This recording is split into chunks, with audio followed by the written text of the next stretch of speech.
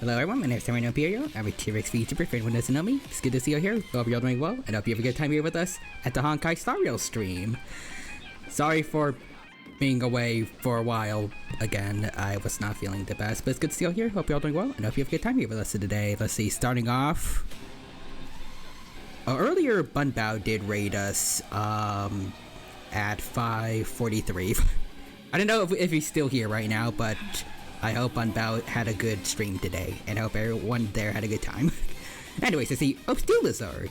Hi, Tyranno, it's me, Steel Lizard. Welcome, Steel Lizard. Hope you're doing well. Thanks for stopping by, and hope you have a good time here with us. Also, is this your first time on Twitch, or at least it says first time chat, so I don't know if this is like a new account you made, or... Like, I recognize your name from Discord and Twitter also, but I don't remember if you've showed up on stream before. I'm not sure. Or just a bad memory. But anyways, hope you're doing well and hope you have a good time here with us. Also, no, I put 300 points into an emote I can't use. It's okay. I don't know how to refund that. Can I unlock an emote for people? Or I don't know. But anyways, I see John Rice redeemed first. Congrats getting first, John Rice. Nice. Hope you're doing well, and hope you have a good time here with us. And I see Gentleman Eldritch is here pretty early. Welcome, Eldritch. Hope you're doing well, and hope you enjoy. And I guess I'm also starting at like 10 minutes late, so. And I see you posted pineapple on a pizza with purple flaming hands. Okay. And I see Real Human too. Out of context, Ben 10 quote of stream. Also, I just answered you on Discord. You're probably gonna need one more quote before we do the watch along for probably next Wednesday. Yeah, anyways. Let's see, the quote is, "No, the stumpy one may come. He amuses us." I wonder what they mean by that. Maybe one of the Galvins, but anyway, said no time I know. And he said a shout out for a Kofi stream bot. Nice. And John Rice says hello. And Steel Lizard says, yep, first time on Twitch. Lol, I've interacted with you on Twitter. Yeah, I remember. And John Rice says, oh no. And Steel Lizard, no, it's alright. I could use it. Yes, nice. There it is. Surprise Dino emote. I wonder if I should join more. I forgot, more raffles on Twitter, because that's how I got the 3 emotes. The only other one I have is one I made myself with the T-Rex face.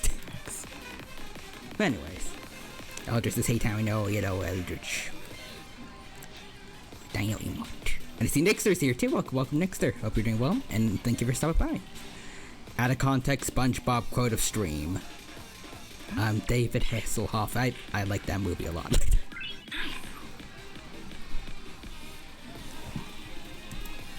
Actually, is there, I don't know if there is anyone who hates the first SpongeBob movie.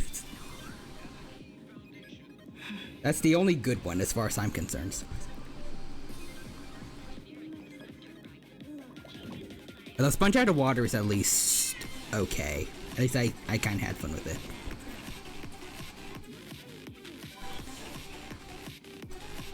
I like the space dolphin. Anyways. I see another dino emote from Steel Lizard. Also, I may act like a child with an emoji keyboard on YouTube Shorts. That's fine. Gads. Yep. Yeah, I gotta have to get used to that. Sorry. Well, so next is wait till the dino finds out what today's mystery the dino gadget is. And I see Eldritch with a watch streak 7 in a row. Nice. Anyways, before we get started with the main story, Sparksy's here. So, let's see. There's a lot of new music on the phonograph. I've already got inspiration for my next lead single. Sometimes all it takes is hearing a few new sounds from around the cosmos. See, this is oh, it's intentional. My bad. It's okay. Hold on. Let's see. Next is wait. Space Dolphin has sponged out of water, but hasn't watched it yet. There's like a talking dolphin with a cape, and I believe it was in space. It's been a while since I've seen the movie, though. I just remember the talking king dolphin thing. I think. Also, Real Human says, why is it this? It could have been anything, but it was this.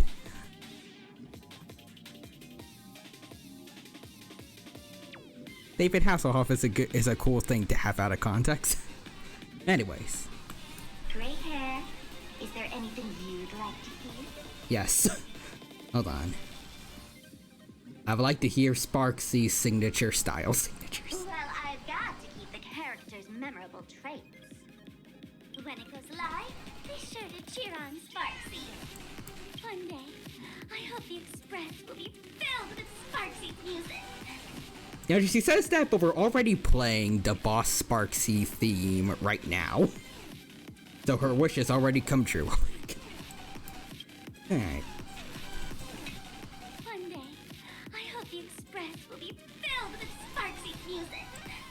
And then we also have Bunbao's child over here, who also is kind of a good support right now for Sparksy's team. Hello. Oh, you're here! Mr. Tail and I were just talking about how warm and welcoming the people on the Express are. You guys even prepared some snacks for him. Can Heliobite eat snacks? Like, aren't they kind of ghosts, or at least energy-based life forms? How did they eat? Anyways, Bunbao says hello, Dino, with smiley face. Hello, Bunbao. Welcome. Thank you for stopping by. It's good to see you. It's been a while. Hope you've been doing all right this week. But yeah, hope you're doing well, and I hope you enjoy us hanging out with the child here. But yeah, Heliobite can eat snacks. Yeah, neat. Maybe we should have just given Sirius some oak cake rolls. Maybe she would have been nicer to us. But anyway, Steel Lizard says, so what got you into dinosaurs? Lots. But if I had to choose, or at least the earliest one I can think of.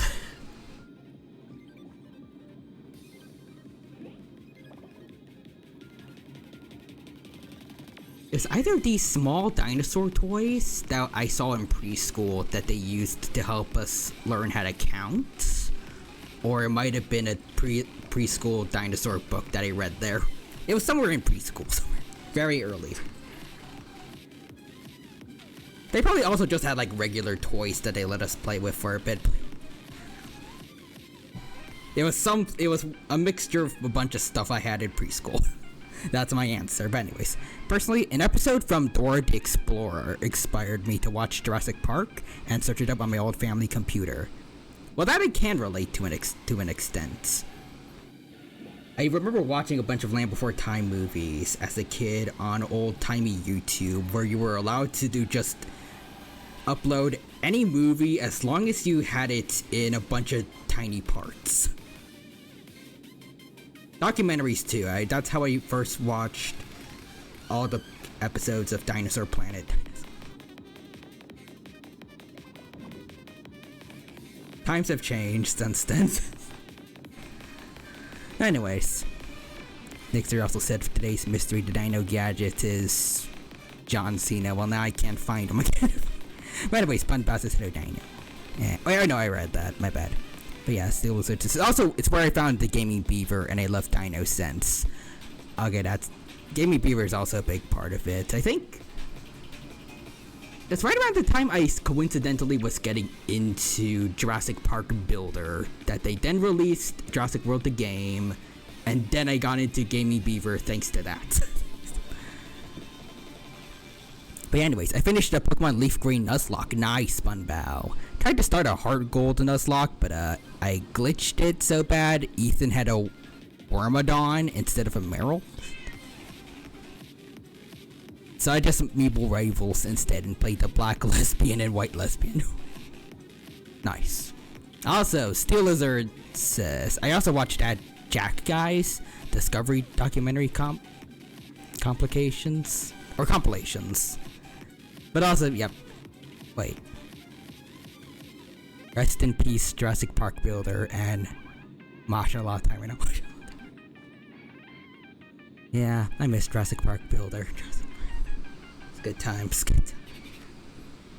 I'm glad that Jurassic World the game is still somehow ongoing, although I also feel like not much has really gone on with it.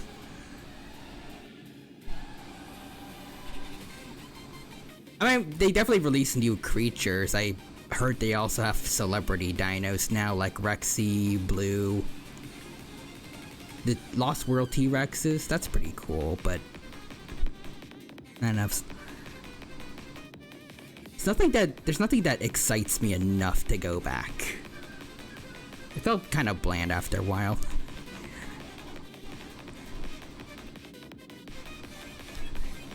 I don't hate it, but like, there are definitely mobile games that I like a little bit more and wanted to spend more time on. As you can see. But anyways, for context, White Fox is the white lesbian and Black Cat is the black one. Oh yeah, they did just release Black Cat, didn't they? But also, oh wait, if it's offensive, by the way, I'm Muslim. I'm sorry. I actually didn't know what. Again, weird. I don't know what Mashallah meant. I just kind of read it and then moved on because I didn't know what else to say. But anyways, the Bun says they also have a team up thing, which apparently includes Captain America. Weird. Two lesbians and their gay dad. You'd think Spider-Man would be part of it. But anyways, oh yeah, I have the Tiny Blue, a beta from Dominion. That's cool. They have Red. Oh, so the Atrociraptors. And let's see, yeah, like, I was insanely pay to win. I play it on and off. I do remember that Gaming Beaver has usually spent a lot of bucks. Also, at least back in the older days, VIP wasn't really that worth it. There's a lot of complaints he had with it. I know I luckily never spent a nickel on that game, but still, without paying for it, it's pretty damn tedious.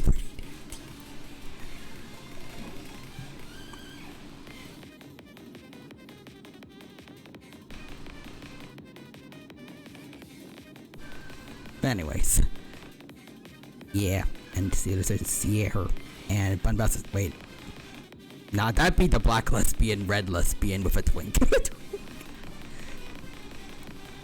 It feels like that one meme with like lesbian couple and then intimidating horse. But it's Spider-Man. Anyways, Real Human says, yeah, the team of White Fox, Black Cat, and Captain America. Lesbian couple and their gay best friend isn't actually gay. I do think Captain America would support it at least. Anyways, Bunbow says Cap and Tony have to pretend to be a couple so they get into the gay club. As Steel Lizard says, hold on. Nah, it's still not worth the insane pricing. I have to pay to go get the common A Utah Raptor, and I still have only one. That's crazy.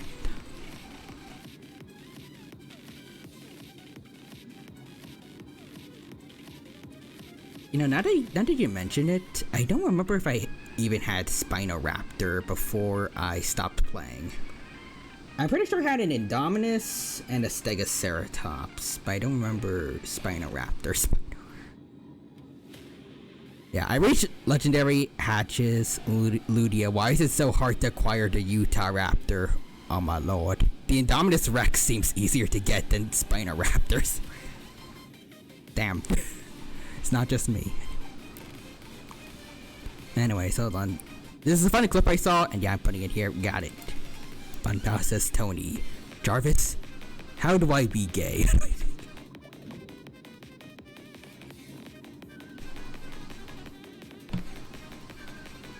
Let's see, hold on. Perfect timing on these voice lines. Oh, good boy, Petey. Gonna get sticky. Oh god. Oh god.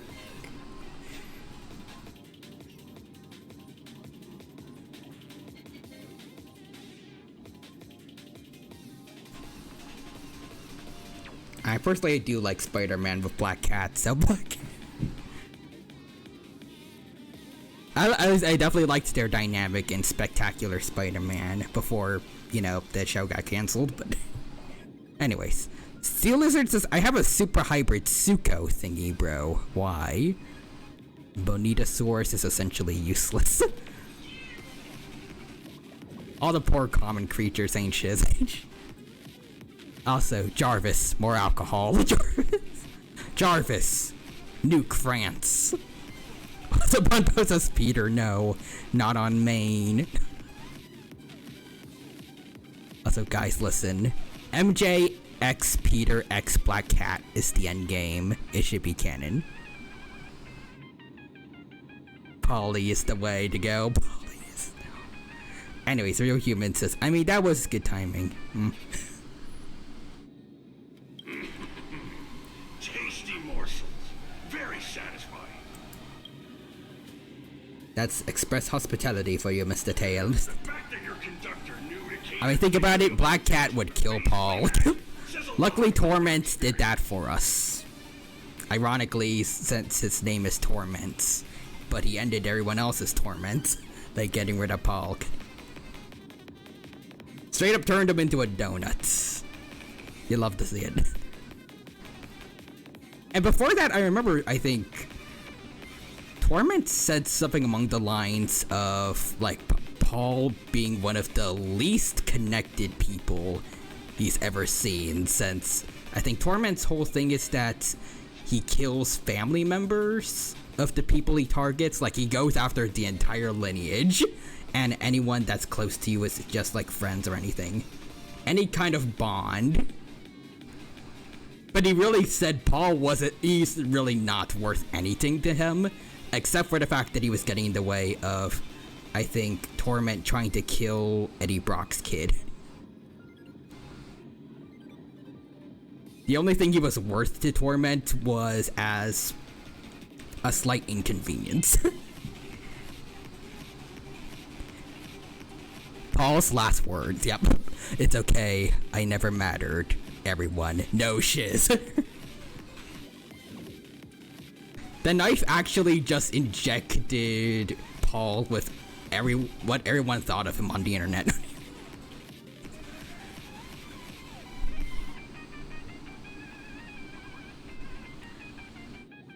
So let's see, Jarvis, explain to me homosexuality.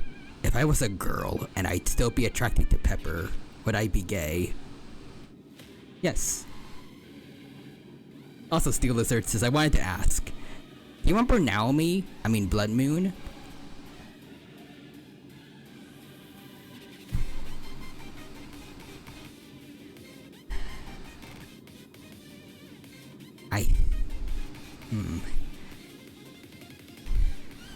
I feel like the name is familiar, but there could be multiple Naomis that I've met on Twitter. Actually, there's a lot of people I met back on like early 2020s Twitter, back when it was just starting out, that I probably have lost communication with after a while. Anyway, Spunbow says, I still can't believe that Paul put the fact that Mary Jane has a chance to die if her powers happen to get all 3 skulls.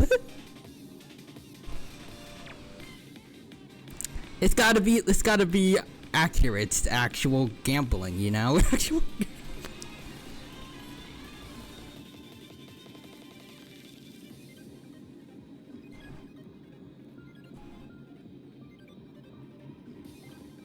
Also,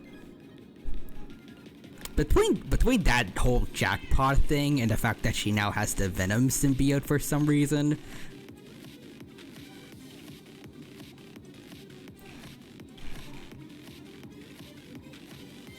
I don't know how to word it.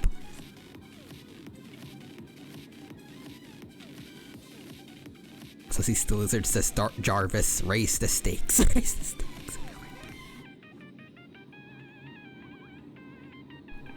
Yeah, I was going to say, like, I feel like they're doing too much with Mary Jane and not in a particularly good way.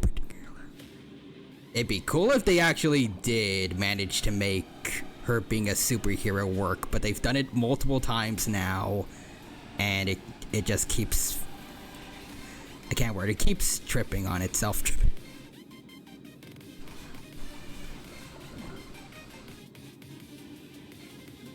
Maybe if they, I don't know where it is. Like, specifically giving her the Venom symbiote didn't really sit right with me, by just like them then giving Eddie Brock Carnage for some reason. Maybe they switched it around, like obviously Venom sticks with Eddie because, you know, and then maybe Mary gets, maybe not Carnage. At least I don't know how she would be able to control him without ending up a villain. Which maybe could be interesting, I don't know. Someone who loves Peter being corrupted by someone who wants to kill him, but maybe fighting on the inside, I don't know. Or maybe like a spawn of Carnage. So you get like a whole new symbiote or something. I don't know.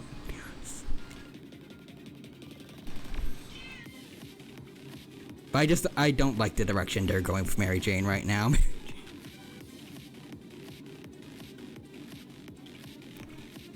Or heck, maybe they could just make her like a regular person with like some gadgets every now and then to help Peter. Maybe something like what Aunt May was in the first Spider-Verse movies. That could be cool.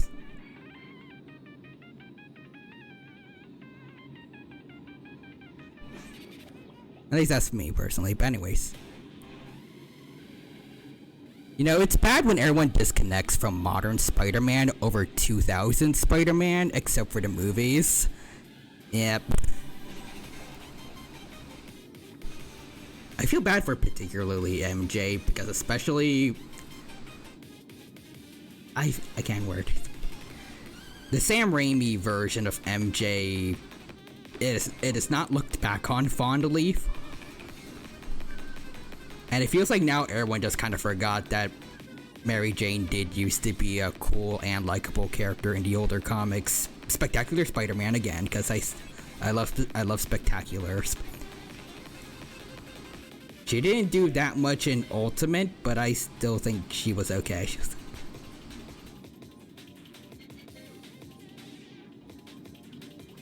And I did not see the 2017, I think, TV show much except the first episode.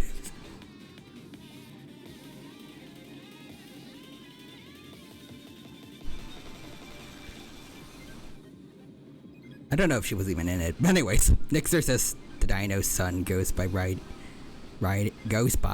on the back of Jeff the Land Shark. But also Bun Buzzes. Just make Mary Jane Spider-Woman with the web shooters, like if Pete gets injured and she can take over a bit on street level. That would be kind of cool.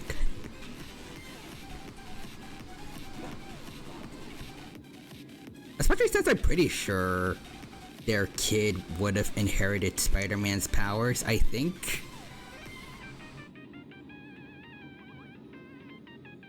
I think pretty sure there's some versions of Mayday that inherit Peter's powers. I know the one that Spider-Verse did.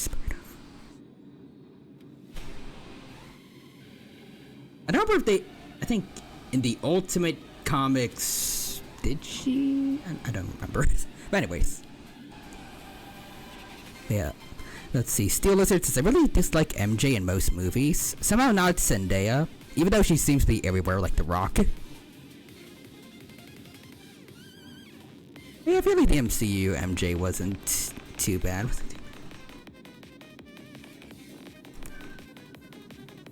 I'm kind of mixed on MCU Spider-Man in general, though. Like, I like Tom Holland, but I really wish they started Spider-Man's introduction to the MCU with a standalone Spider-Man film and then introduce him into the wider MCU.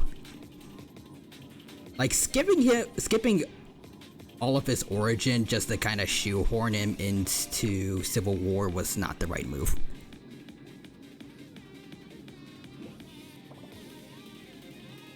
Like, you missed a lot of stuff for MCU Spider-Man, like, you know, what makes him him, what happened with his Uncle Ben, etc., etc.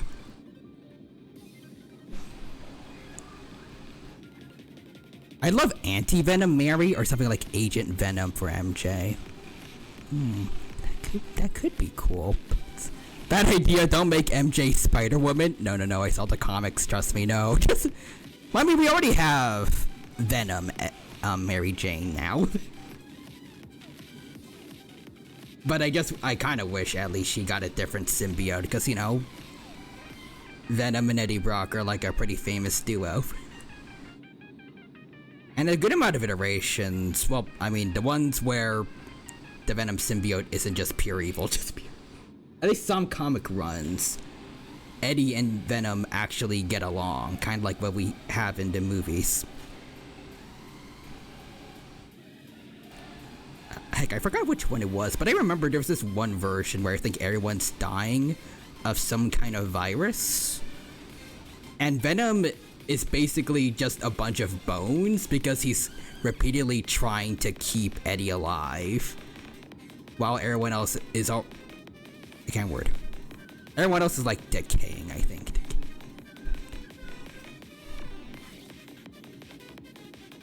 Like, he doesn't abandon Eddie's skeleton for another host. He's barely in that version, he's barely keeping Eddie alive because he cares about him. Anyways. Shush. And you do not want an MJ Spider-Man? No. Shush. Parano, Pow VT is trying to silence me?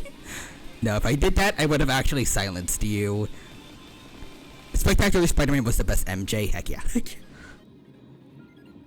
Every version in Spectacular Spider-Man was their best. Every character in Spectacular Spider-Man was among at least top 5 best versions of themselves ever.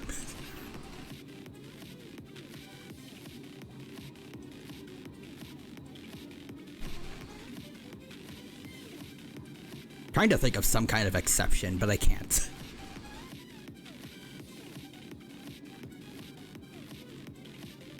Maybe Doc Ock was kind of run-of-the-mill, I don't know.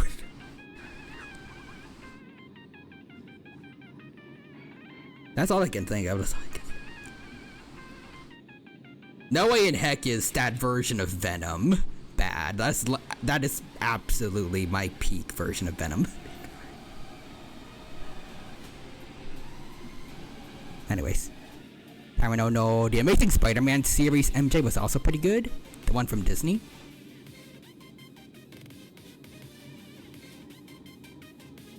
Like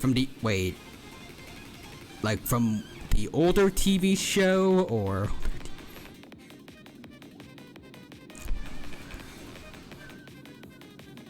If it's Disney XD, I'm pretty sure that's Ultimate Spider-Man.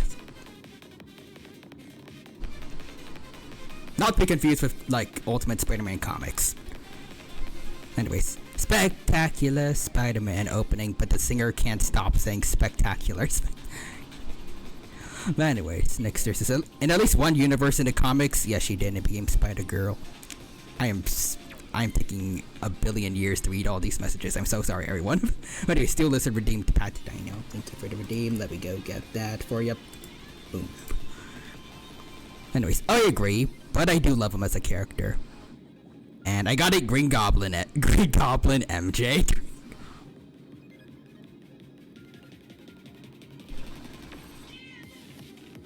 Yeah, no, but I was about to say at least kind of what they had for the very end of the Sam Raimi trilogy.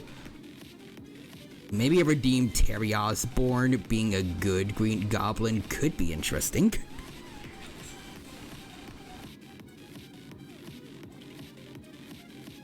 Also, Steel Lizard says, "No, Dino, you don't understand. The comic has a Spider-Woman bitten with the same spider." Oh, you're talking about Silk. You're talking about Silk. Oh. I mean, you don't need to have that be part of becoming a Spider-Woman. You could write that out. Also, Nixter says, Mac Gargan, aka the Scorpion, was once Venom. So let's see.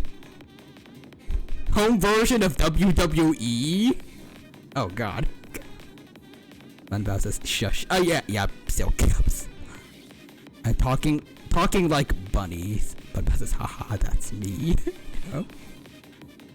Nix replaces Bunbow's brain with a carrot. The quote, Marvel Rivals Loki. Oh, hey, made it to the end. Nice. The quote, Marvel Rivals Loki, totally. Your balls are mine. The quote, Loki, totally again. Your balls are suffering.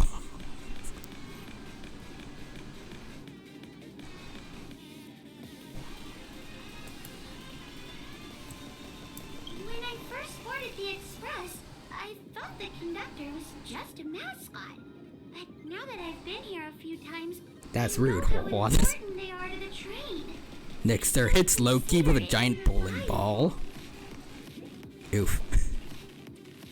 Steel Lizard says, I've been falling. For 30 minutes. 30 minutes. Many SpongeBob says, don't you be rude, daughter. We love Pom Pom. Who do you think's cuter, Trailblazer? Pom-Pom or Mr. Tio? Cuter. I'll show you cuter. Tough choice. They're both very adorable. Very adorable. I think so too. Next, there's this Behold, a Save Steel Lizard and Ator. And Bunbow says, don't make me pick favorites. There we go. They were okay with us not picking favorites. Anyways. It's been 30 minutes now. We should probably get started with the main story. But I still want to talk with all of y'all, but you know, main story is important too. Let's go on our train. Passengers heading to Star Rail Fest, please prepare to board. Oh, if it isn't the heroes of I wonder how a more 18 plus Jurassic Park would be. I mean, if you've seen the Jurassic Park novel, probably that. Oh yeah, I'd like to see a book accurate JP.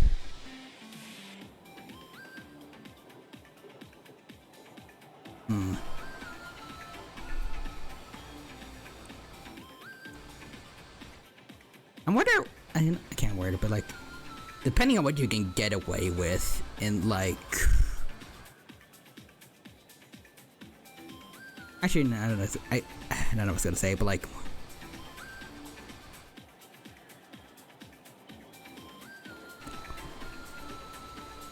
depending on how gory you're allowed to be in certain movies, I would actually be interested in seeing, like, a fully realized version of the novel Nedry death. It's so horrific, but also kind of cool to show just what a theropod dinosaur that isn't, like, that's smaller than T-Rex can still do to a human. The Dilo in the novel was a freaking menace.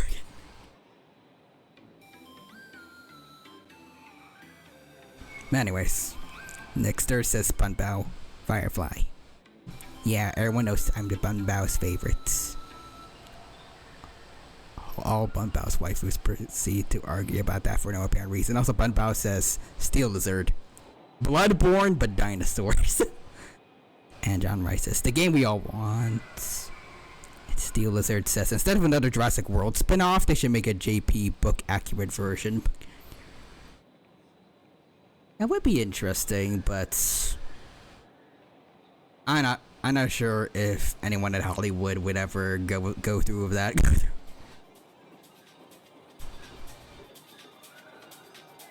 Sadly.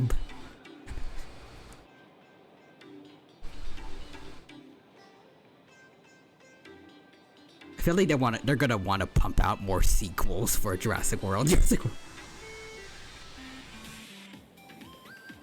Anyways, Steel Lizard says they're talking Final Destination levels of detail, and John Rice says, what age rating? R and 18 plus goes hard.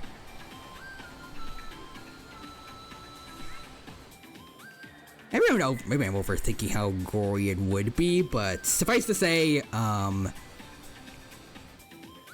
actually, wait, no. So I just realized what the Dilophosaurus did to Nedry in the novel is not too different from what Conquest did to Invincible in a recent episode. So yeah, I know it can happen.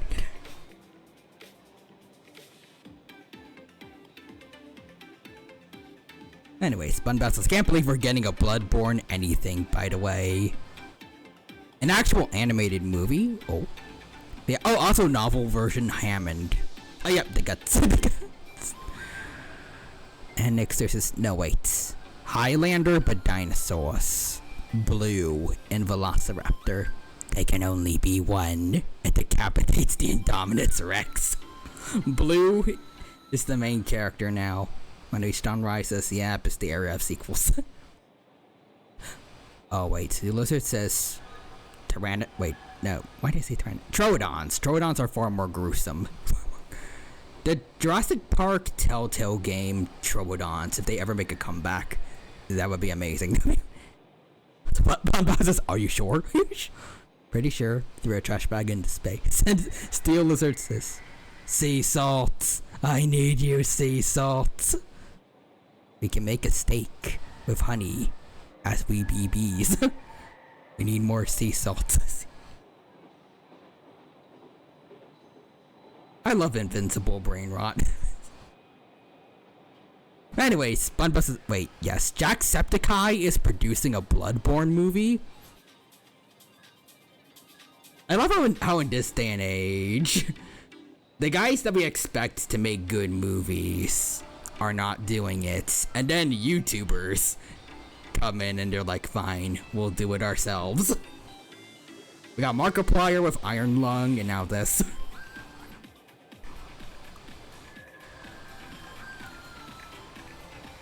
I guess cool YouTubers on the internet are doing better than multi-million-dollar companies. So much so that I'm pretty sure some people think that people like Disney sabotaged some theater releases of Iron Lung or something, but they still did well, or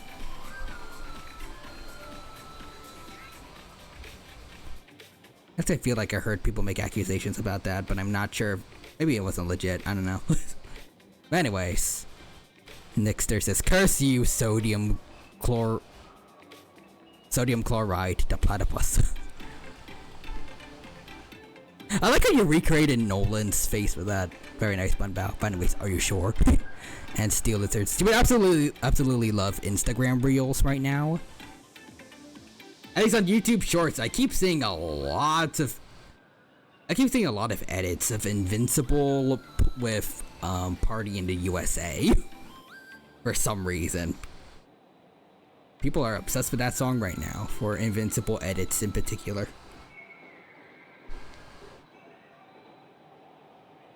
Are you? Title card. Pretty sure. Anyways. John Rice has blamed the Abridged series. That in indie people. Speaking of, I kind of feel bad for what's going on with... I guess it's died down now, but I still feel bad for what happened for the Amazing Digital Circus crew.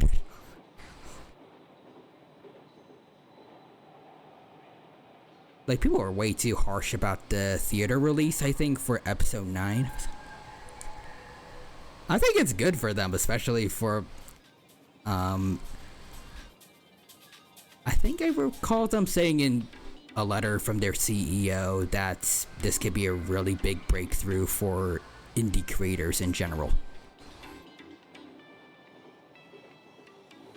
Like, yeah, it's probably gonna be an inconvenience to fans that, at least for a couple weeks, if they can't make it to a theater, they'll have to avoid spoilers for a couple weeks, but like,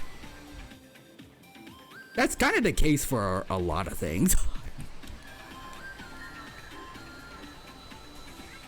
If you, I can't word, but like, if you want to see an anime adaptation of something, you're gonna have to avoid spoilers from like manga readers. Invincible fans are particularly bad at spoiling everything for non-comic readers.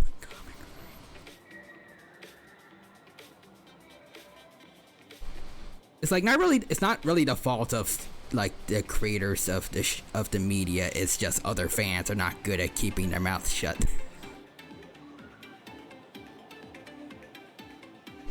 You shouldn't be blaming the creators for that. Without the people spoiling, there's not really a downside for having the theater release and then the episode release a little later. But yeah, it is very good for them, yeah. 2 weeks early, eh? We'll try to see it. Oh, hold on. Steel Lizard says I'll share you some on Discord. Ooh, okay. Let's see. Me, a JoJo fan. Oh, wow. Only 2 weeks, huh? Can't imagine. Part 7 manga has been released for over 5 years.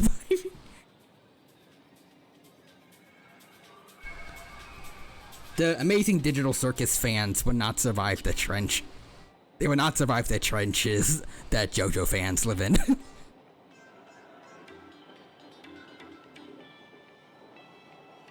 Also, Nixter says, Little Karibo, the platypus.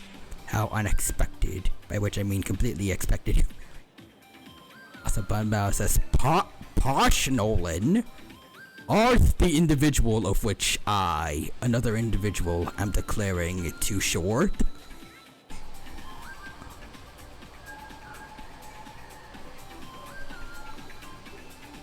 Also, John Rice says, I'm a slightly new JoJo fan, yet even I won't complain about spoilers.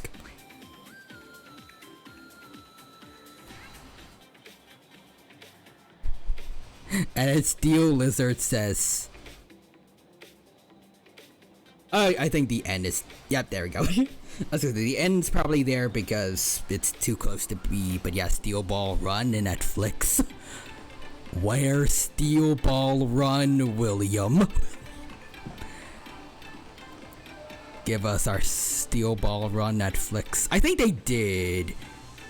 They surrendered to the JoJo fans, and I think at a later date, at least, unfortunately, but like at a later date, they are gonna do a weekly release, I think, because everyone got really ticked off about the batch release thing. Yeah, we got a time, not ideal, but it's fine. John Roy says, "Give us Dio Brando Netflix." I don't think they can do that. He's already dead. Technically twice.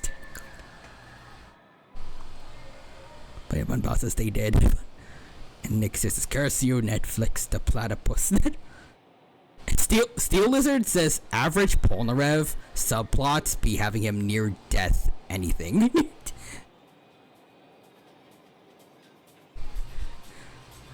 Have you seen part 5? If you haven't seen part 5, I'm not gonna say anything, but anyways, get my boy a good toilet. Oh god.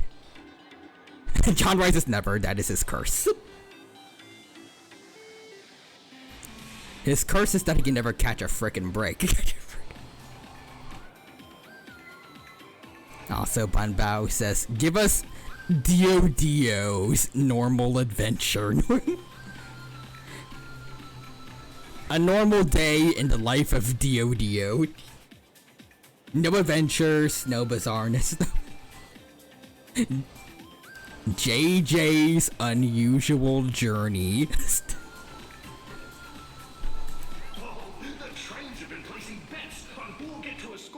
Also, Bunbao says, Steel Chariots, bring me a toilet. Kira's quiet life. Yes. Steel Lizard's a star. Finger. Also, John Rice says, no, he got breaks. Just used up all his luck.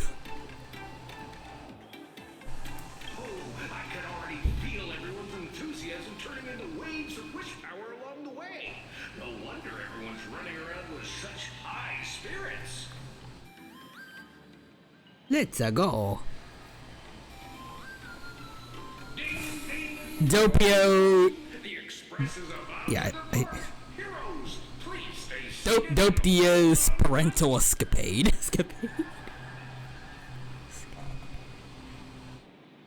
John Rice says, it's him, Dina, or Dino.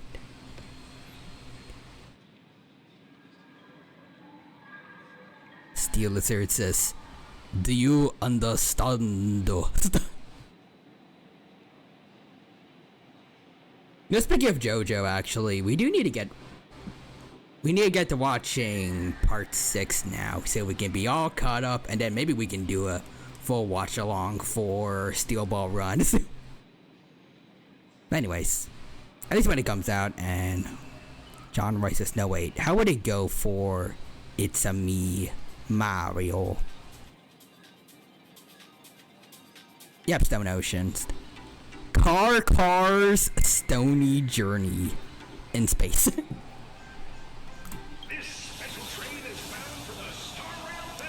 And Steel Lizard says, Oingo Boinga Bronza. The Oingo Boingo brothers are really fun. I miss them.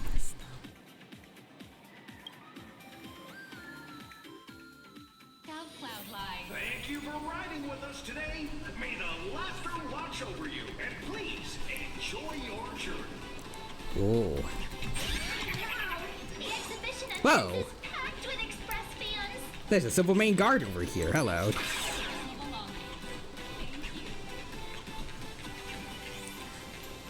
I transfer. Did that guy just said that he turned himself into a werewolf? Turned himself into a werewolf for somebody. Is it this girl here?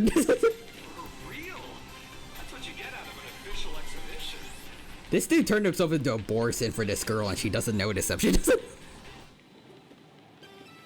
Anyways. John Rice's cars.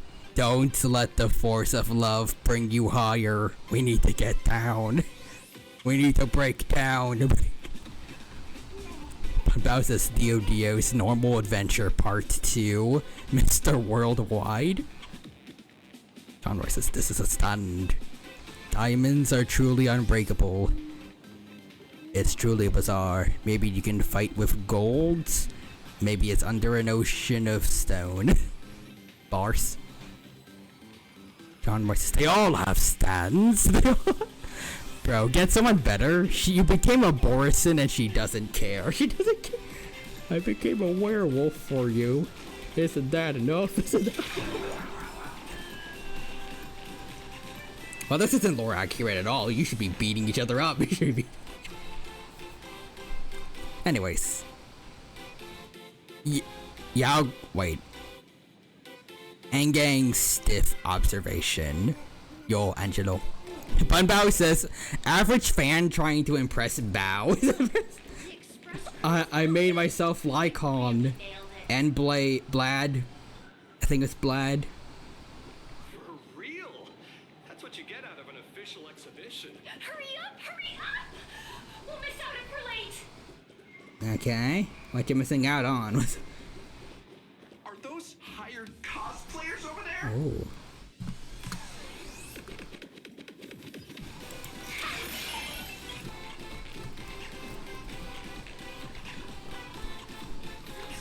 Ooh. Wait, you don't recognize this character? Which one? Are you supposed to be cosplaying, or? Fan Yuang, the goat, and who's Fan Yuang?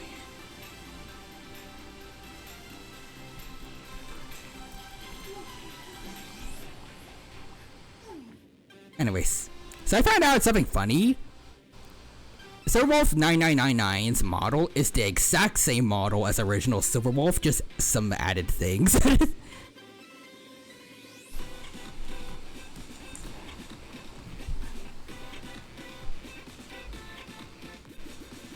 mean, it's the same person, so I kinda get it, sort of. He's a fraud. He's a fraud. Also, Steel Lizard says Dio's unbelievable travels. Lunar dust where you find her. Yeah. I made it in safely! For those who couldn't get tickets, you can catch the entire fest through my live stream today! Who's this girl? We want Sparksy. We don't want just any random streamer. Although I will say I do like this particular NPC model. It looks pretty neat. It's the most detailed one I've seen in a while.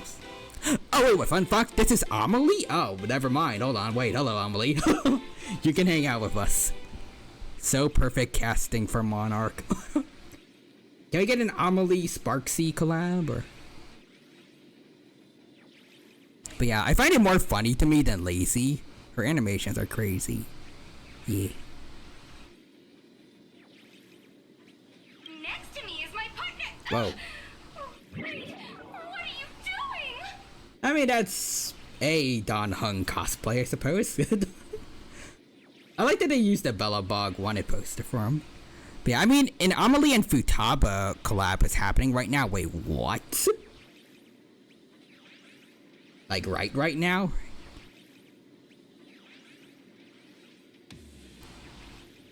Amelie and Erica Linebeck. Yep. Ooh.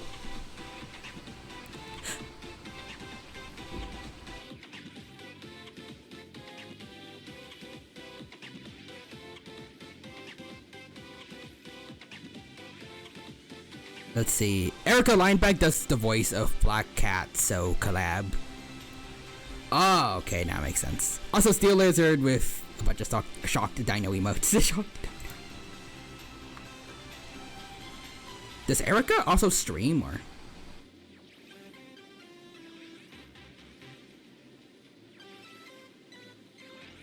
Sadly, no. Ah, okay. So is it just like Amelie playing Black Cat right now on Marvel Rivals, or? But she loves collabing. Oh, so she does she just show up on stream, or? Because that's so cool. That's also cool. They're both playing. Oh, nice. Tis I, Cold Dragon Young, Don Hung. Where'd you get that mask from? It looks so weird. Such trifles matter not. What doth matter most is securing the autograph of Master Blurry QR code upon this book of mine.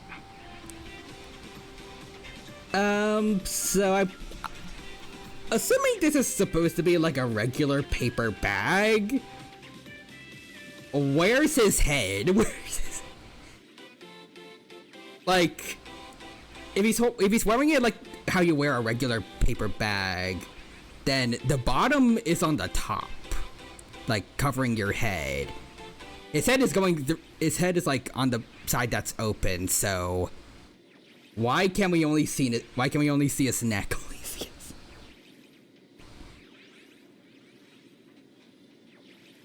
If it is a normal paper bag, his chin should probably be visible from here. His head is just a giant black rectangle. Ah, he's from Mr. Game & Watch. Understand. Also, Steel Lizards, does Steel play the Isle? I do, but not in a while. It's kind of lost its touch for me too. Updates are kind of slow, and not a big fan of the devs. And I can't afford Path of Titans yet. Headless Horseman for Roblox. Get core blocks leg next.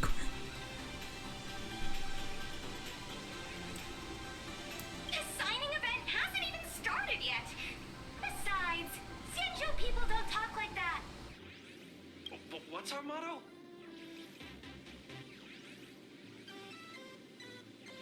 Hold on, let's see. So there's a kid cosplaying Pom Pom, well, at least using a paper bag to be Pom Pom. There's a galactic raccoon, aka us. There's March. Is that supposed to be another Don Hung that has, like, blue roses for some reason? And then Waltz and Mikhail.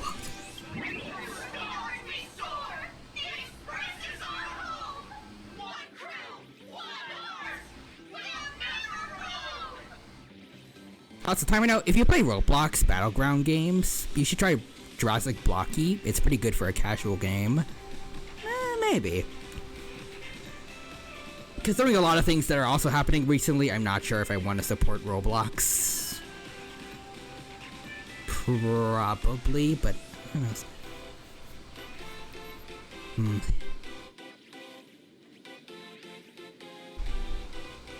I did play on it before. I did also learn recently there are copies of this one Roblox game that I really liked as a kid, but got taken down by Nintendo because it was an unofficial Pokemon game. But copies still linger.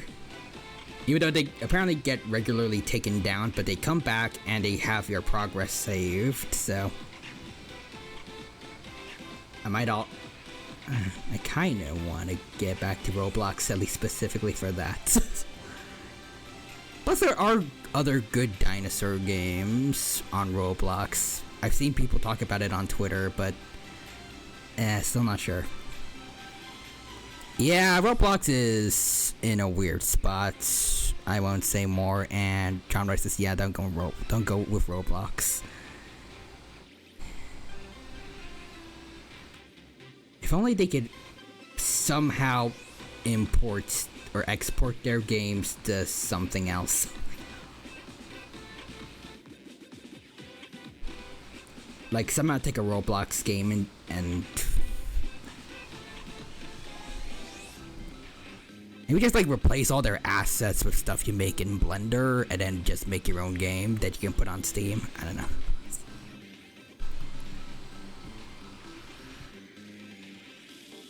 I'm not gonna pretend I know how to make a game at all, so I doubt it's anything as easy as that, but still. But yeah, Roblox is kinda now, not gonna lie. I stopped playing any other games really. Oh. Wow, that's some next level phantom energy. On the plus side of things, we do know, well, at least I know there are other dinosaur indie games that are in the works, so maybe just keep an eye out for more of those. Plus, I can check out on what Prehistoric Kingdom has added somewhat recently. So, anyways, Devil Dinosaur technically is coming out soon, so that means you can play Marvel Rivals. I also see Stu Lizards this anyways time out. I need to go for now. Try to join next stream. Have fun, guys. Bye. Take care, Stu Lizard. Thank you for stopping by. Hope you had a good time here with us. Farewell for now. I'm about to see you later too.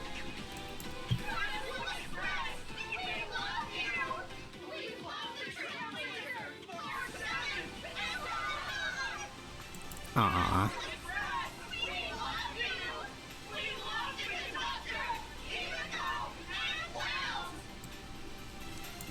They forgot about Sunday. This isn't Amphorius, you know. Watch what you say. The family's got ears everywhere. It's best if we keep quiet about Mr. Sunday while we're out in public. Oh yeah, right, he's still a wanted criminal, technically. Average HSR fan base. Wanna take a photo together, Himiko? No. We're just missing the one Kafka simp on the floor. Kafka! Step on the rug. Who'd have thought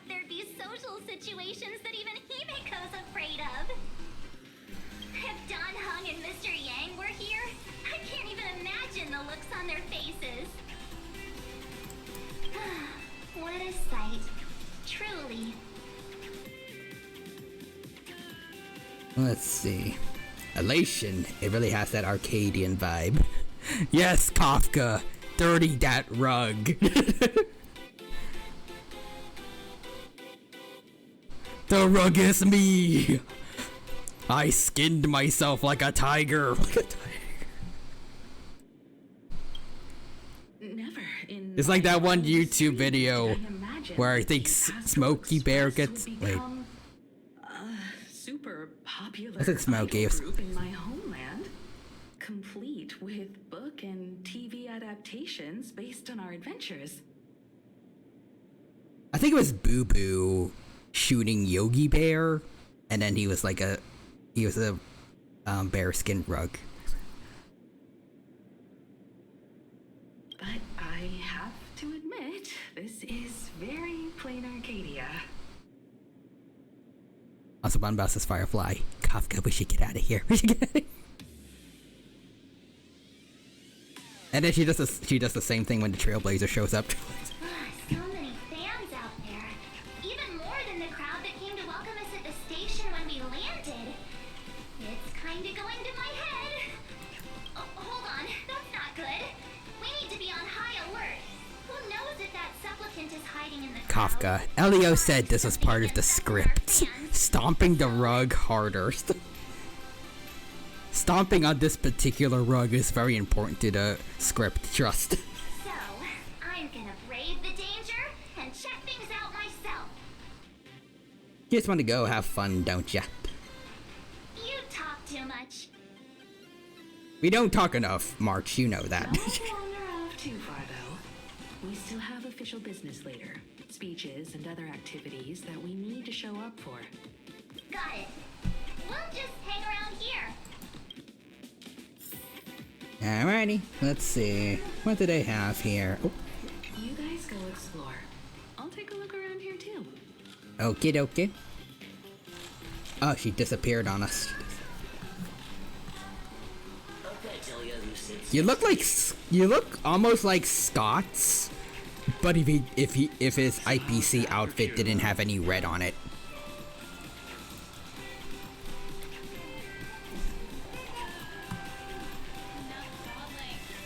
This is Temu Scott. If Scott was likable. Get ready. Can I keep this one? Can I keep this?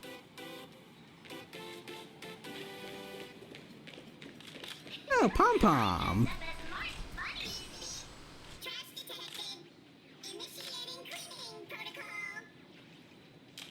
What did you turn the conductor into? This is Paralux's new clean series sanitation alloy Pom Pom Mechatron, or Pommy for short. Pommy, you say? Our tech team had another code name for it. They call it Mop Pom. Would you like to pre-order one? Kinda tempted. Should I get one to help lighten our conductor's workload? Sorry, Pom Pom, but we're sourcing out your work to AI. I'm kidding. But anyways, Pommy. The Amazing Digital Circus theme intensifies. Trailblazers. They only think about themselves. That's for today's content reader. They won't leave me just because I'm not giving them enough jades. I won't let them. 2, 1. Ooh. Hi! Trailblazer. Sorry to bother you. We're with Full Wish TV. Hi. Our lucky day running into you here. Do you have a moment? Mind doing a short interview with us? It won't take long.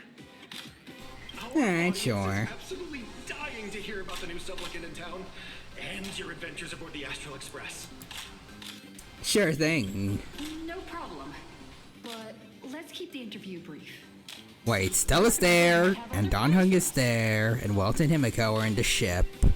So... where's March?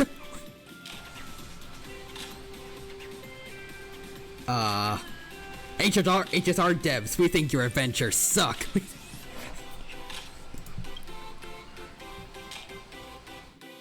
First question. Seeing as Plain Arcadia was the starting point of the Express's new voyage, how would you describe your impressions of this place? It's modern Plain culture. Arcadia has left quite an impression on me. An ancient world that somehow feels so modern, so vibrant and colorful. Everyone's chasing the latest trends, looking for fun. I'd say this place is more like a never-ending carnival. Interesting. Throughout the history of the Phantasmoon games, it's been extremely rare to have such a renowned cosmic figure as yourself participating. As the Astral Express's supplicant, what kind of changes do you hope to bring to this world in these games? Von says, HSR devs, we think your adventure sucks. HSR dev, loading a gun. Tick, tick, time will tick. Slip, slip, shoots you. Finger slipped. Just tears my skin off like they did to Jax. Anyways, I'm not that arrogant, or who am I to change anything around here? Who am I to change anything here? A passerby. Who am I to change this world? Let Sparksy go wild the next time there's a Phantasmoon game. I want her to have fun. But if I can, I hope to show everyone the spiritual strength of what the Trailblaze represents. That's an impressive answer. Speaking of which, after joining the games, you immediately went to defeat Miss Sparksy, who represented the Masked Fools. What are your thoughts on potentially facing native supplicants in the future?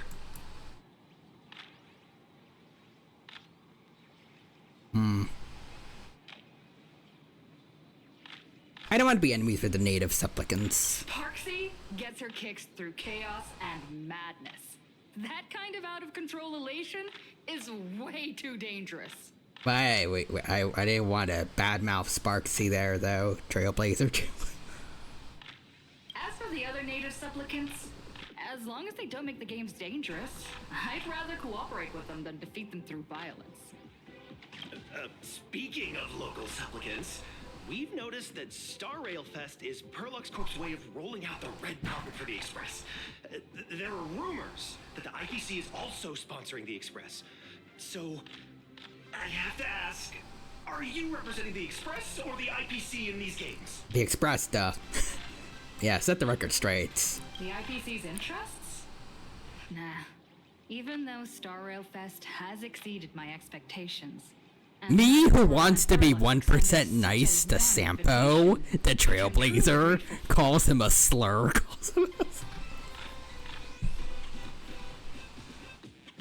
You stay away, Bluey. Because you have blue hair.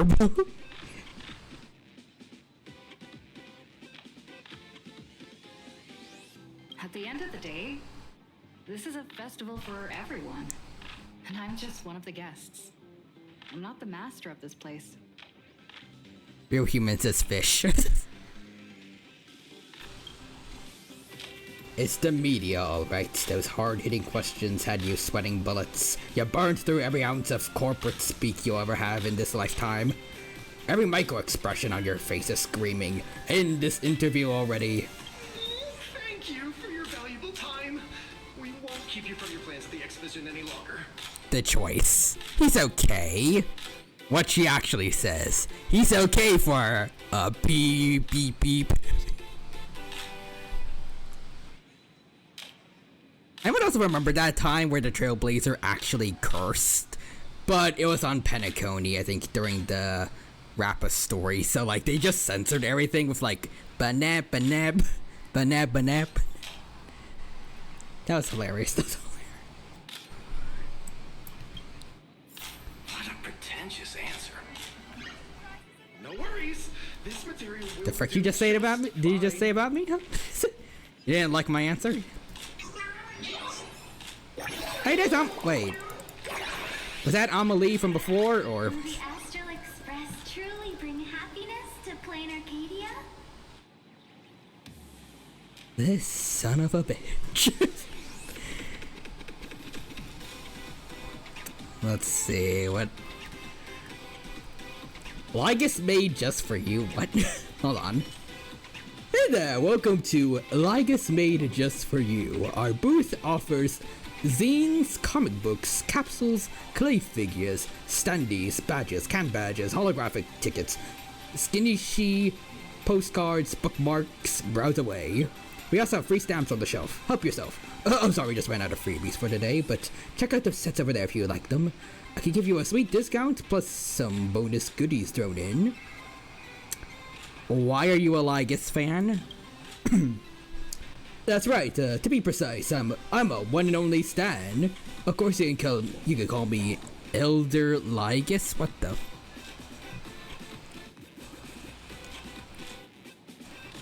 The freak you say about me? All of you know I graduated top of the Elation Academy of Aha as a masked fool. Bunbouse's Ligus. They made me into a marketable plushie. This is what Xander Kuwabara has turned into. He's a furry. Not even a dedicated furry. Oh, never mind. There's his tail. I was about to say, he just has ears. That's it. The laziest furry possible. The freak you say to me, you little shiz. I'll let you know I graduated middle school. I have the power of middle school algebra on my side. Oh my, looks like you're not too familiar with these products. Want me to give you some recommendations, like this one here? Chimagus Series Blind Box Collection. 12 unique designs per set, randomly drawn. Buy the whole box and score the secret 13th figure for free. Okay. The heck are these? Alright, friend, I can tell you're not exactly thrilled with my recommendation, so let me get this out there first. Everyone's got their own tastes, no judgment here, so please, no flaming the fans, okay? Okay, but in the lore, Ligus is worse than... I'm not gonna say specific names, but like, he tried to destroy the entire universe and all life in it. Why would you be a fan of that? This isn't like a fictional character where you can be like, you know, villains are just kind of cool. No, this is a real life dude. Anyways, of course, if you're really not into it, I won't force anything on you. Just turn around and walk away. But if you're even a teensy bit interested, please feel free to swing by anytime for some mutual exchange of ideas. After all, that's what my stall is here for. Think of it as satisfying your curiosity. Nothing wrong with that.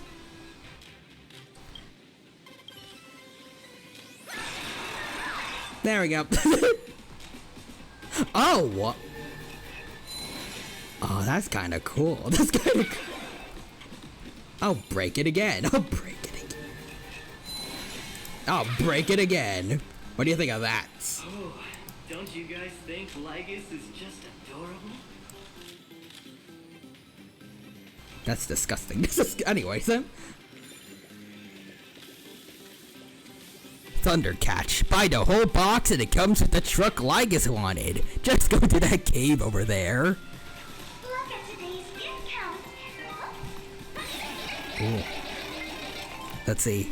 Ligus and the Woodboard? Trailblazer help. They transferred my soul from the book into this. I don't know how he did it. Help. Also, real humans, I am smarter than a 5th grader. Also, I mean, sometimes people just be like that. I guess that's fair. Also, Bunbouse is like, you just decapitated me. As the Imperator, I personally cry myself to sleep.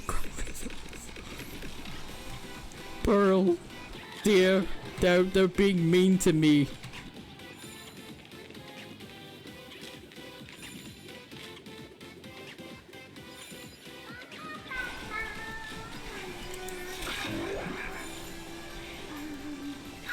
By the way, does anyone like that Ashvale guy too? I like his voice for some reason. I like his...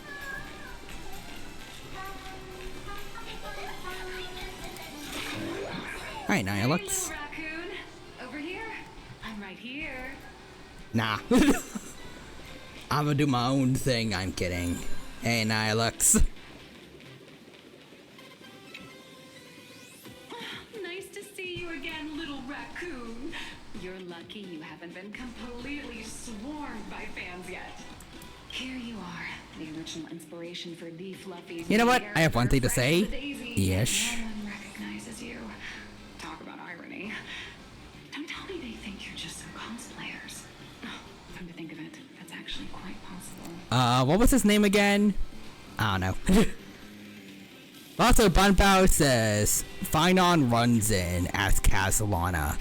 You! Thundercatch. Can I help? Casalana. Screaming as he destroys the entire store. No. He's about to pull a Bane on Thundercatch. Anyways. Blurry QR cults, you're here. Keep your voice down. I'm afraid of being swarmed by rabid fans. It's honestly heartbreaking that the organizers only gave me this dinky little booth. I was hoping for something more prominent, like a spot on the main stage or something. I wonder if that's comeuppance for, you know, the whole stealing Pearl's credit card thing. I know. Hey, wanna have the number 000000001 collected? Bunbao says Kagami? No, it's Kaniza, right? Kariza! Let's see. Sure, mind telling me if it's free? Since when did we get all polite? Of course it's free. Nihilux is so much different compared to her initial arts. She really is. Nothing's more expensive than free stuff. Hold up. What's this extra thing? Wait, is she the reason we're gonna become a Latian Trailblazer? Light sticks. The organizers gave me thousands of them and told me to hand one out to each fan who gets a book signed. They really know how to push someone around. I wanted to give them a piece of my mind. Am I not the world-renowned author of Fluffy Across the Blue, the great blurry QR cult? Who exactly do they think I am? Chopped liver? But you're right. This is Star Rail Fest. Today I'm just a sidekick. I think it was a Karibo. Did she just give us meth?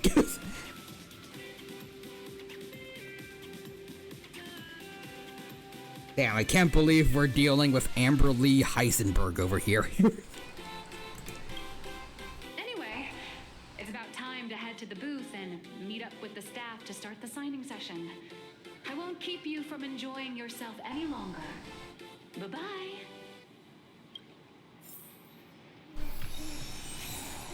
Nice. Like, look at her art there I sent to you. I really expected Shut-In Gremlin, who only drew art and manga.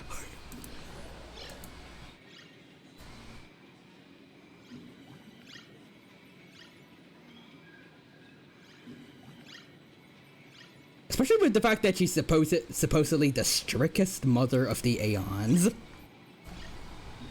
In her, again, word, in her description. I mean, it's definitely not supposed to be taken literally. She didn't actually make the gods, but like, they call her strict. Wow, with that outfit, you must be cosplaying as March Bunny. Am I right? The accuracy is just insane. Yeah, just like the original. Since we're all fans here, let's skip the sales pitch. But I gotta say this up front. The conductor is the cutest in the whole universe. I agree. The conductor is the cutest in the whole universe. But wait a minute. Some of your stuff looks familiar to me. Sharp eye. You're definitely a hardcore fan. We collaborated closely with artists from different worlds along the trailblazing expedition to create these products. It would have been so cool. Then if they had Pela here, that would have been nice. Like, she gets her own little booth just for making like Fluffy of the Blue fan fiction or something. I can pretty much guess who they are. I may not be that talented or have the artistic skills of a master, but I've written some articles and gained a bit of popularity in the fan community, so while I'm here at the booth, I thought I might as well do some self-promotion. Her gaze falls upon the table, and in an instant, the shocking words sear themselves into your widening eyes.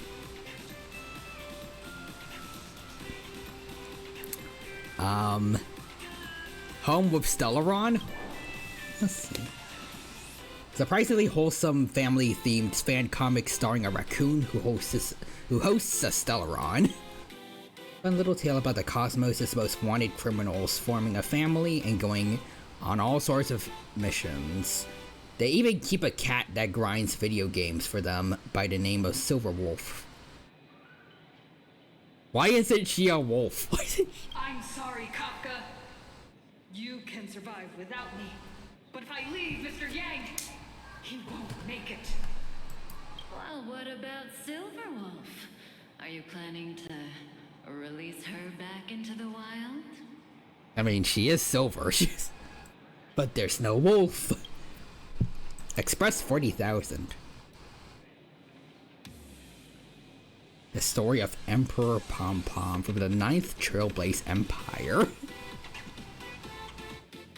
And 20 adopted children of the Nameless as they conquered the universe together.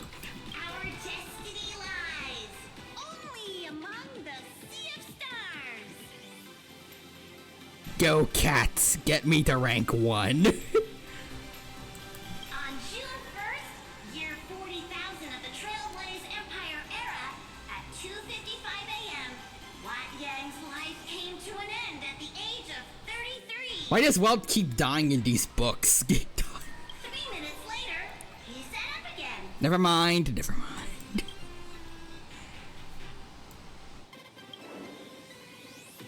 Anyways, fantasy novel adapted from a classic CN show script. It chronicles the epic saga of Rupert the... Nope.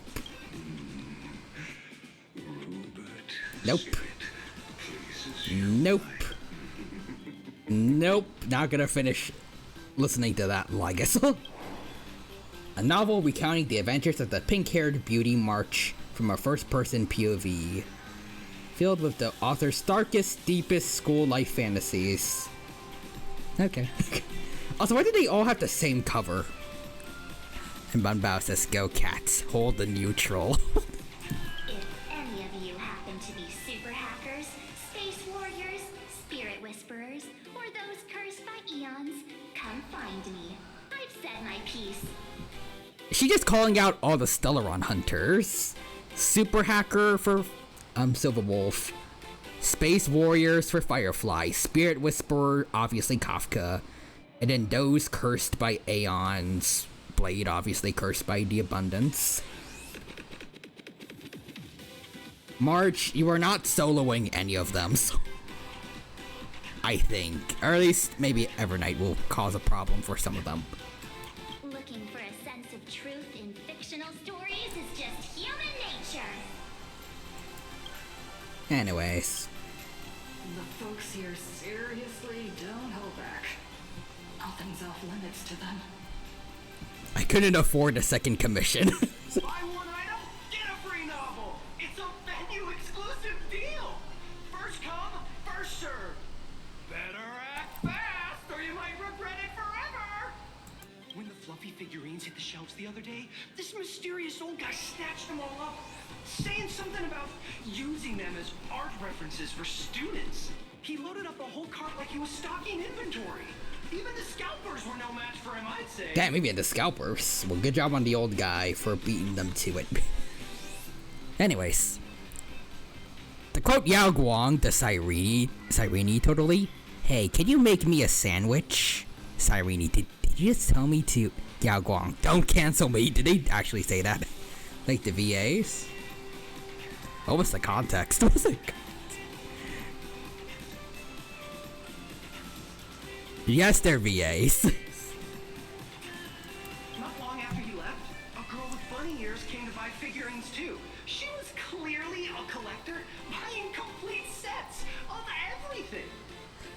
Oh, that was definitely, Evanencia. Actually, wait, could the... Mysterious old guy, I think that, maybe that's Ashvale. Not, he doesn't look that old, but people like to call him old in the game, I think. Anyways. Yao Guang just wanted lunch and accidentally phrased it in the worst way. The worst. Bruh. That's kind of hilarious, but also... on the note of sandwiches... Which also, it also kind of fits this, but... Basically, there was this tweet... Well, I saw a quote retweet of... Silver Wolf looking a lot more like Bronya when she becomes level 999. And it was a Sela role-playing account. Their only response to that was... So, you all know what sandwiches are, right? Or something like that.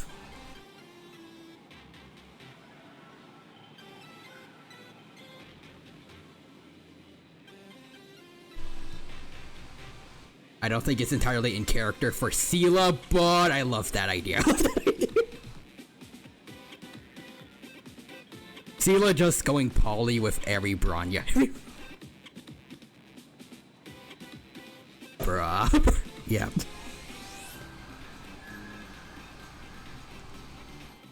I mean, it's already canon in one timeline, right? So... Then, she discovered that in every collection she wanted, there was one Hemacat missing. That old man bought all the Hemacats! That's rough evidence, yeah.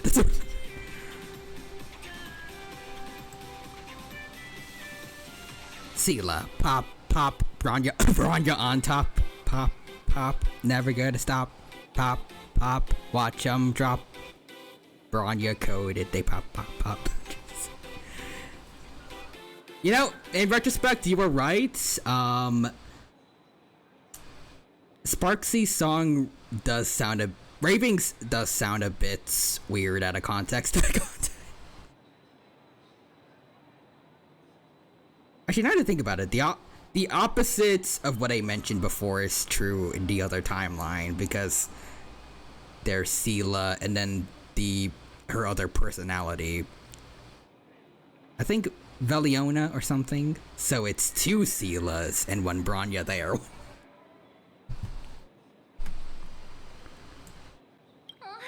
That's horrifying! I can't let this happen to me! I have to make the best use of my wallet while things are still in stock! Don't fall for the consumerist trap. Reject capitalism, march.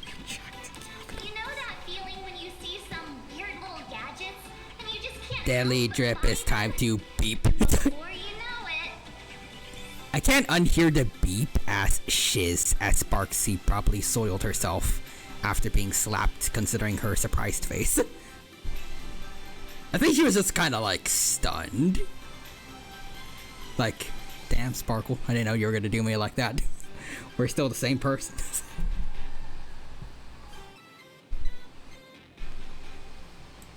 Your whole room is full of stuff, so you have to secretly hide them under your best friend's big bed.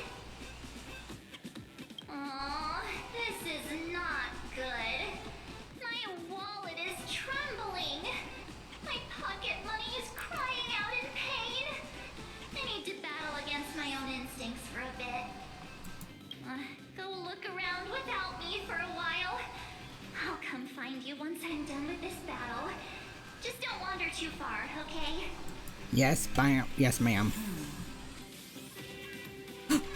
There she is. Whoa, whoa. What's she doing? Hi, but I'll also like... I'm just the best March bunny today.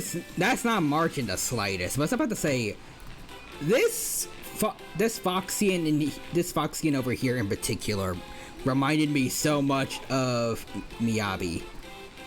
Like the hair color and like wearing blue.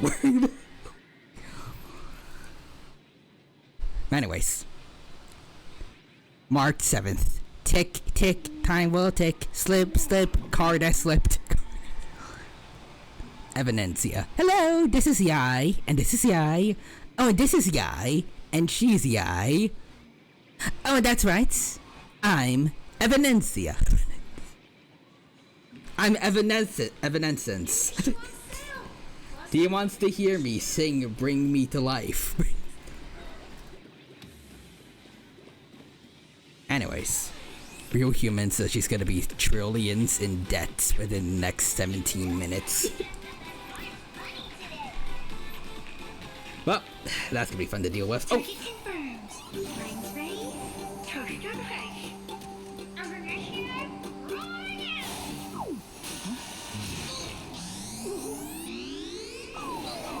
Oh. Did they just pass out?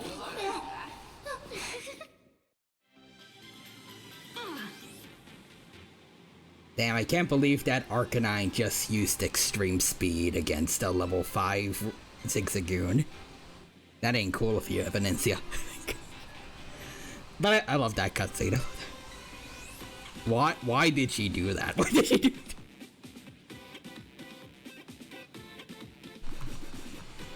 Ma'am, I'm going to have to sue you for... I gotta have to press charges. Why did you hit me? So sorry. Are you alright? You won't stop haunting me, huh?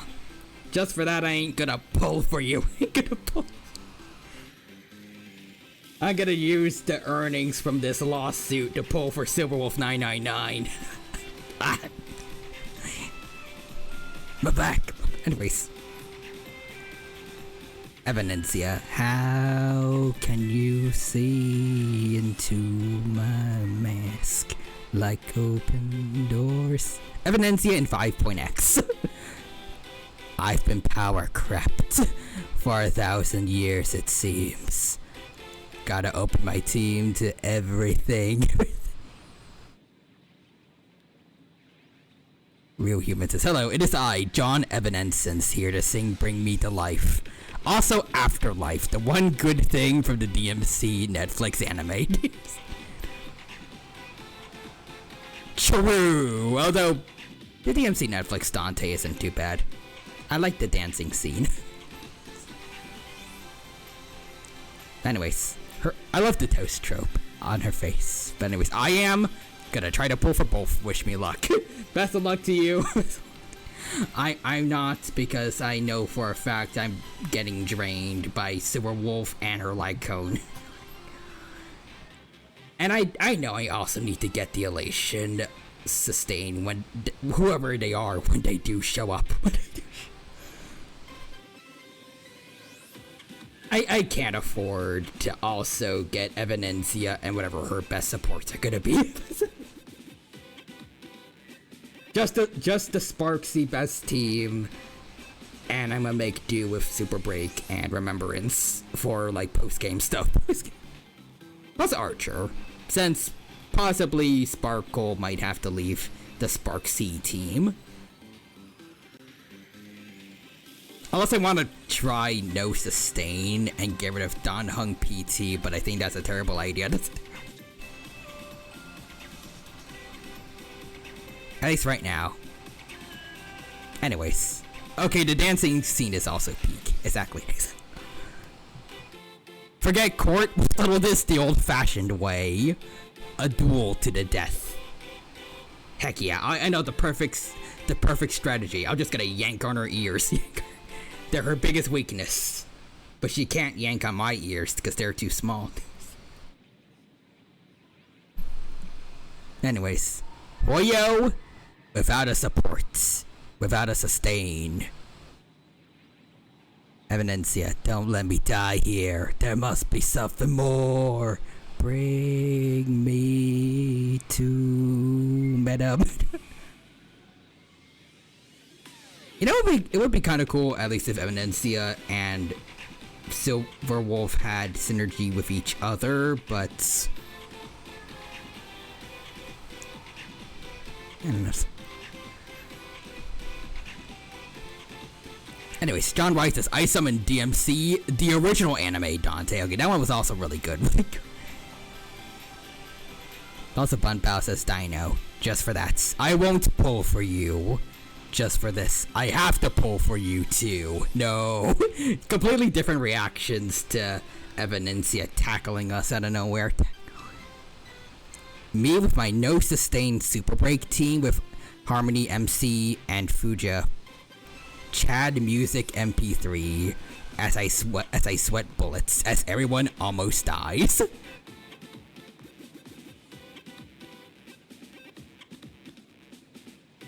The only way I regularly think that can work is like if you're specifically playing like Divergent Universe, where you can get that blessing that splits pain to everyone else. And you also have that one other destruction blessing that boosts your HP back by like 35% when it gets low.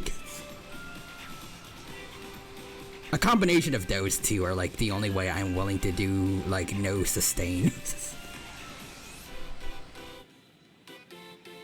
Because I know for a fact in any other post game I'm going to frickin' die.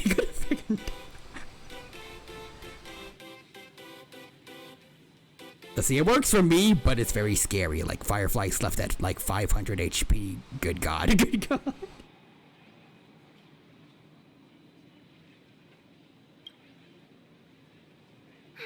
I just wanted to recreate that classic teen rom-com moment. You know, bumping into a schoolgirl running late with toast in her mouth. Oh, that's what she was trying to do. Wait, you were trying to recreate a rom-com moment with us specifically? We love anime tropes. I mean, she hasn't called us an idiot yet. I'm really sorry. That trope is so outdated. How could such a classic trope fall out of fashion so quickly?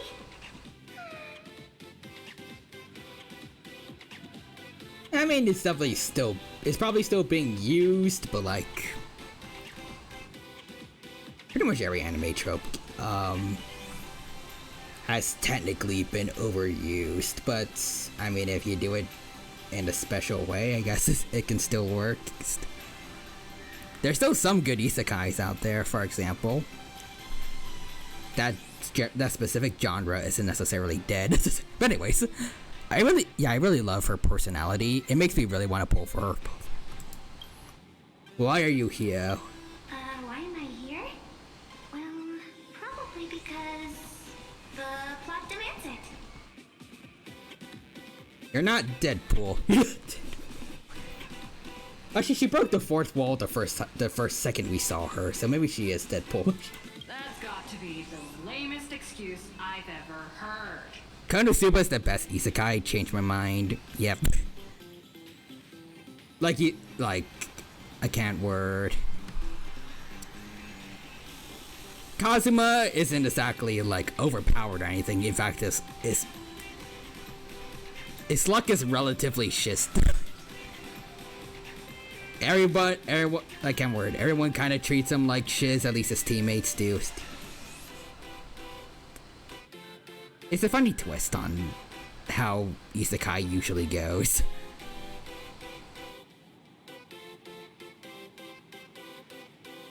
More fun that way. Anyways, instead of toast, it's a German sticky grenade. That's her new alt. I can only think of the sticky grenade from Super Smash Bros. Brawl when I hear that. Because good God, those things scared me in Brawl.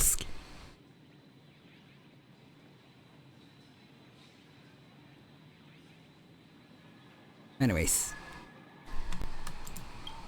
What's your real motive for getting close to me, huh?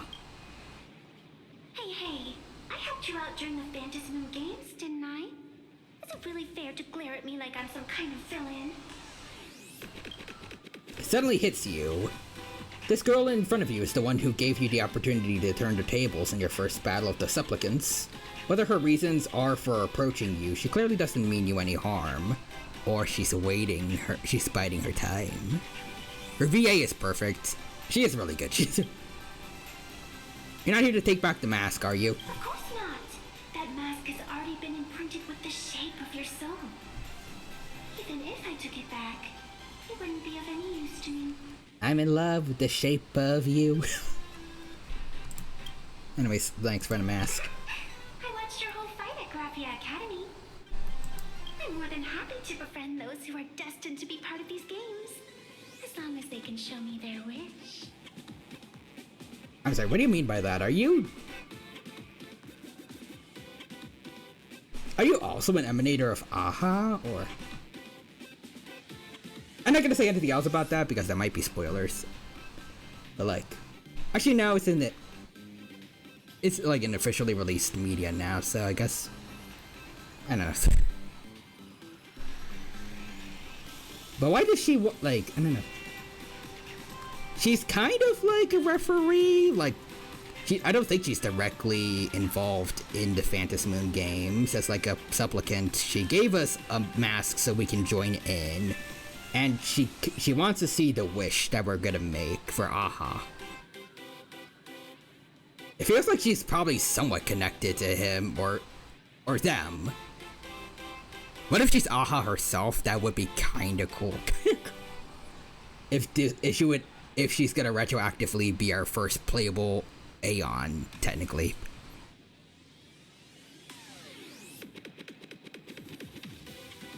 I don't know if they are gonna do that, but it would be kind of a cool concept. Anyways, evidence, yeah. I'm actually trying to steal your money. I'm really hungry. Do you know how much artists get paid? Hey, Nihilux, how much do artists get paid? Real humans says, what if she's just on something? You can call me Ebenezer Heisenberg. An old friend of mine once taught me how to draw. And as it turns out, I'm a natural. If you call those bad doodles you made when drawing the mask talent... Wow, don't be rude, Trailblazer. Everyone starts somewhere.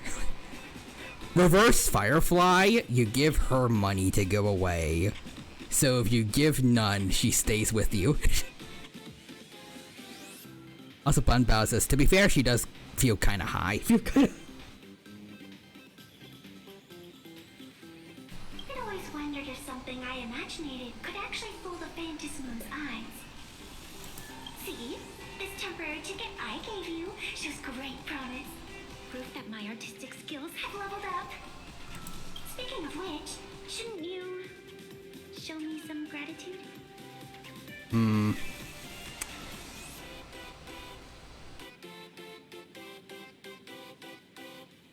Just so we're clear, I'm completely broke. That's a lie. I have 58 million credits, but let's see. We made a choice. It's time to smoke some leaf.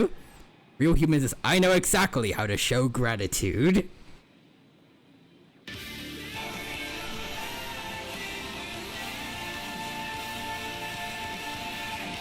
Funny thing about that, one of her animations, I think it's her elation skill.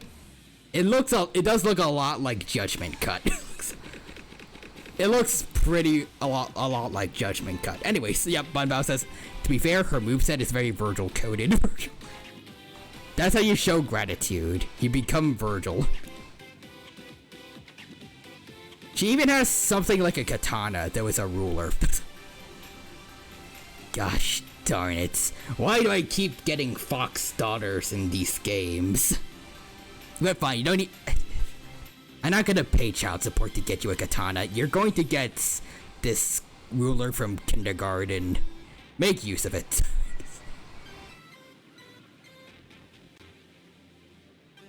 Anyways. Just to be clear, we're broke. Just to be clear. The scalpers are completely out of control. I couldn't snag a single ticket to the exhibition. Could you sneak me in? Ah, okay. Ayaka. I'm not a fox, Virgil. Shush, Ice Daughter. Ice Daughter.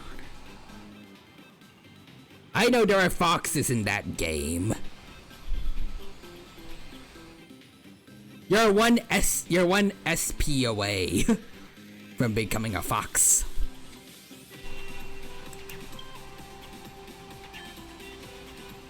They'll find a way, At this very moment, two voices appear on either side of you. They tell you...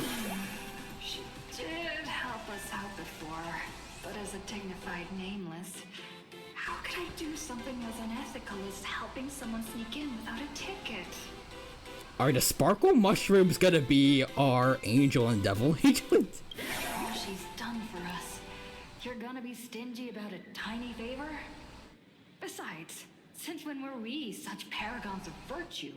I sure don't remember any of that. Okay. I killed this kindergartner so you could have a ruler. Use it like you would the Yamato. Don't tell them where the body is, young lady. Ayaka's devil trigger and SP is just being a fox. Just a light blue fox. It's the Kronk shoulder angel and devils. I'll think about it.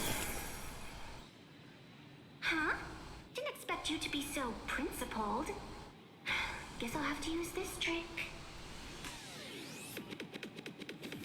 The devil, with their fork out when the main villain says they hate raccoons.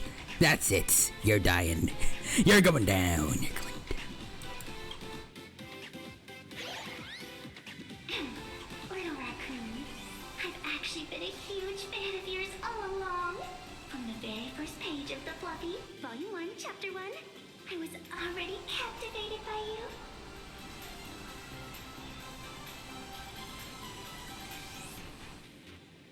Evidencia were taken by Firefly and Castorus and Cyrene. You know what? Fine, you can come in.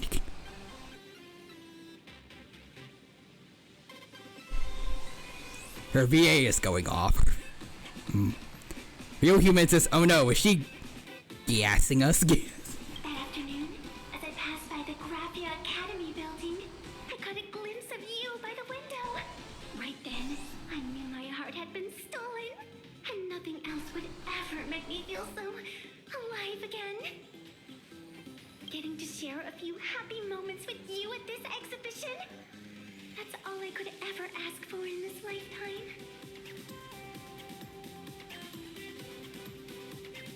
Evidencia, I don't mind a poly. It's better that way. Stell. Uh-oh. That's new. Usually I have to convince them. It's a harem anime. It's just like Goblin Slayer. My favorites.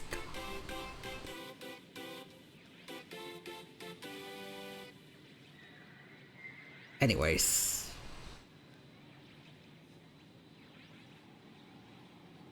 Just don't run me out if you get caught, please. Alright, I'll do it! Stop nagging already.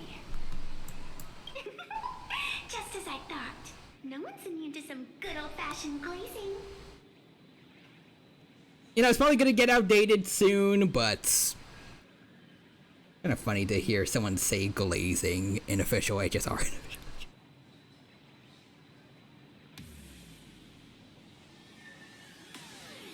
Oh my god, the idea that she's sick of the other girls losing, that she prefers a polycule so everyone wins.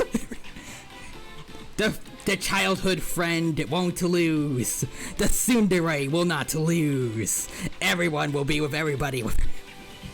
That's the true way of that's the true way a romance story should end. So everyone's happy.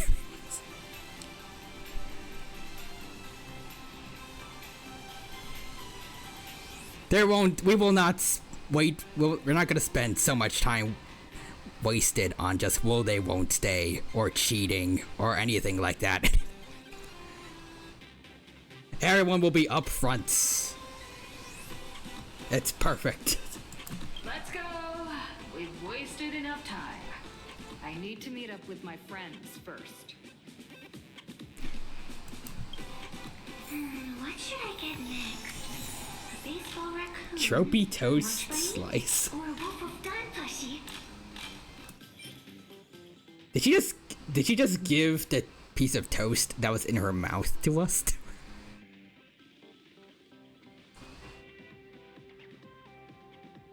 Is this kind of like how some animals will give, like their human companions food?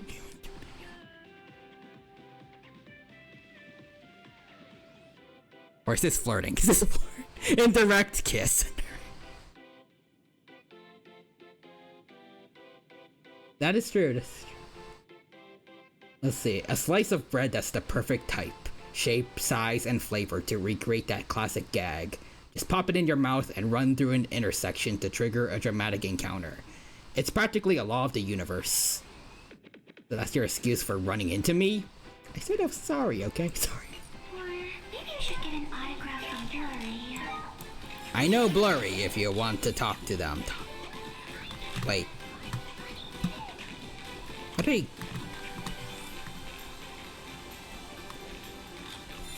Wait. Where should we go next? How do I keep getting... Oh, because of you. Because of you. Get him.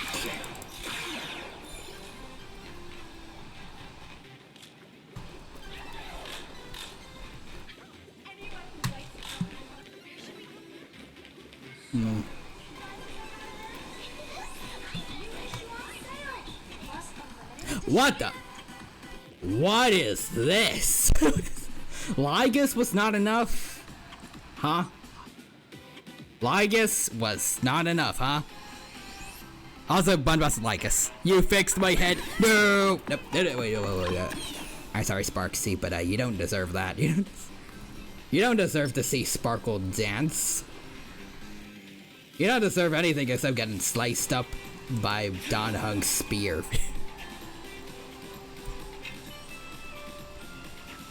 Okay. Amir Chrysos here. Just you watch as I, the great Lady Kindness, yeah, villain. Say hello to my baseball bat. wait, stop. Hold it right there. Wait, keep your distance. Listen, I got 3 rules. First, no insulting the character. Yeah, no. Second, no attacking the cosplayers. Okay, that's fair. I still don't like you. Third, no indirect attacks either. Nah. Kindness. I have put Stell, Lygus, killer. Lygus. Not if you get it, or don't blame me for pulling the report card. We can hash it out at the security bureau. Oh, so you're a cosplayer. What do you think? How on earth could I be the real Kindness? And never mind, I'll just take that as a compliment. You can call me Kindness Alt. Anyways, as long as you're not here to serve justice, we're good. Don't blame me for being touchy, okay? After all, anyone who goes around here as the Nameless is basically a total protagonist fan. Yeah, most people should like the protagonist of a story. See, I'm still not dry yet. Just now, some Anaxagor rabbits squirted water in my face with a gun and bolted. Good job, Anaxa rabbit. Cackling like a maniac as he ran, shouting something about, "I have deciphered the truth of this world!" And a bunch of soaking wet Aglazy that were chasing after him, so... There's just a random Anaxa cosplayer that's just squirting water at everyone. But particularly Aglaya cosplayers, and then this Kindness cosplayer. I think Anaxa will like him.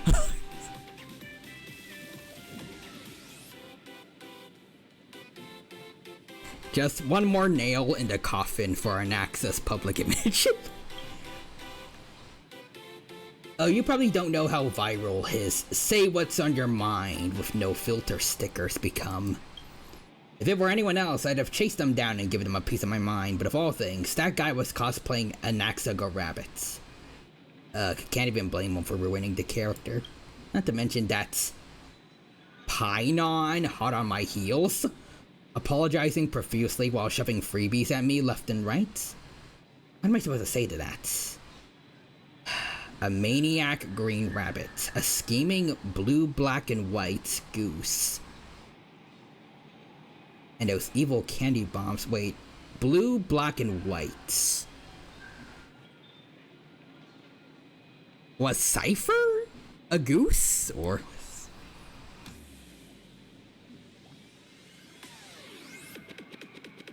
But also Pinon.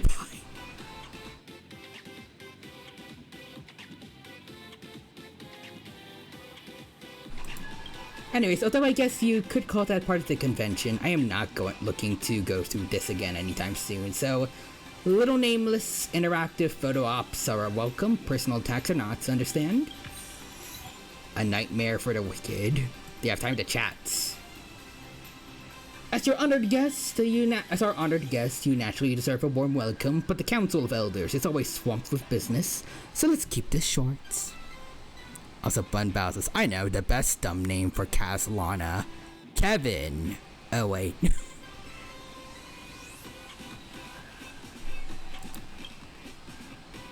Let's see, why are you cosplaying as Kindness? Well, it's 'cause I love it. Labor of love, you know? Otherwise, you think a niche little villain like her would be getting sponsorship deals or something? Niche little villain, huh? Definitely got some unique tastes. People have their own hobbies. Well, I know this character isn't exactly popular, but what can I say? I've just got a soft spot for cosplaying villains. I mean, that's fair, but you know, there's cool villains, and then there's just despicable ones. Like, there's a difference between... I mean, I guess you can cosplay whatever you want, but like...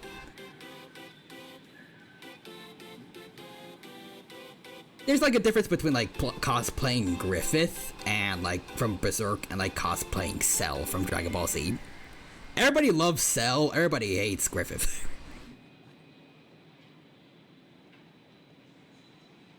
Anyways. Yeah, heck, give it Lygus. A good Lygus cosplay would be amazing. And Real Human says, despicable villains, you say. Or you could say, despicable me. And then there's just gonna be a guy cosplaying Gru and the Minions. A protagonist groupie like you can never understand the absolute rush I get when people are gritting their teeth at the character I'm playing. Totally helpless to do anything about it. I mean, clearly some of them can do something about it. That said though, Lygus next door is definitely more of a villain type. Too bad I'm not into the masked hero thing, or I would have featured him this time around. Why do you like this character? Punbow says, oh, she's a LARPer. Got it. And John Roy says, Griffith! Why do you like this character? A legendary hero driven mad by his obsession with the inheritance of his era, ultimately meeting his dead end. Wow, I just love this kind of vibe. How fascinating. What? How is that kindness? How's that kind? Anyways. What do you mean, masked hero? Bro is practically Metallio.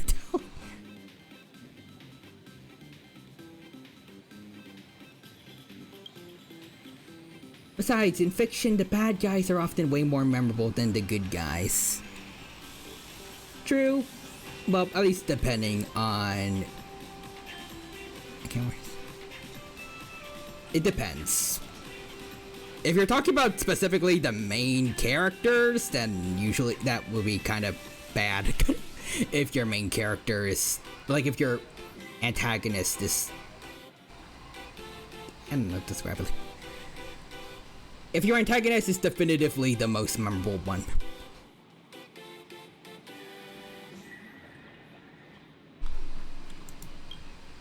Yeah, sort of really depends.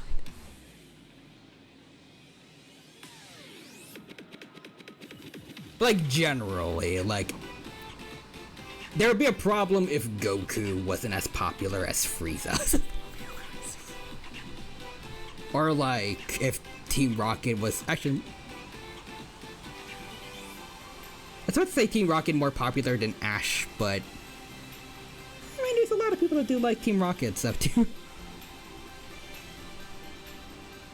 I don't feel like they get slandered as much as Ash when he loses, like, a championship.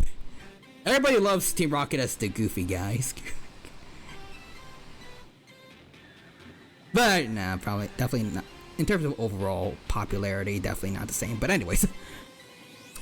Yeah, I mean, I would think morally complex characters would be more memorable. Sparkle, Firefly, Aventurine, for example. Or heck, Vegeta, Piccolo, pre-Kami Fusion. True.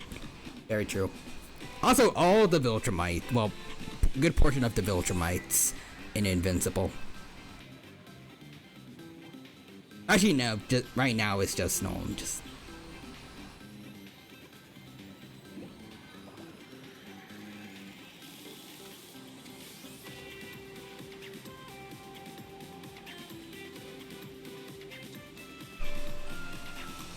But, you know, maybe in the future the other Viltrumites...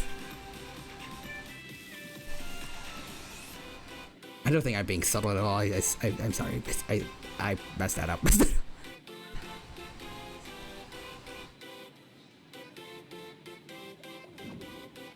But yeah, heck, a certain guy, if you already read the comics, won't say who just in case. you did that better than me. Anyways, if you skim through it as I've written, you probably won't even remember... probably won't even remember most of the good guys' names. I'm sorry, who reads? Who would go through the Amphoria's story and not remember most of the good guys? Unless you're talking about NPCs, then yeah, sure, but... Are you gonna tell me you don't remember, like... You remember Kindness more than any of the Chrysos heirs?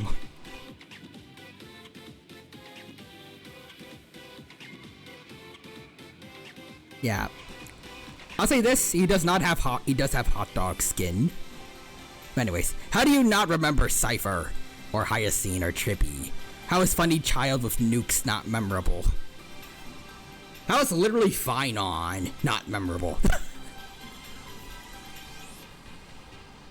The only one I could give her maybe a pass on is Cyrene.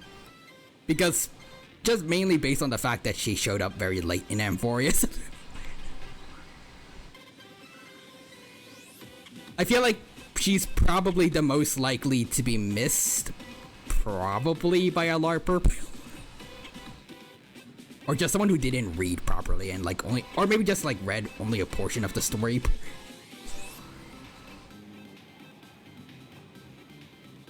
Like that's it, Cyrene Imao was robbed, but I still love her.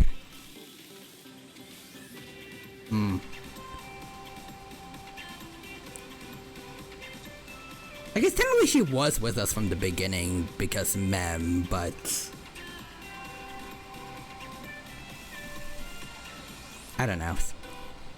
Cyrene, yeah, I think she should have had her story earlier, but that doesn't make her bad.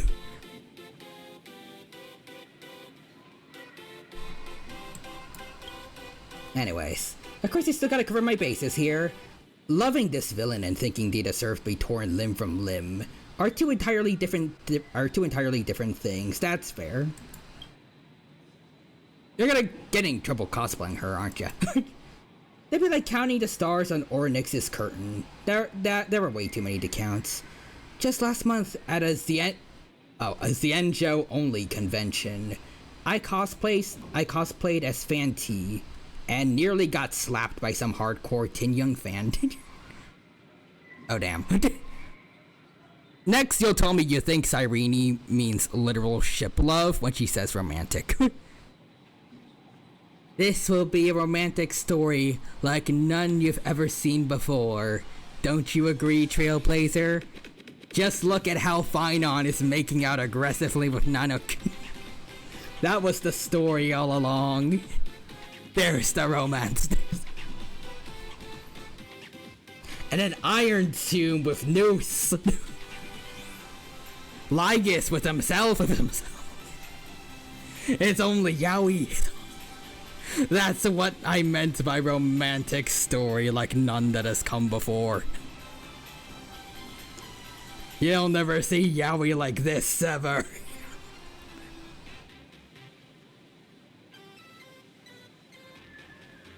Anyways. But that's totally fine. You know what that means? It means I'm a great actress. Not just anyone can pull off the presence of a Lord Ravager, you know? Playing Lord Ravager is pretty boring though. Their personalities are all way too extreme, so I just have to act a little unhinged and call it a day.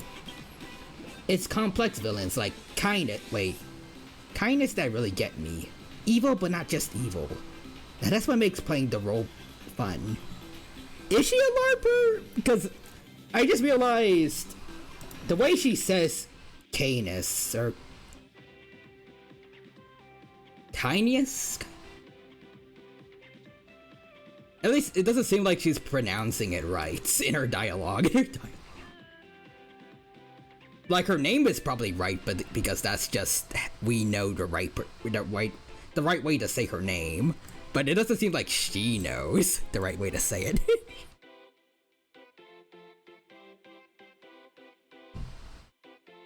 There's an I instead of an EU. But anyways. See, so many people thought what Irene meant romantic love. People misunderstood it as her shipping herself with Trailblazer, which, did you properly read? Cyrene loves the world and Amphorius and humanity, and that's why she's great. She'd be poly with everyone in the universe, and that's amazing. That's amazing. But yeah, she's such a bad LARPer. Shame.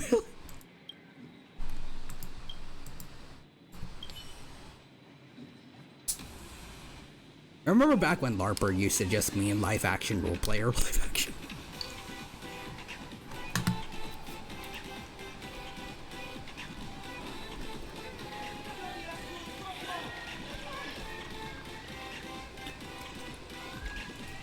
She's the type of person to read off a wiki page and say that she knows the entire story and the themes behind it. I'll have you know, I read the Wikipedia trivia page. I'm growing a tree behind this person. Anyways. Hey March, stay away from that person over there. Evidence, you need to stop bumping into people like this. you don't even have the toast anymore. Wait. Whoa.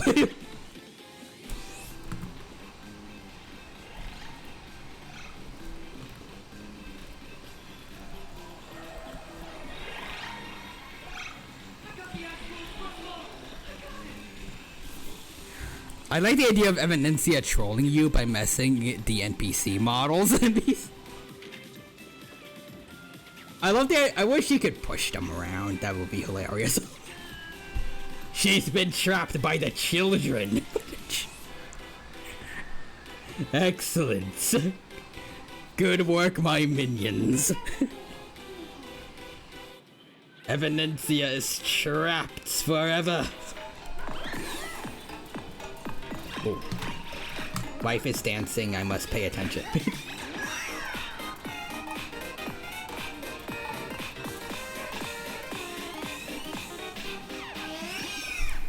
Yay. Alright, fine, I'll be nice, because you are the only one to take Sparksy's stance seriously in the April Fool's vid. Come here. She's still stuck. She's. But okay, all right. Let's do. There we go. There we go, Evidencia. Now you did it. All right, come over here. There we go. The two pink-haired girls together. If only we had Cyrene too. Anyways. I mean, she did break the fourth wall. Imagine if this is actually canon. Sparksy.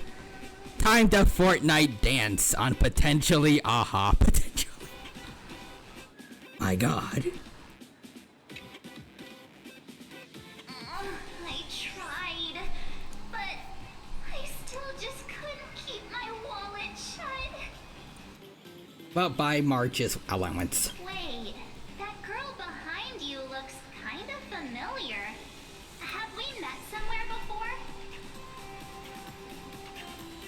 That's a pretty lame pickup line. Pink-haired Yuri. March, join the Trailblazer. the Trailblazer's ever-growing harem. Stell is the... What are you talking about? I've definitely seen her. Sorry. I think it was at Graphia Academy. Anyways, as I was saying, Stell is going to be the Yuri queen of this universe. Trailblazer. Money issues? Huh? Yeah, I understand. Still casually pulling her out her over 5 million money. I got 58 million credits. Anyways, wait, if you date March, doesn't that mean you're poly because she has Evernights? Stell doesn't even need to try to be poly. Whatever, it's not important. Wait a sec. Isn't this March Bunny from the Fluffy? Oh, the attention to detail is insane, especially those ears. I mean, the hair does look kind of familiar, but looks kind of similar, but if she actually is a bunny, that would be interesting. But if she is a fox, like most other yais, is this racist? I'm a Oh. fox. A fox. Cancel March. Cancel. She's speciest. She's... Also, just gotta say this, HSR devs, this is why animal-based people need more features to be recognizable. I don't need them to be, like, actual furries, but, like fox mannerisms for Evanencia. Maybe a more noticeable tail if she has one at all. I don't know if I don't remember seeing it, but, you know, stuff like that.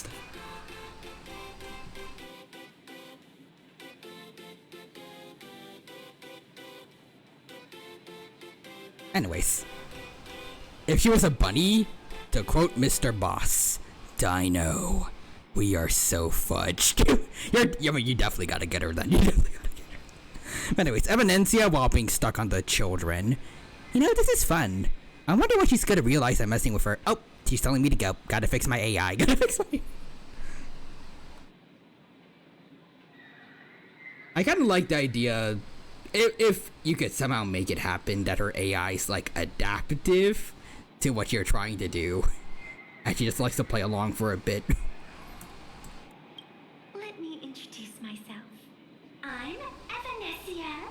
Just a normal fan of the Fluffy.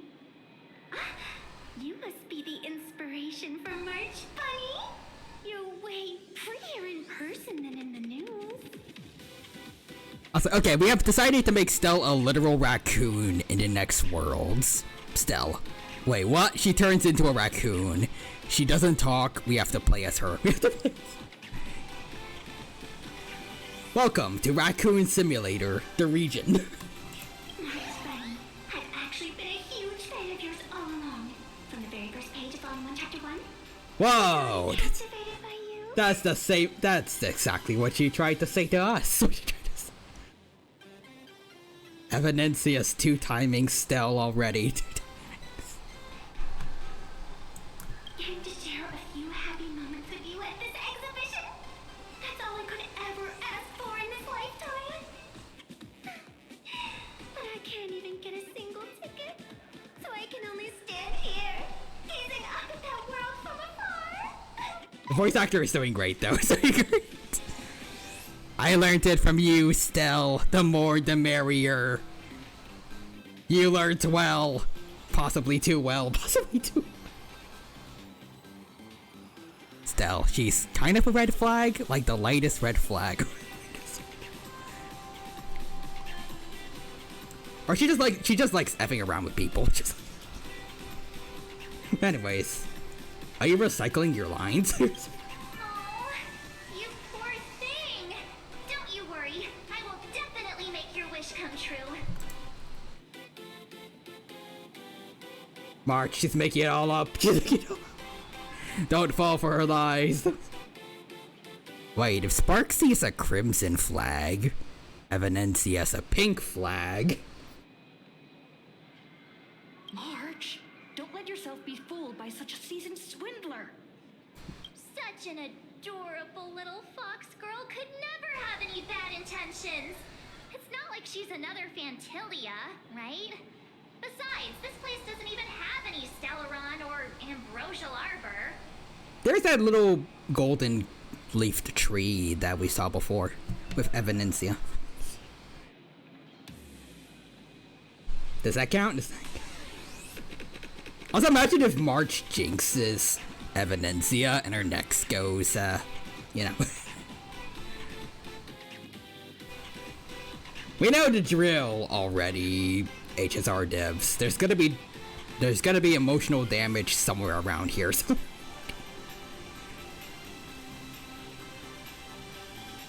It's not like she's another Fantilia, right? Cuts to Evanencia as the final boss of Plan Arcadia.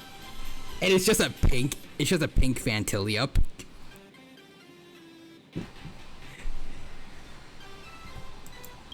Don't worry, Nessia. Just leave it to me. That's great. Thank you so much, Miss March.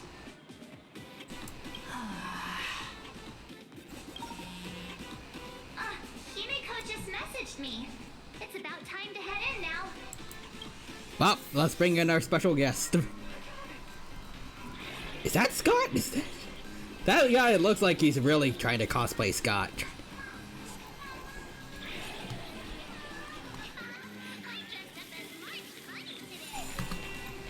That's not March Bunny. That's not even close to March. This is Perlotz's new Clean Series Sanitation Alloy Pom Pom Megatron. Or... Oh yeah. Okay. That is Scott's uniform at least. They stole his strip after he died. Trailblazer in March 7th. Such incredible cosplay accuracy. Out of all the people trying to sneak in disguised as the Nameless, you two are definitely the most convincing. Have you considered the possibility that they might be the real deal? And how inappropriate it is to ask our distinguished guests for tickets? Do we have to have some kind of idea, right? Hello there, we meet again. HQ arranged for me to wait here and welcome all of you. Miss Himiko has already entered the venue. Miss Trailblazer, Miss March 7, and this is...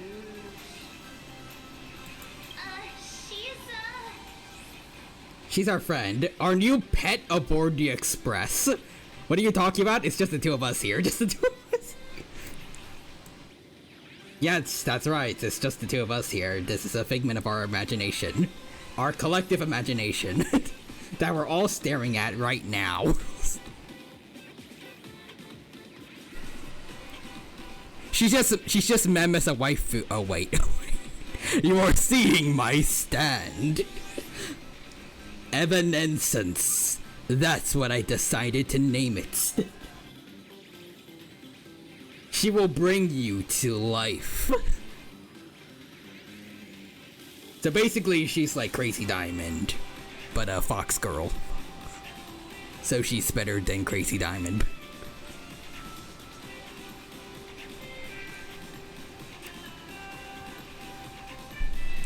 So which version should we go with?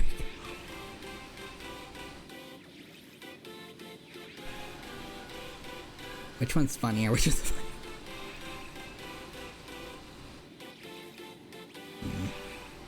Call her our pets. Call her. It's time to Omni-Man it. Because I feel like this one is just gonna be, it's more likely it's just gonna be her being like, hey, don't forget our promise. You said you're gonna get me in. Like, I don't know if it's that really that funny.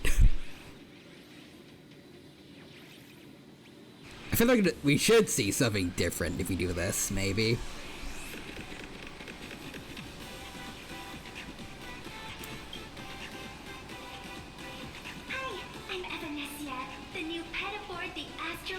Or she's gonna play along with it. Play along. You know what? I like her energy. She doesn't care. She just goes with the punches. I kind of like it. She is excellent at improv. Excellent. Anyways, I can't even be mad that like it wasn't like a whoa or like some kind of indignified response. she plays along with the Trailblazers' chaos. It's like how in Team 4 Star Frieza hates Goku's stupidity, but Cell loves it.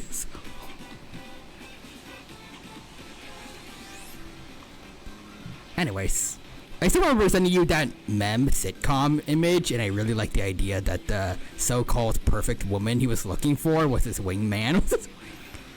That would be hilarious. And let's see, it was an actual human who became a buddy by a witch, like an actual fairy tale. Mem, I can help you get the girl. Last season, Cyrene, I am the girl. We binge watched all of Ted together. That's basically a marriage certificate. She's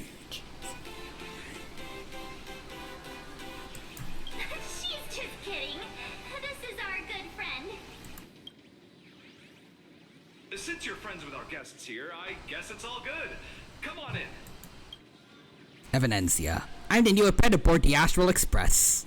The guard? Where's your collar? Evanencia, bro, really? On Maine?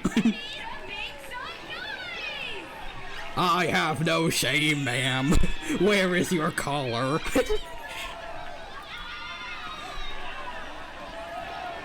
What is the Trailblazer into? What is the I shall break the rules. Follow my example, everyone. We'll always run up escalators going the opposite direction. Anyways, plot twist, it wasn't a girl, it was a nuclear bomb. But also John Rice is, no, I'm being serious, she's our new pet. Now bark for us as well. Stella's gonna become Makima. At this angle, I only saw the tapir, so it looked like the tapir was the POV. And Punbounce is AO.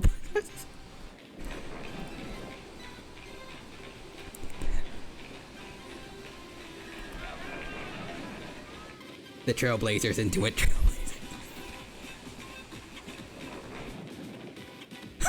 I can kind of see it. Yes, little tapir. Now's your time to shine. You're the main character. It was because Sparksy was being covered by you. Oh, that's why. I'm so sorry, wife. You can have the spotlight now. Anyways, let's get going. Hi, people. Oh, wait a minute, hold on. Is that the giant wibbly wobbly inflatable tube man of Cocolia fighting a wibbly wobbly inflatable tube man of the big ancient robot in Bellabog? Yes, it's peak. That's amazing. They have health bars on the buildings. That's beautiful. That's a beautiful. Anyways, invisible person up the stairs. As Cocolia's VA said, absolute cinema. Dance for their honor, Sparksy.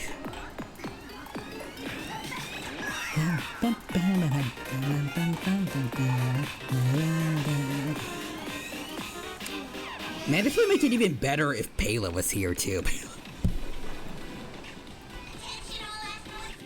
How Pom Pom too, being the referee or something. Whoa.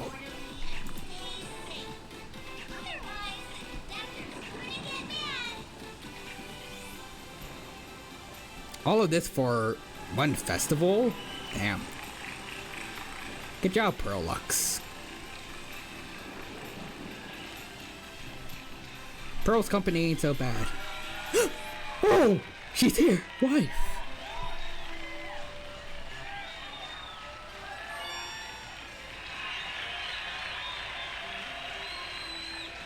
Hello, dear visitors and spectators. Hello, Sparksy! Officially kick off the Star Rail Fest exhibition. I'd like to thank our host, Pearlux Entertainment, as well as extend our gratitude to Blue Industries, TurboGen Heavy Industries, and Full Wish TV for their collaborative support.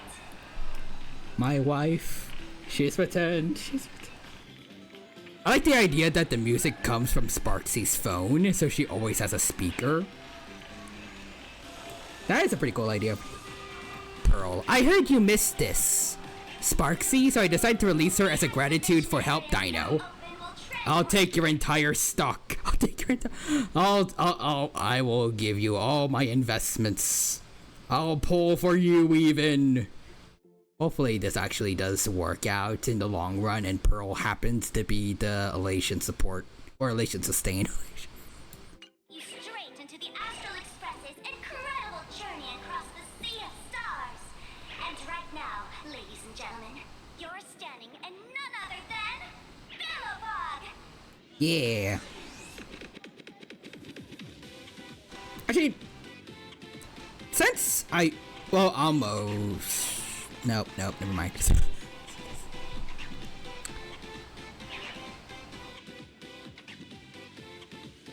Wait, no, it works. I was about to say, IPC is all about preservation, and well, Avengerine's the only one who does provide shields. I was misremembering Topaz and Jade helping support shields because of their benefits in currency wars, but I could totally see if Pearl does become playable during 4.x, which does seem pretty likely. I feel like it would make sense for like her elation skill to maybe refresh shields for us. I guess provide/refresh shields. Maybe.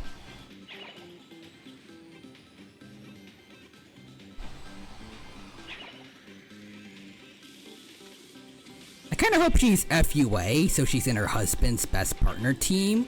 She's her husband's best partner in a team. That would be kind of cool. But to be honest, my bet is on Elation Sustain. It's not. My bet on the Elation Sustain is Nihilux. Interesting. I wouldn't mind pulling for her too. I'll have to wait and see, but if she does become the Elation Sustain, I would be pretty happy about it. I can have Amber Lee Connors again on my team. And she'll be meta, at least for a bit. Now,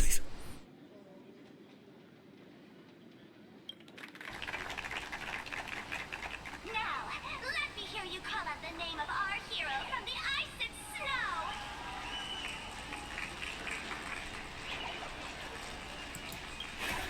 snow. Whoa.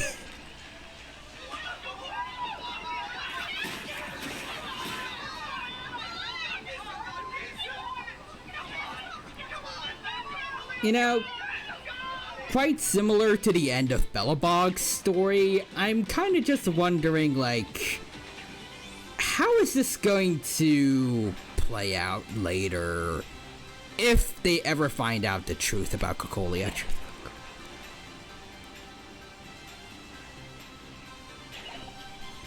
I'm just saying, like, I kind of understand why Bronya didn't want to tell people the truth yet. But I feel like it's gonna end up badly later down the line if anything slips out. I wish I was playing a badly made version of Wildfire here. My wife would never support anything like that. If they're gonna play a version of Wildfire here, it's gonna be fire in its own right. Or I wish it was playing legally distinct Wildfire, yes. That would be nice.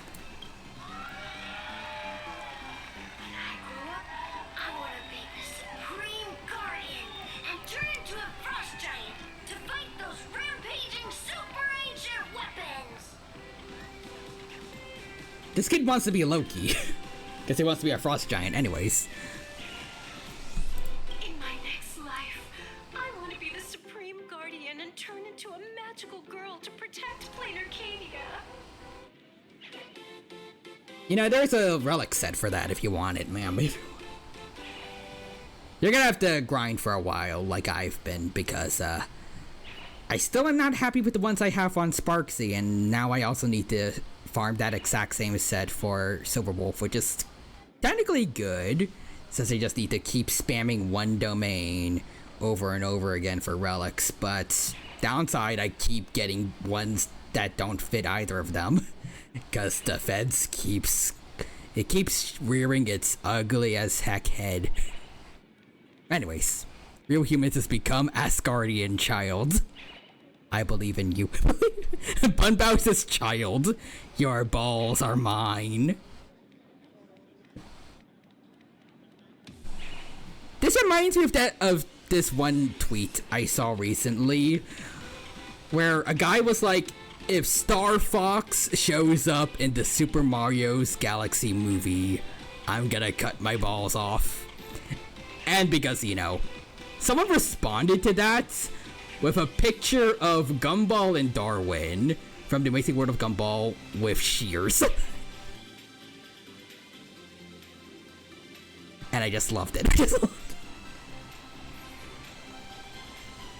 I was not actually going to expect they, like, fully go through with that, but it's just kind of funny that the Super Mario Galaxy movie got someone castrated.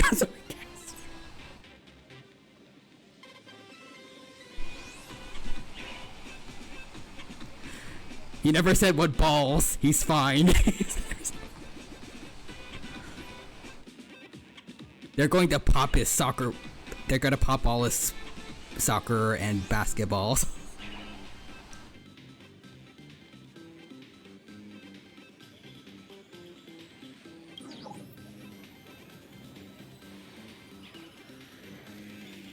Wait, this isn't right. Why is everyone supporting Cacolia? You remember, don't you, March?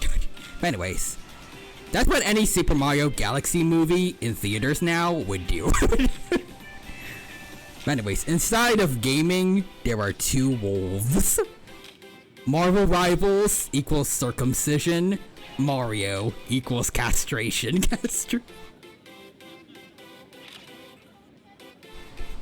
There are two wolves. Both of them are going after the place that doesn't shine. Run from the wolves.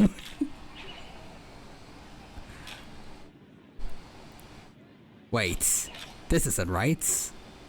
I know, March. Mario's gonna make him castrate himself. Mario is setting up a torture chamber.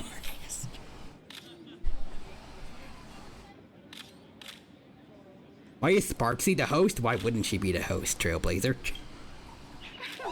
What's wrong with having the most popular streamer girl host the biggest event? Yeah, let her have her fun. Let her help us. Wait.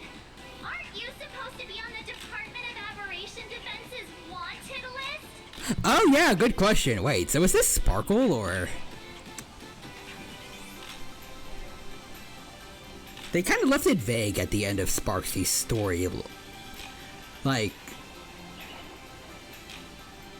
Basically, she kind of revealed that the whole thing with Sparksy in the first place was set up by Sparkle. And then they were just kind of like, yeah, okay, we're friends now. Sparkle's like, I'm no longer gonna shoot you. And then they kind of talked in unison and then just kind of disappeared.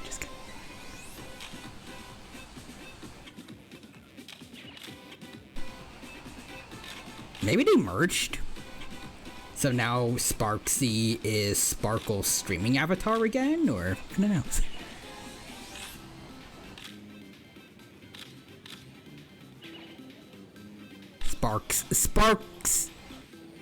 Sparksy with a K. Yes. We are neither Sparkle nor Sparksy.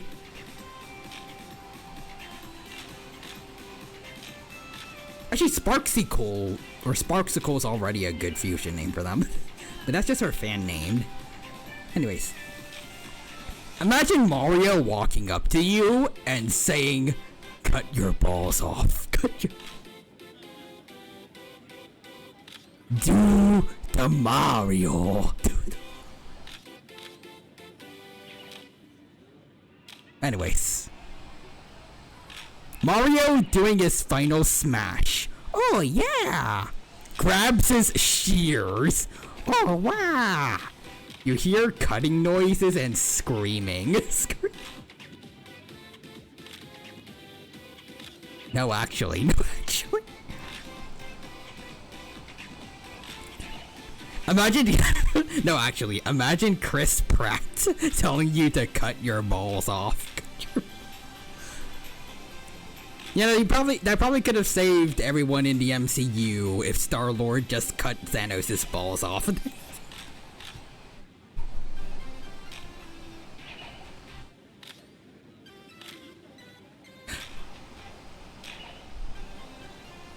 Star-Lord, legendary, shoots your balls off.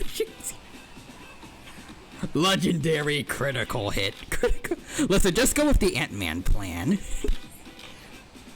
Both. Star-Lord cuts off Thanos' balls, and then Ant-Man goes up his butt.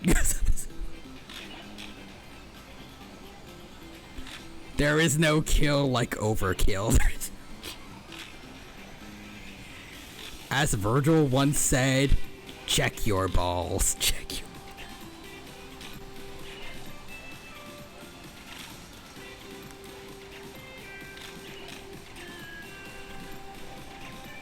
You know what? I'm gonna say it. Imagine getting castrated by the Yamato.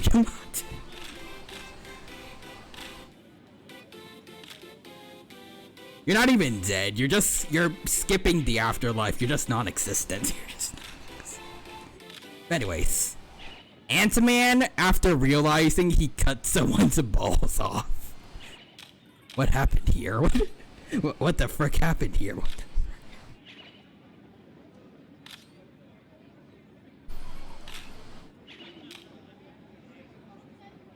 That's right. So I'll have to go into hiding right after this job. Come to think of it, maybe I should lie low using my Sparkle identity. After all, what does Sparkle have to do with this Sparksy they're after? You know, that's kind of a clever way to use all your different personalities. But come on, poor Sparksy didn't do anything too wrong. Kinda. I mean, hey, the supplicants are allowed to do whatever they want during the Phantom Moon games, right? So... Anyways, Virgil, eliminate all balls. Does Judgment Cut end? Oh, they are the same. If she can be Sparkle, then yeah, they fused.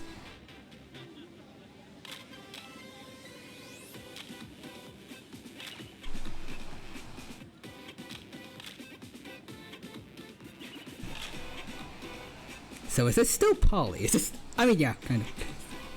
I answered my own question because, I mean, same thing is true about March and Evernight to an extent.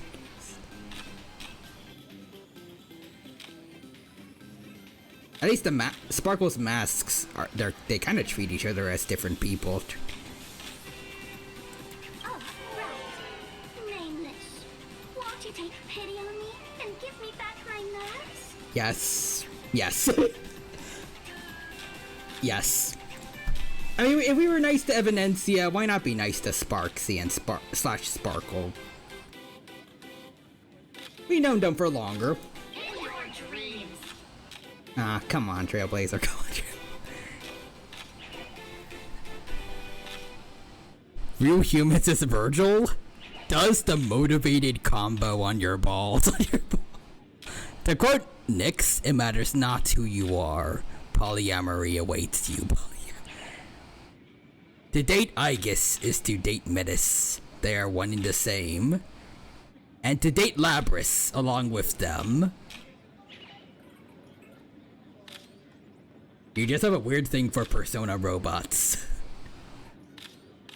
And I support you for it. Also, let's see. Okay, which is really funny because Sparksy and Metis are voiced by Lizzie Freeman. Lizzie Freeman will always be somebody's alter ego.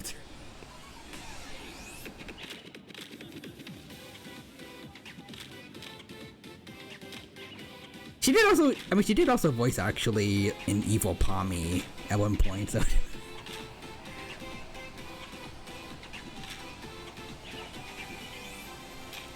Give her all the alter characters. Me being the only person here who only dated one person in P3. Real Human's the only one that's like... the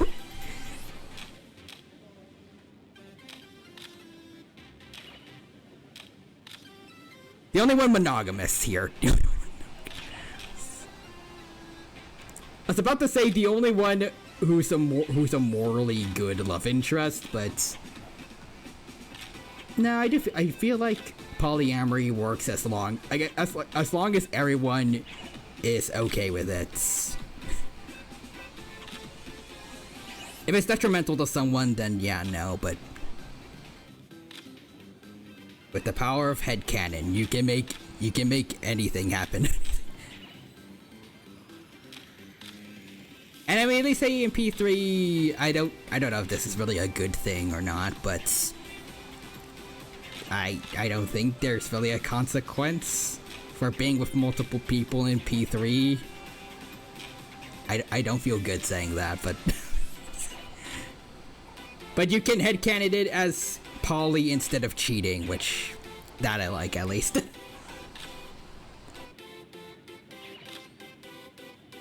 There's just a lot of really good characters in Persona that I like. I don't know, I hope it's also true for P4, because I did also... I did it again, this time with I and Maurice, so... I don't know.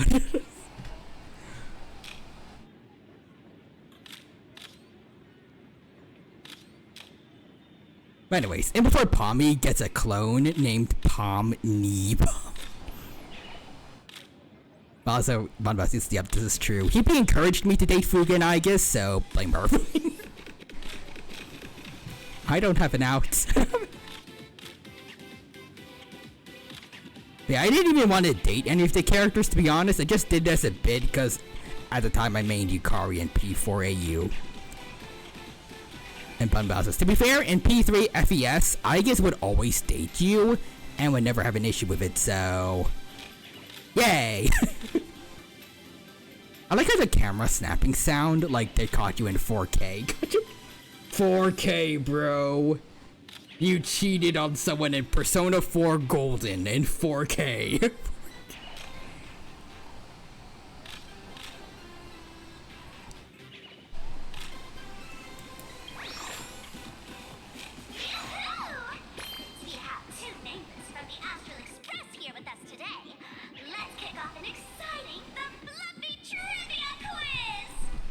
Okay. Actually, I never read the comics. I'm a LARPer of my own story. Here's your question. In the final chapter of the Fluffy's Bellabon arc, the Supreme Guardians bond. What did Cocolia summon to fight by her side? Also, Sparksy's camera system is crazy. I like to imagine she's got like a little drone flying around her. Probably in the shape of a little mushroom thingy. Anyways, on a related note, for why I did Yukari, I will not be doing a Femc route because my current main in P4... Oh no. Thank God. Like, thank God you're not doing that, but... Let's see, I might just go with my secondary instead, so Akihiko. I can't even date my main, nor should you, Adachi. Yeah, probably for the best you don't do that.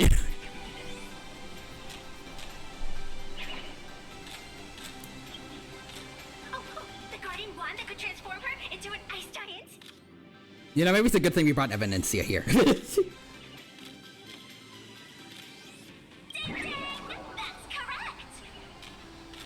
Where did that come from, though? When did Kakoli have a wand? Looks like this young lady here is quite the devoted reader of the Fluffy, answering even faster than the Nameless. Shouldn't it be the engine of creation? It was clearly the lance of the internal freeze. Hey, why are you stealing my thunder? I'm a die-hard fan of the Fluffy, you know. But I'm the main character. Adachi would unironically use the term female as an insult. He would be a redditor. Evidencia. Wake me up. Wake me up inside. Wait.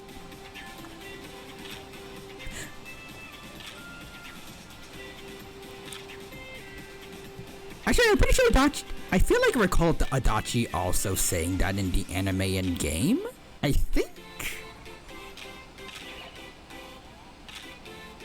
Or at least he definitely used derogatory terms for women in those versions too.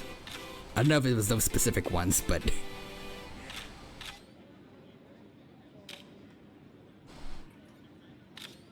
yeah, Adachi would... he would use female as an insult. Yeah, but in that exact same way. I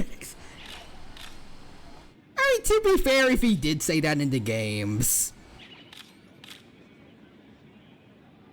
it's kinda the fault of any parents if any kids end up hearing that for the first time.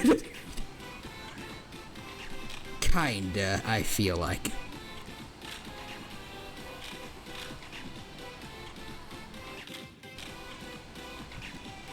I feel like at the very least you need to be at least 13 to play a Persona game. If little Jimmy goes around saying B words and W words because of Adachi from Persona 4, I don't think that's technically Atlas's fault.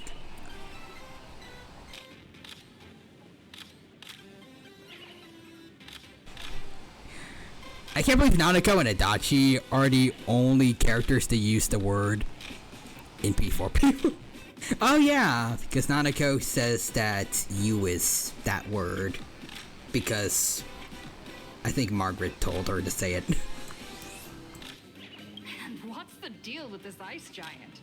Sure, Cocolia can transform, but she shouldn't be anywhere near the size of the engine of creation. But kaiju fights are fun. What?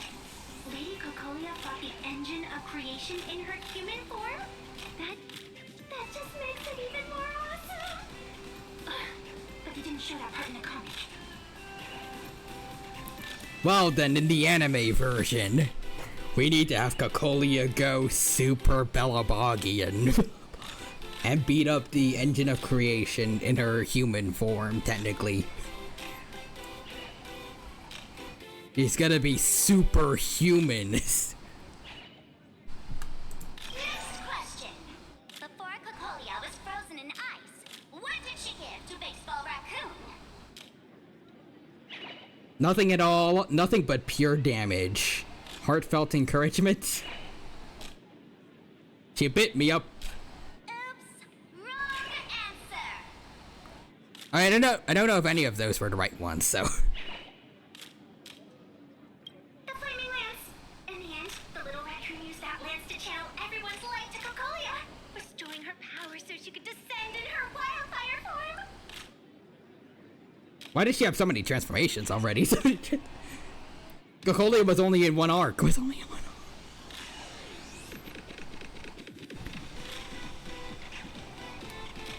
Anyways. Evidencia. I'm just a huge fan of Loki. Look, your balls are mine. Stell, wait, when did I have balls? No! Evidencia loses them. Or no, Stell loses them.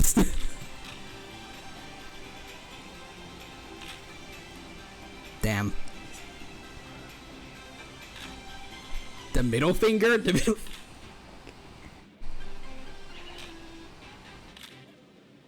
Ding ding! That's correct!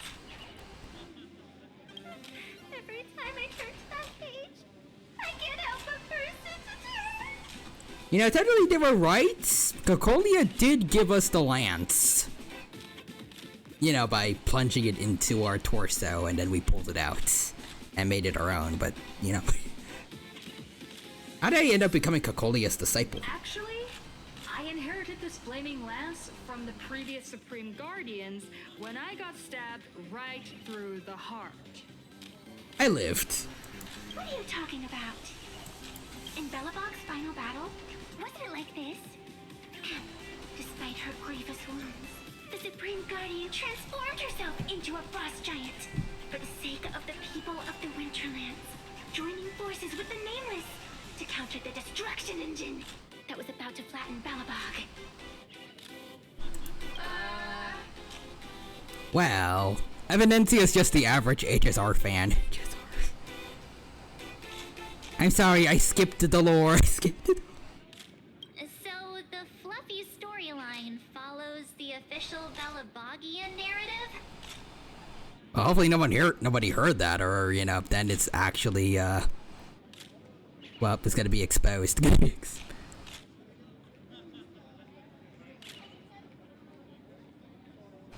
You heard nothing. You heard. Probably.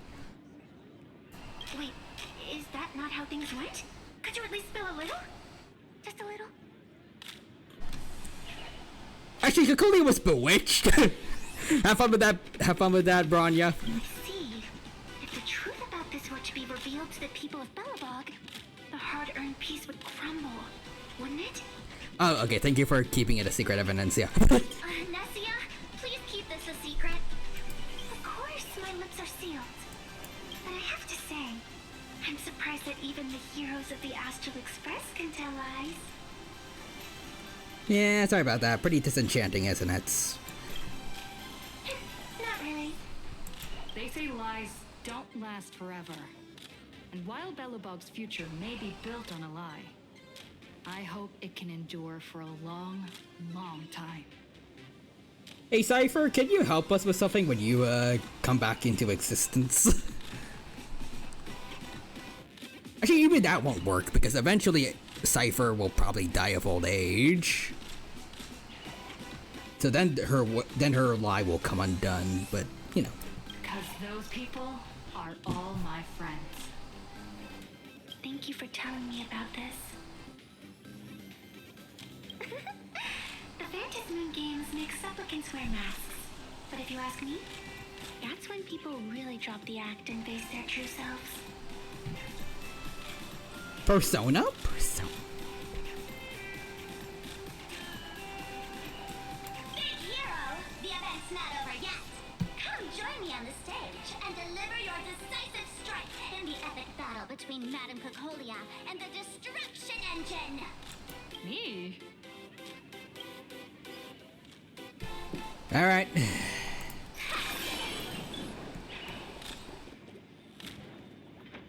Sparksy to Sparksy communication.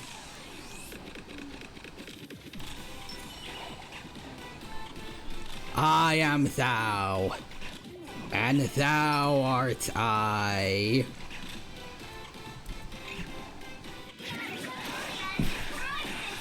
Hang in there, Madame Cocolia. Damn, who the heck is playing as Cocolia? She sucks. You did 0 damage to the engine of creation yet. Fear not, everyone. I can see our hero approaching. Oh great, there's 3 of them now. Even better. Today, we are honored to welcome to Star Rail Fest the hero of the Astral Express, one who survived the Battle of Belobog, the Trailblazer. Hi. Let me hear you say the name of the Will of Preservation successor. Trailblazer! Trailblazer! Trailblazer!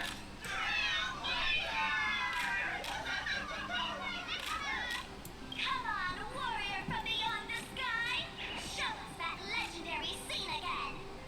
Ignite your flaming lance! Charge at Madame Cocolia with your power, and let her hear our calls!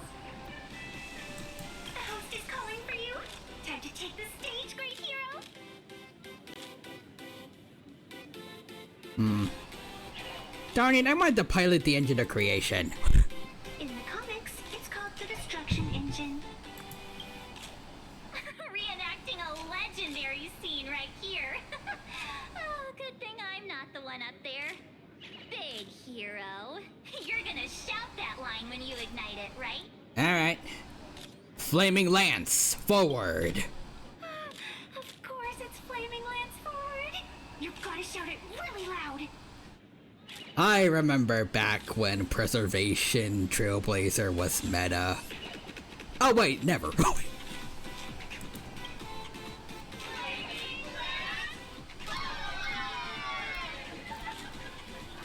Hey Sparksy. Little raccoon, aren't you going to go up there? The audience is getting anxious. Let's do this. Hey, Liz, where's our No, she was. For the pot, she was out. Trailblazer? Another huge round of applause and welcome them to the stage. I mean, at least she was decent.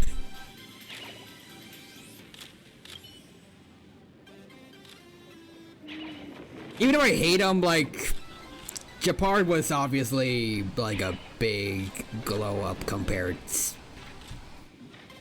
to her. I feel like March was better. I don't remember. It was a while ago. Anyways, press it.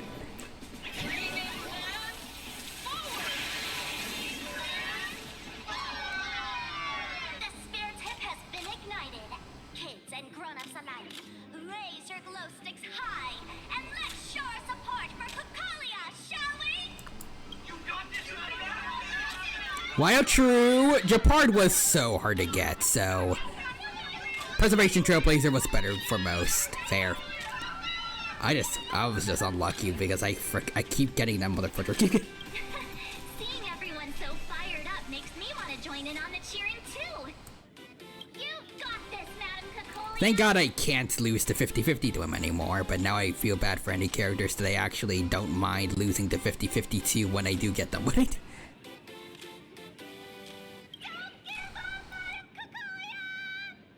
Me who keeps getting Himiko. Stonks? Question mark?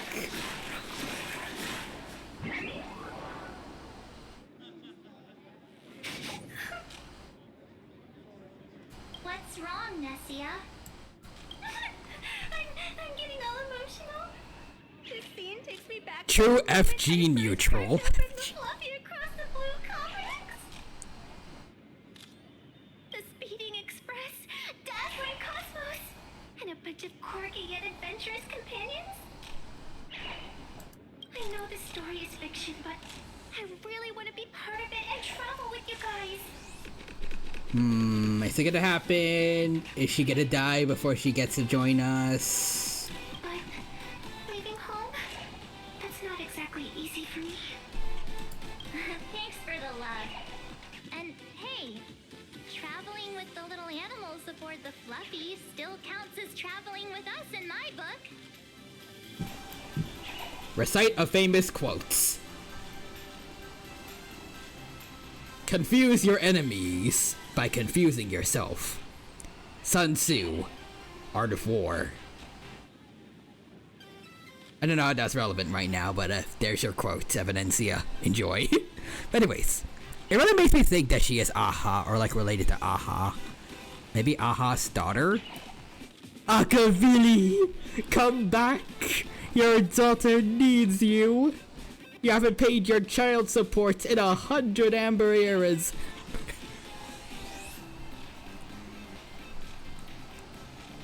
Is she gonna die before she joins us? Firefly, Cyrene, and all of the Amphorius cast. Maybe.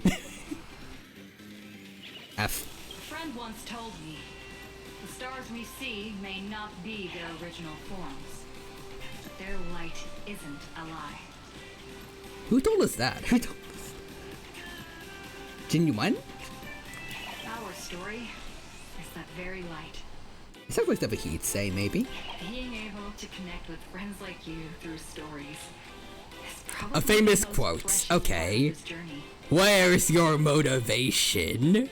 Where's your motivation, Evidencia?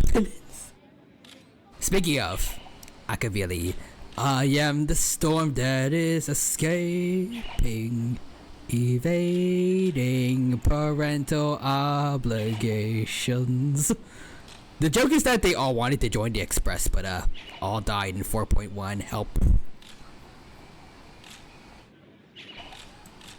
Well said. Shall we head to the next exhibition area then? You know, technically, everybody X.1.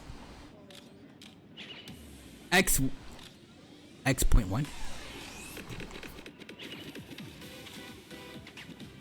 was supposed to say, like, technically everybody died at least once at the end of Amphorius, because then we and Cyrene had to recreate everyone, right?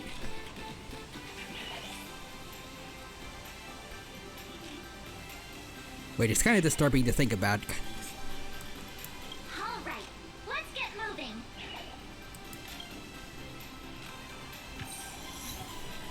Burning passion. Did you have a good time?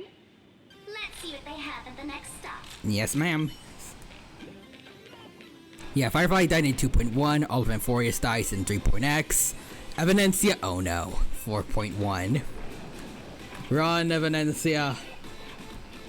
Run.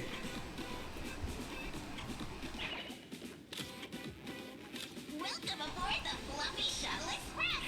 Together we'll trailblaze into the future. Did they make a fake Astral Express? Shuttle Express. Are you ready to Oh, head with to our pom, next stop? like with pom pom on it. I like at the front. That's cute. Oh, okay. This is the end show. Let's go look. I have to say, Krillux really put care into organizing this. Yeah, that's what I'm saying. Like, damn. Oh, I wonder what attractions await us in the Xianzhou Luofu exhibition area. Let's go. Welcome aboard the Fluffy Shuttle Express. Together we'll trailblaze into the future. Next, Xianzhou Luofu exhibition area. Today's content read. I said all the dialogue. Got it. Let's go then. Plot twist: Scott was meant to join, but he died. F. Scott could have been one of us. Wait. This is brimming with excitement. Their wish power is even crystallizing into the shape Huh? of like buttons. Collect them to fuel up the express. Hey, there's nothing here. There's nothing. Huh. Okay. Fluffy Shuttle Express is about Ba bam bam ba bam bam. Xianzhou Luofu exhibition area. Ba bam bam. There we go.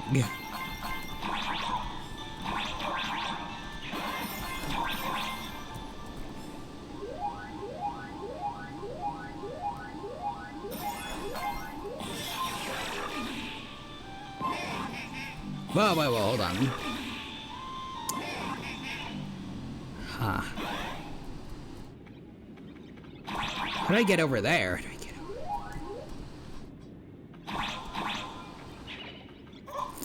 Stairway, let's see. This reminds me of that hit game. You know, Super Castrator Brothers.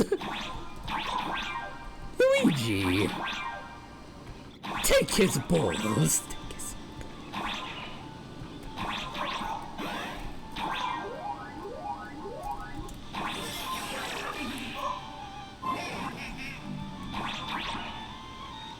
Ba bam bam ba bam ba bam bam ba bam. Oop. Oop.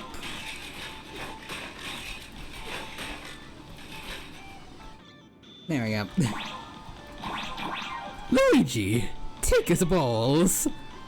Tornado Imperio 2026. And I am proud of that quote. Ba bam bam ba bam bam ba bam bam ba bam bam bum. Ow ow ow ow ow ow. Payback.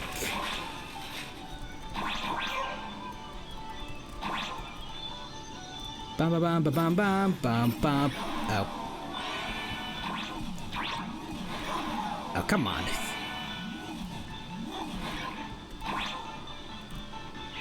I thought they were gonna. For some reason, I thought they were gonna fall like one at a time or something.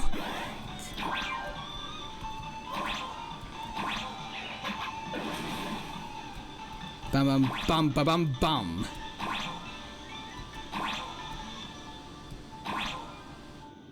Come on.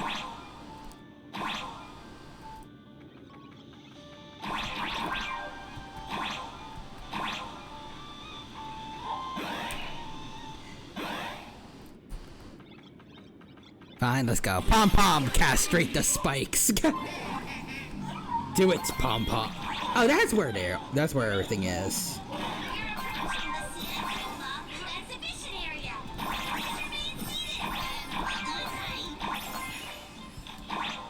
It's arrived at its destination. Nice.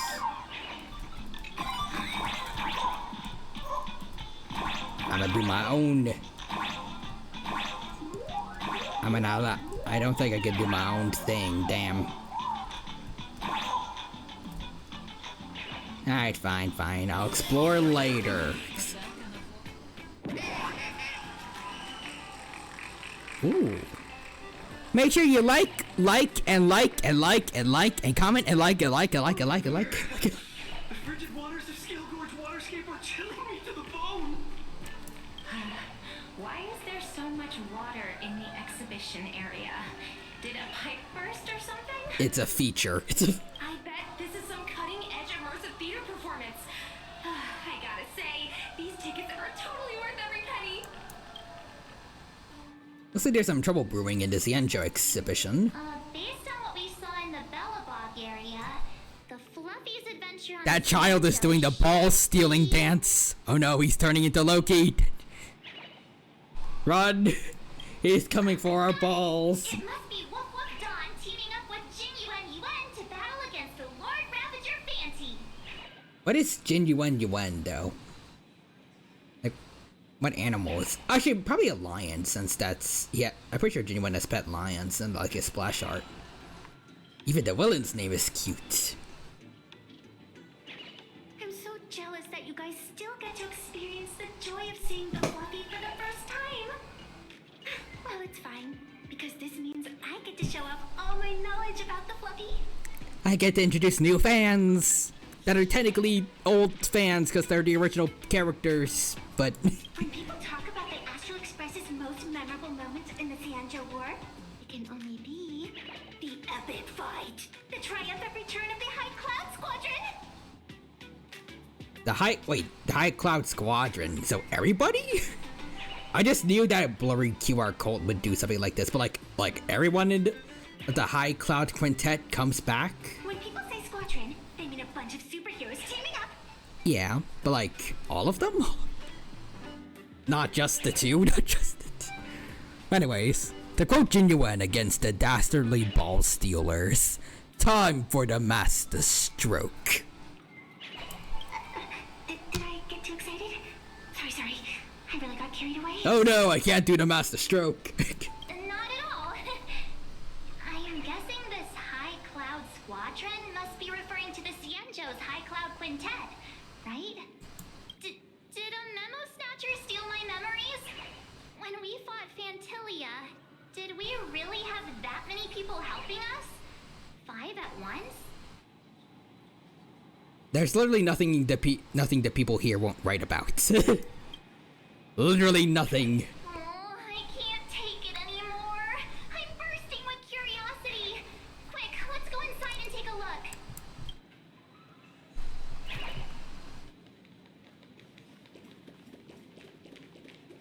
Ooh, money. Mustard shrimp can't draw.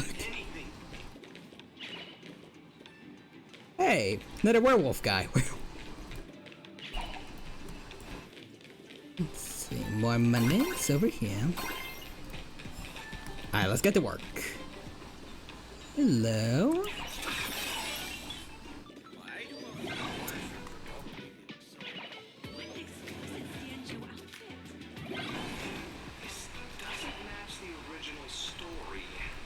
Huh.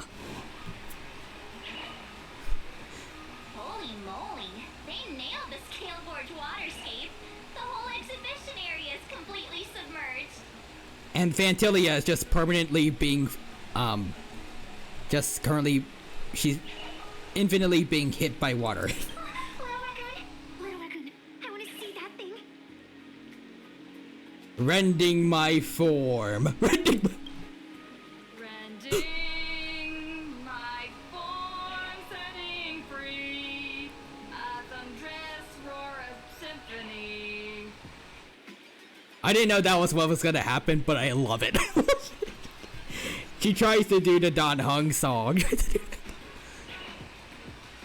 Peak.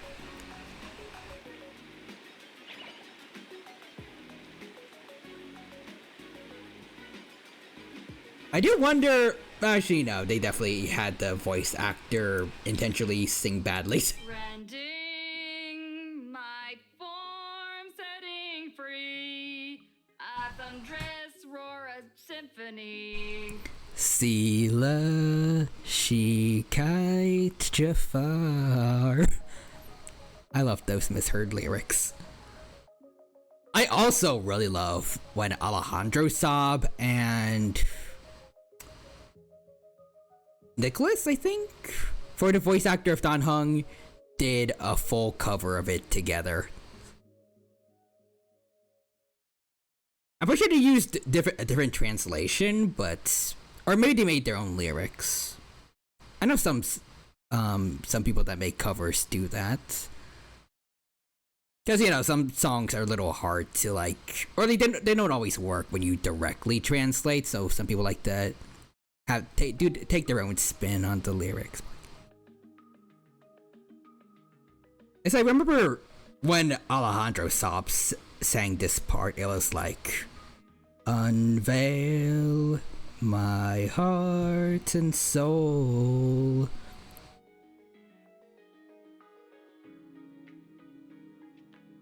I think.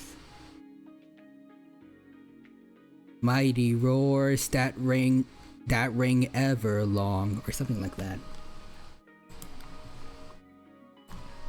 It's not gonna be copyright struck if I play it, right?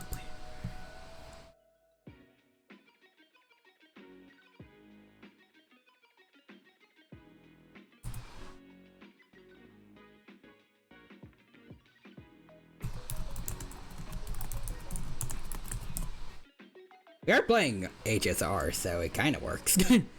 Let's see, hold on.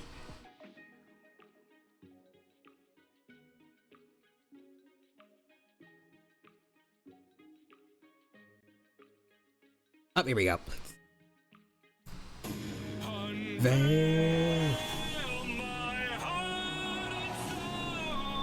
Oh, it was heart and song. Okay. Oh, I got that part right. Cast on the dead and gone. I think, right? Cast off. Like, cast off, not on. Okay. That's the bit I got right.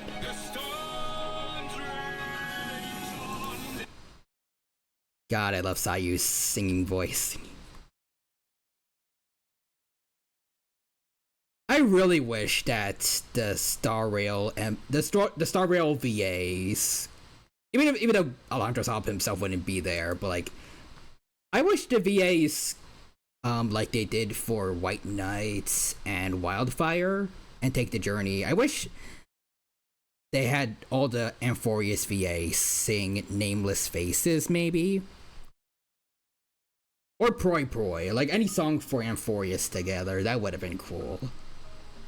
And just in general, I wish we had a song for Plan Arcadia.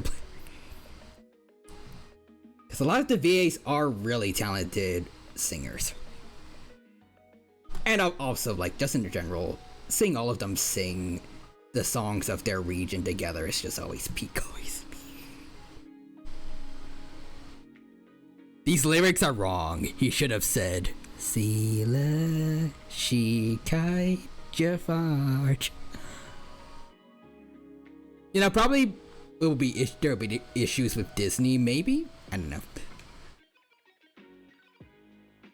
I don't know if they would actually have issues with you just putting a PNG on stream, but like imagine if Molly Zhang, she just had a little kite with that's a Jafar PNG at some point on her stream. At some point. Like just a random Jafar PNG found on Google with a little string attached and like some light animation to look like it's swaying in the wind.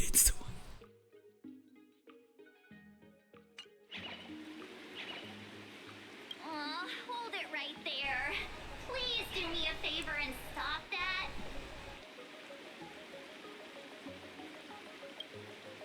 Nessia means that thing. With a flick of the hand, the ancient sea splits apart. I can't do Cloud. I'm Cloud.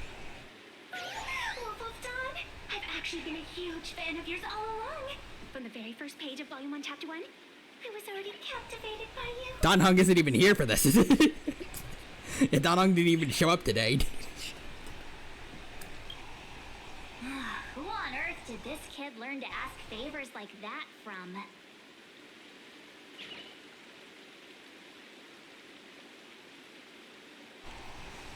Imagine Evanencia is like, Cyrene, I've been such a big fan of you ever since you showed up in this one particular chapter of the Fluffy of the Blue. I've been I can't word. I've been captivated by you. And then everyone's just like, she's not even alive. And then Cyrene suddenly shows up to thank Evanencia for the compliment.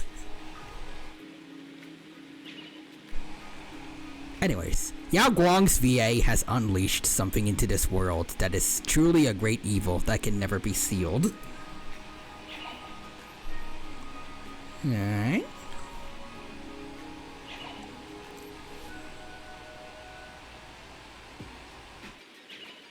Oh. 6-7.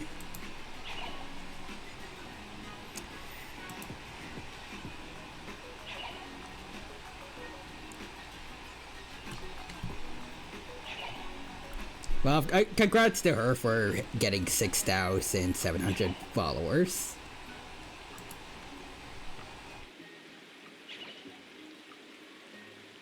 Six polls, 750-50. Six.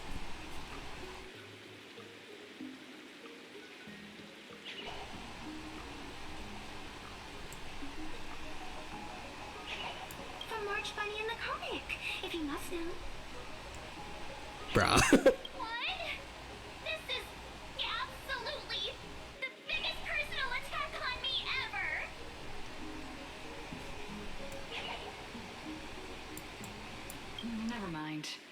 I'll go ask someone about what's going on.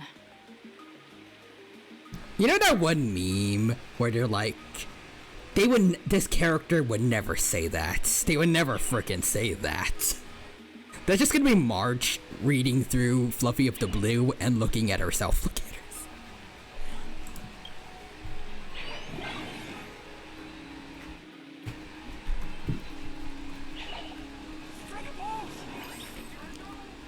Let me see. Into the water. Don Hung, back into your natural habitat.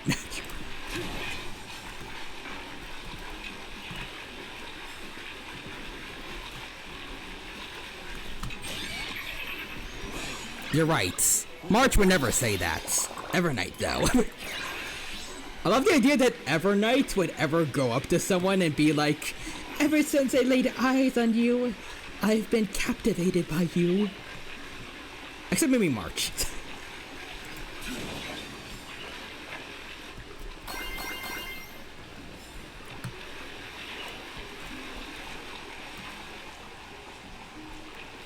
I was about to say, is this guy like stuck in the floor? But then I realized, for some reason, he's like he's sitting down in the water.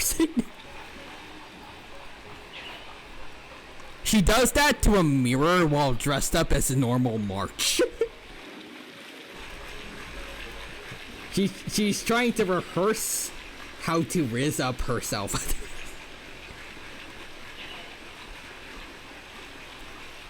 Hey host, this immersive theater is getting a bit too immersive, don't you think? It's been almost 20 minutes. Where's the actor who's gonna split the sea? That's right. The script for this exhibition stage play was written under the guidance of the Xianzhou's legendary literary master, Mr. Xian. We guarantee you'll get an authentic recreation of the Express's most iconic moments. It's just a burst pipe, isn't it? It's you! Trailblazer! I don't know what happened, but water just started gushing out everywhere. Please, save this exhibition area. Yes, ma'am. The random item in the background, Spin. Don Hung, where are you? I'm calling out to you with all my hearts. Don Hung Soul, I need you, Cecil Hugs. Alright then. Kyogre, what have you done? Kyogre. By the way, just gonna... Right here. I think you can see what it is now.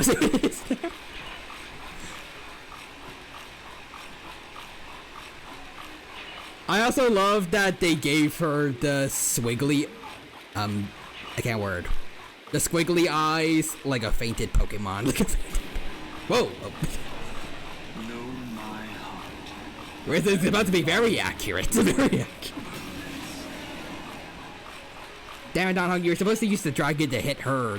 That's the thing. Although that being said, we have a Xianzhou general right here. She could probably do something too.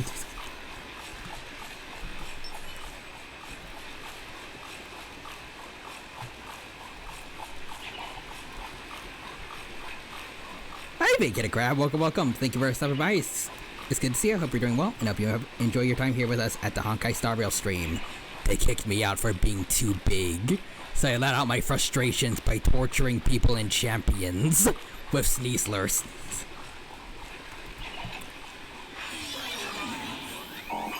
Wait, who? Is the first one a reference to something, or? I come to sightsee and do hard labor. Fix these pipes. All for the audience. Sneasler? Sneasler is broken. How broken? How broken?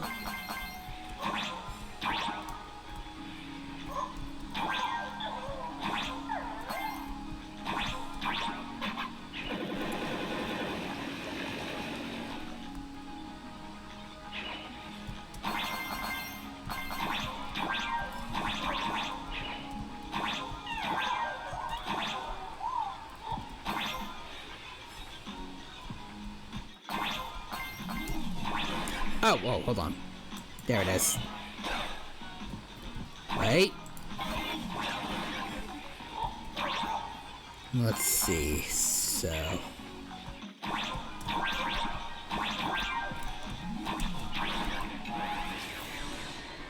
The new Prolux made clean series pom-pom sanitation makeup. Tron model fires cannonballs. Oh.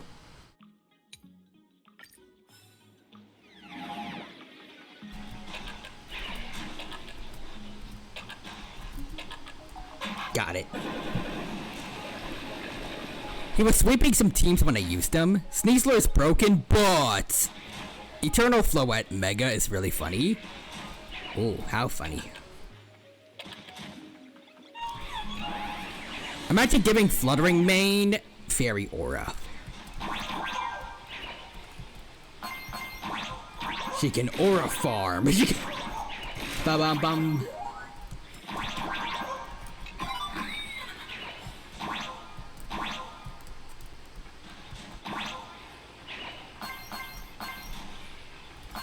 Imagine being better, Xerneas. Oh.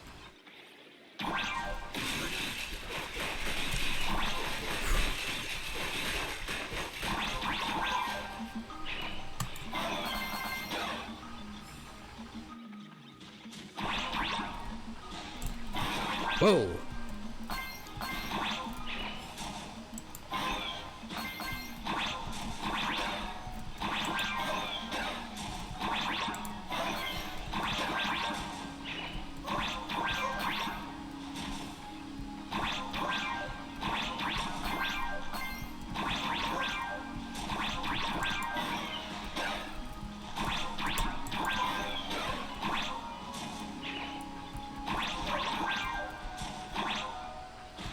Bum bum.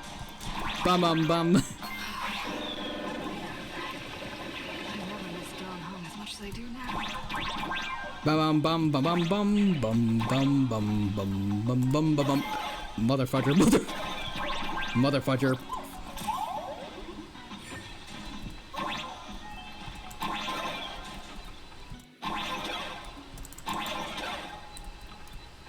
Can you not? Oh, you can't.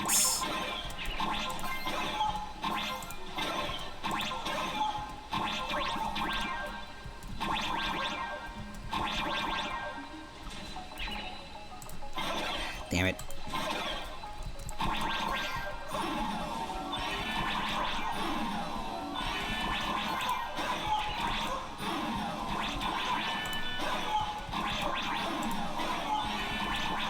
I just constantly killing this. I just constantly killing the fur bobo that's cosplaying me. Cosplay.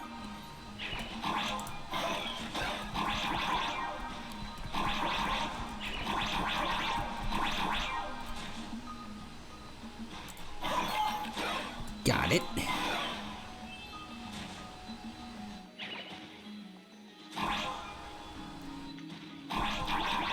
Wait, I can't get over this.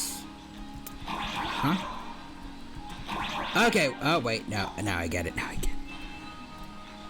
Hold on. So let's see. For context, Fairy Aura gives 50% more damage to fairy moves with Light of Ruin, with bulk, speed, and the special attack of the gods. Okay, I get it now. I remember being stuck on the trash can fight because I only had hunt units. I hate those guys because of that. Really hoping Blade is best in slot for Ash, since I would need another meta team for endgame modes, and I like using Ash. We'll have to wait and see.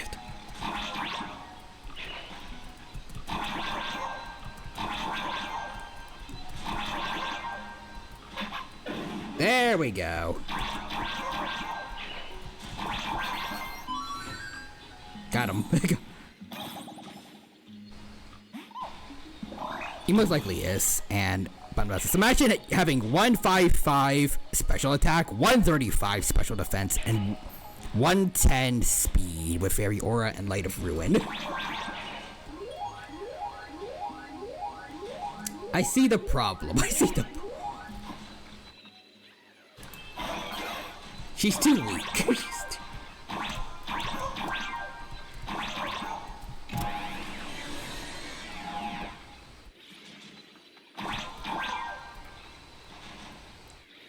It also has Calm Mind.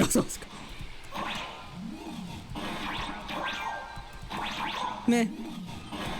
Ow. There we go. Gotcha.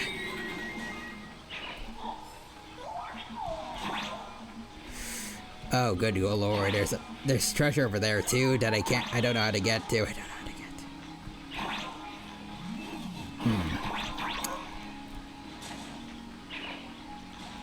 Okay, I think I'll deal with that later. Dude.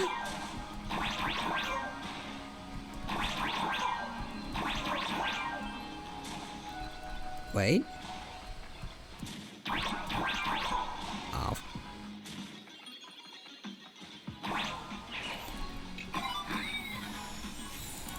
Fine, let's get going. Next is just sparkles. They kitty crabs. I want the cat girls, but I can't unlock a ollie. Welcome, dear visitors and spectators. At this moment, you've arrived along the Astral Express at the ancient and mysterious Xianzhou! It's the Xianzhou Luofu! Oh, that's right. The Xianzhou Luofu Scale Gorge Waterscape! Let's give thanks to the Trailblazer, hero of the Astral Express, who not only saved the Xianzhou Luofu, but also happened to save our little venue today! You're welcome, folks. And now, it's showtime! Adapted from the true adventures of the Astral Express, we present Battle at Scale Gorge Waterscape! High Cloud Squadron, assembles! Thanks to the support of Full Wish TV, we invited the 4 main stars of the Action Hero series, Daybreak Squadron, to perform in this show. Oh, wait. Oh, so that's what they meant by the Cloud High Squadron. So they replaced some of our friends with these guys? Okay. That's not very faithful. Unless these guys were also into comics.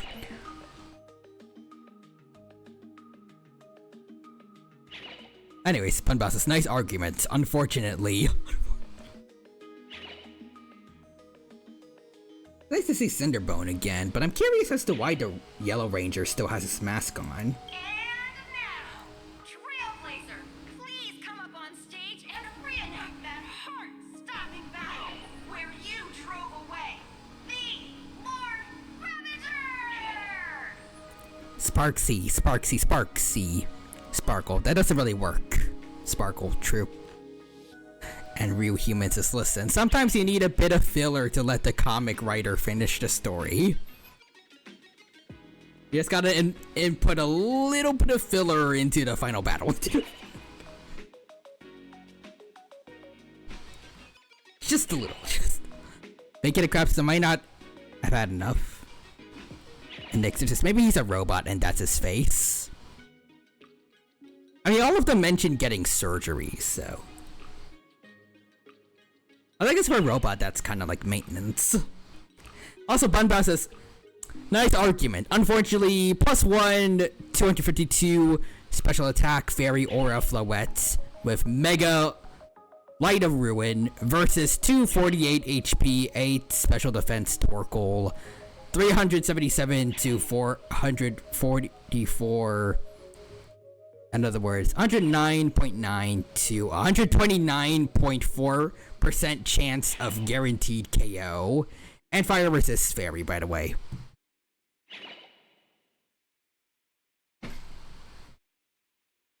Nice arguments. Unfortunately, you don't exist. You didn't faint. You've been erased from the game.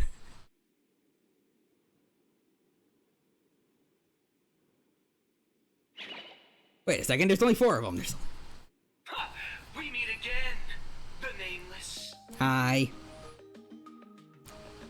Can you at least change costumes? I don't think that's necessary. Aren't we supposed to be the heroes of the Xianzhou? Why do the Xianzhou's heroes need to rely on others to save their land? Same as us. Shouldn't the heroes of this world be able to protect our own people? Can't we be the ones to bring happy smiles to their faces? Real humans says protect. Damn. Bunbow, no. Mega Excadrill just being like, not my problem.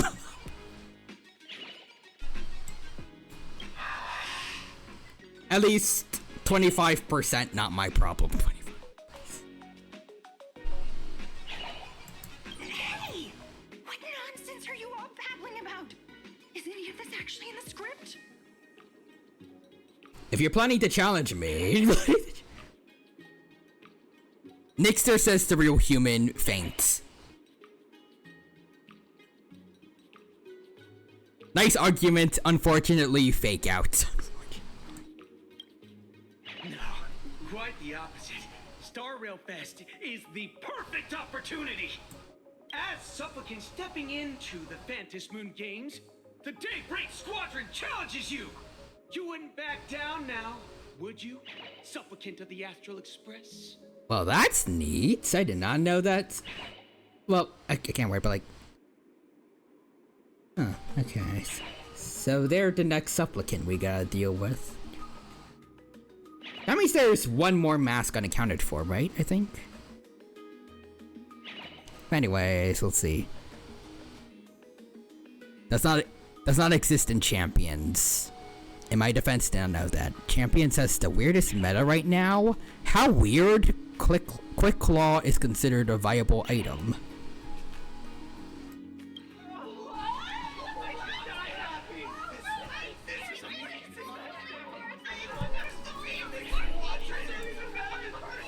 What? This I mean, it makes for a good show. These people, something's not right about them. Wait, what? I feel like they're way too hyped up. Even characters in action comics don't talk like this. Yeah, in comics a challenge like this is always a cover for some massive conspiracy. I've gotta fight alongside her. Alright, March, let's do this. You need to have faith in her abilities. Rather than rushing into battle, what you should be doing now is getting in touch with your companions. This is Star Rail Fest after all. This is Star Rail Fest. Even if you defeat me, you'll never gain everyone's approval. Boss, do we really have to do this? Next, there's also on the one hand, the Dino mixed up Feint with Feint? I don't know. With Feint. On the other, I made that same mistake when I first read it in the game. Also, vacated crabs since they are lobotomized by a crazy lady. Crazy. Oh wait. Oh yeah. No, we already know that they're part of a conspiracy because Full Wish.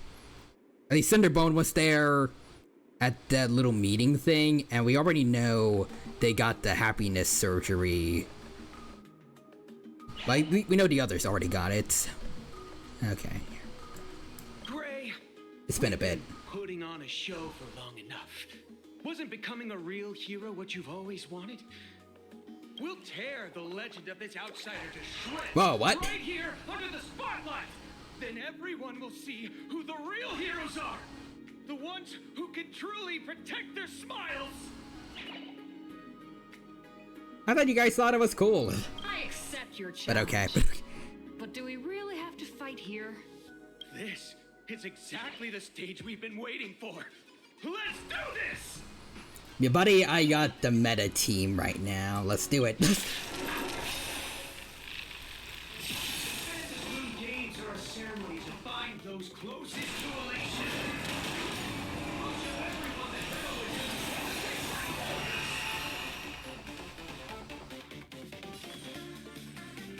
That's all the spark you got.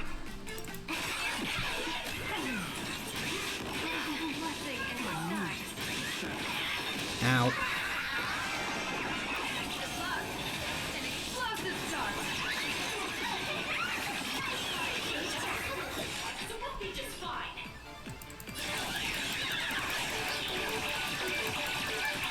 Will you be fine though? Will you really? Don't stand a chance against me. Imaginary technique. Slappy. Divination says this will hurt. Let's play for a while. Divination says this won't hurt, eh? Let's play. The divination lied. The divination lied a lot.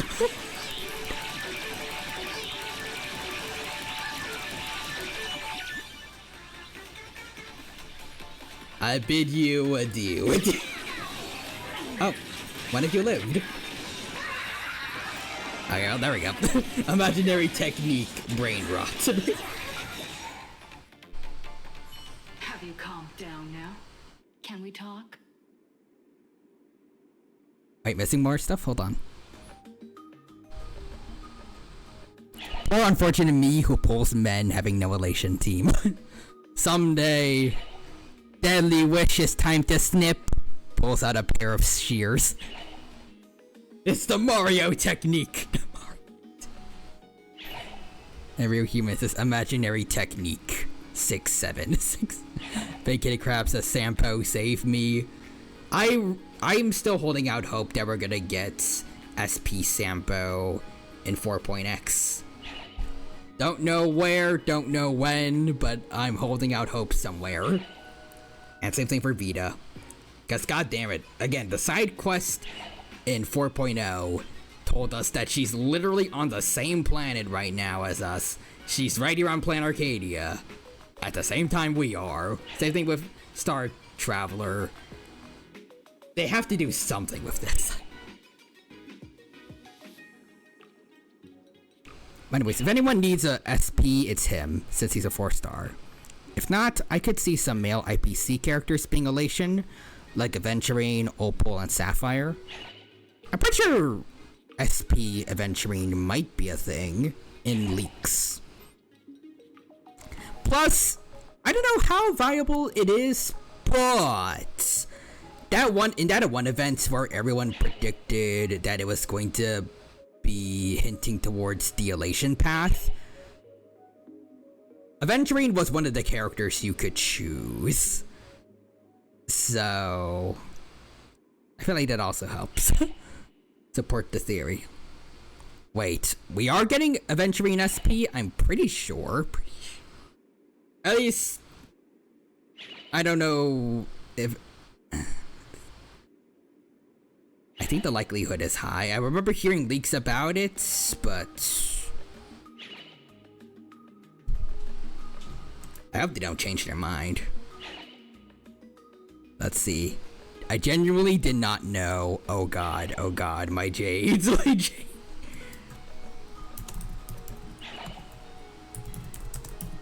Let's double check. Yeah, no, there's still people talking about it.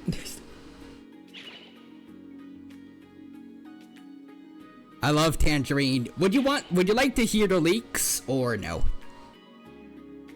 Because you might like... Actually, yeah, technically you will like what you hear, although it's gonna probably hurt your jades. Deadly Wish, it's time to go broke. Go. I just wanna ask again, like, are you guys okay with the... Okay, nah, I'm good for now, got it.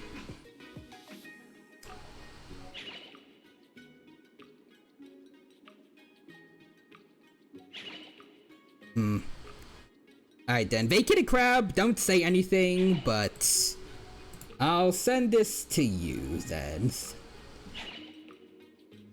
Definitely all of these are always up to change later down the line, but...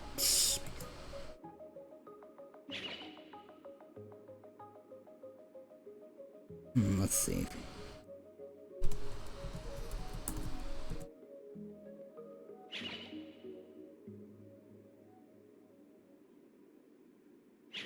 At least for right now, you might be happy with what you're gonna see.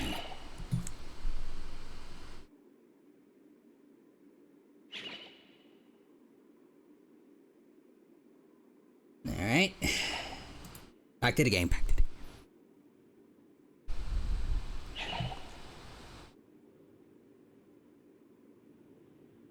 Blade and Ash not being Elation was a huge letdown, while all the new female characters are Elation. Anyways, next there says the Dino Son. Dad, Mom sent me to tell you something important. Alright. Once a supplicant's challenge begins, it won't stop until one side falls. Don't get it wrong. This is just a prelude to the real showdown, witnessed by the Vantage Moon! Okay.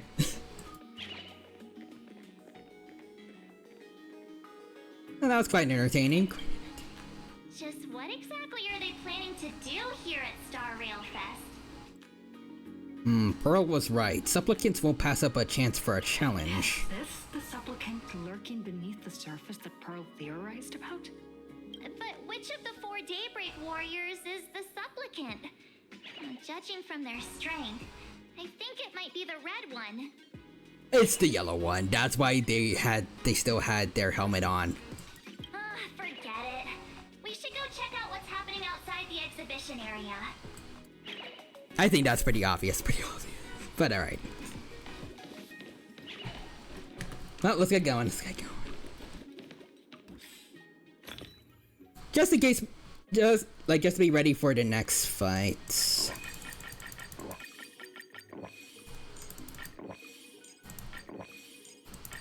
You know, besides doing this, does anyone else really use food that much in HSR? Or...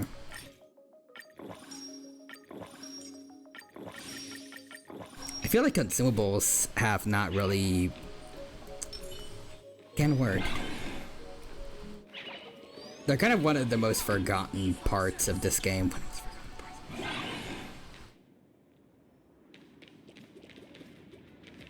Like it was in a lot of other games, I feel like food, like buff granting food would be pretty valuable to use. But no one really cares in HSR, I feel like. Probably mainly because, like, a lot of post-game content doesn't even let you use it.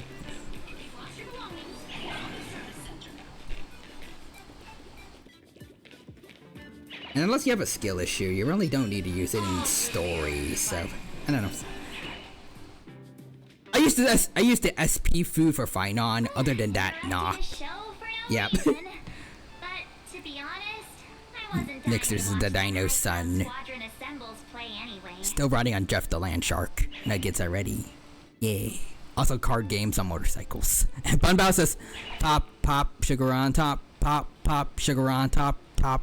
Wait, pop, pop, sugar on top dice. So, don't tell me this whole Cienjo story is also something Blurry made up? Funny. Can't say I'm surprised at all. It was Jinyuan and Don Hung working together. I wouldn't dare take credit for what I didn't do, since it was in fact General Jing Yuan and Don Hong who teamed up to defeat Fantilia. As for the High Cloud Quintet, it's been over 700 years since those five made their mark. I know it may sound wild, but Cienjo folks generally live really long lives. You've read the Fluffy comics, haven't you? Pretty sure they covered all that lore in there. You know, since obviously Fluffy of the Blue is based on like real life events, like, did Nihilux or like anyone like, did they get in touch with like anyone that actually like any historians for these planets or?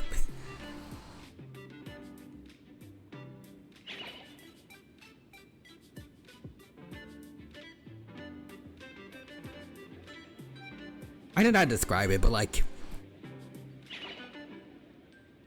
I feel like it would be kind of like the Marvel 9/11 comics.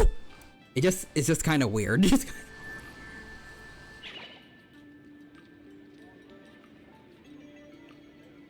Like you just kind of took real life events and altered them with your own original characters, or at least altered the characters that were already there.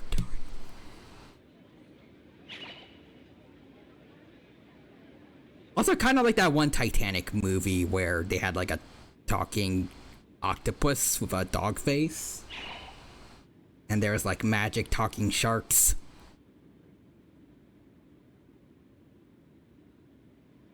You know about the Titanic. Anyways. Nihilux. My source is that I made it to Fudge Up and got lucky. Yeah, immortality. Some see it as a curse. But personally, I don't think the abundance is as terrifying as their reputation suggests. Don't let the Xianzhou hear that. Yeah, don't say that in front of Xianzhou, folks. Is the Xianzhou racist? I almost forgot we're not in the Cienjo anymore. Should be fine to talk openly about the abundance now, I guess. Yeah, that's not an issue. But the Cienjo's attitude towards the abundance isn't totally baseless. We've clashed with the Borisin, fought against the Mara Struck. There was that one time we found pacifist Borisin though, right?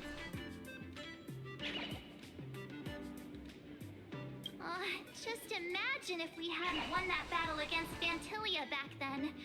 The universe would have ended up with an immortal, indestructible Lord Ravager. Actually, I think the abundance and elation make quite a good match. Have you ever heard of the elation sustain? It's not gonna be me, but it's gonna be someone eventually. So. After all, only with infinite life can one pursue infinite joy. In my opinion, those who are alive have the right to choose death. But they also have the right to choose to live on. I mean, yeah, but... You know, maybe if you want to live forever, find a different means than something that can get you Mara struck. After all, there's always something out there that makes tomorrow worth waking up to. Actually, I don't even know how Mara really affects certain species. Because, at least for, like, Xianzhou humans and Foxians... Actually, no, Xianzhou humans, we know they turn into, like, the Mara-struck enemies. I think it was said that Foxians just don't live long enough to reach that point, because their lifespan is slightly shorter than that of other Xianzhou natives, like only 500 years old. And Vidyadhara don't have to worry about it because they always reincarnate themselves in their eggs. But I think the Borson, they live longer. And Hule, even though he's an a-hole, he doesn't seem like he's actually affected by Mara at all.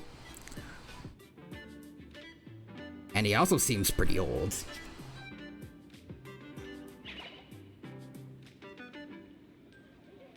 Like, the Borsons that made their plan to free Hule from the prison, and then how they were acting when they took hostages alongside Jiaoqiu on their way out.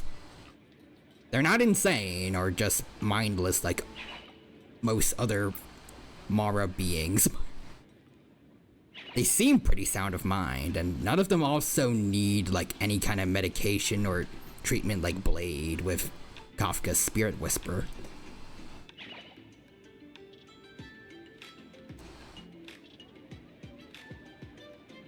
So maybe there's some species that will have no issue if they become immortal from the abundance. Maybe that's what Evanencia's going for. Anyways. Next there's this Dino Sun. Rise off of Jeff again. Jeff. Just for the record, Jeff doesn't mind giving the Dino Sun rides. He enjoys it. Just as much as the Dino Sun. Wow. Getting all philosophical on me now. When this kid gets serious like that, I swear you can practically see the wrinkles forming. Since we're talking about waking up, wake me up!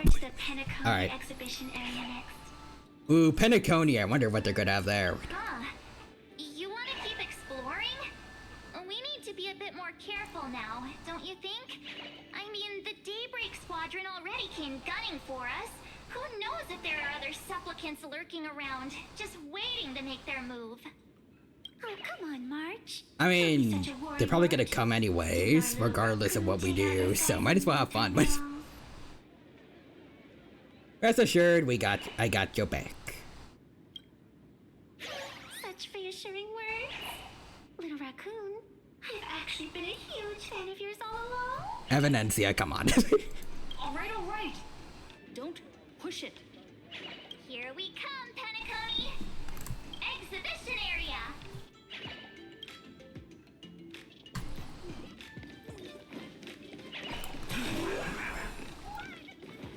Alright. Sparksy, wake me up inside. Can't wake up. Save me.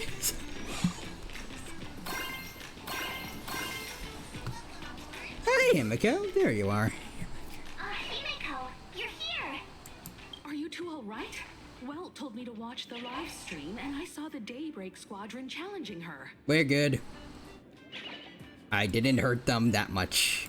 And I'll be honest, they retreated. After I beat them up a lot. I bet their intention was to stir up their supporters' wish power through the challenge. If you'd hurt them recklessly, it might have pushed many supporters straight into their arms. Oh, and you are? Hello. Oh, nice to see you again. Express Navigator, Miss Himiko. Pardon my poor memory, but have we met before? Oh, okay, so when she said, and you are... I was about to say... Did they meet before? But I remembered that they did go to the place with the tree, but... Now I'm confused because she didn't remember Huh, okay, that's weird. Of course. I've seen you in the news more than once. It's such an honor to meet you. Interesting. This is Evanescia. I think she's a student from Graphia Academy. We ran into her at this expo, and she's a huge fan of both the Fluffy and the Express. Jeff says he'd give Dad rides too, but Dad's too big. Also, let's see. He's the one who drew my mask. Huh? So that girl you saw in the Phantasmoon courtyard, it was her? Yeah. Well, wait a second. She made you a mask? So, you're telling me Nessia isn't just a normal girl? Did she ever seem normal before? Who exactly is she? Oh, whoopsie daisy. Who exactly? Oh, okay, so what I chose was a Miss Fox here to return the favor, maybe. Are you? Me? I'm no different from you. Just a spectator of the Phantasmoon games. Though I suppose my position is a bit special. I had so much fun tagging along with you two. Who would have thought that the Fluffy had such an interesting backstory? I think it's time to say goodbye for now. Ah, man. Are you leaving, Miss Evanescia? Now that my identity has been exposed, Cinderella's magic is about to wear off. And since this little adventure started on a whim, might as well end it on one too. Little raccoon, you can feel it, can't you? All that attention, all that joy from the exhibition. As you fulfill people's wishes, that power has been flowing straight into your mask. It might spark something beautiful, or plant the seeds of something sinister. Whatever you choose, I just hope you won't become a boring character. I hope I'm not boring. I'm rambling again, aren't I? Well then, before I go, let me break this awkward moment with a riddle. Do you know why flowers are so beautiful? Is your Riddler syndrome acting up again? Wait, where did those flowers behind you come from? What's wrong? Can a pretty girl have her own special effects? But how did you make them? I know you're never serious about anything. That is I correct. guess I'll just have to answer my own question. Because flowers are always so fleeting. She's a ninja. She's You left your own special effects behind. She's gone. Unexpected people and unexpected things. I like that she had a little wallpaper there that just kind of disappeared now. Disappeared. Although Miss Evanescia claims to be just a spectator, as someone who can create masks and allow others to become supplicants, there's no way she's just some ordinary girl. I just don't know what to make of everything happening to you. Mom, I promise she won't lead me astray. Sorry, I'm just being overprotective. I like that Himiko is just kind of accustomed now to the Trailblazer calling her mom. All right, time for us to head out. Where to? Let's continue forward to the next stop, the Penacony exhibition area. I have a feeling that the Daybreak Squadron's challenge isn't over yet. As the stars of this exhibition, if you left just to avoid conflict, all the spectators might think you chickened out and fled. Darn it! This whole Daybreak Squadron business has got me on edge. Somehow I can't shake the feeling we're being watched. Here's some good news. At least we aren't completely without help. Pearl's people are on their way to the Penacony exhibition area to join up with us. Okay. Let's get to it. Whoa. Yiddy bye. Shuttle Express is about to depart. Next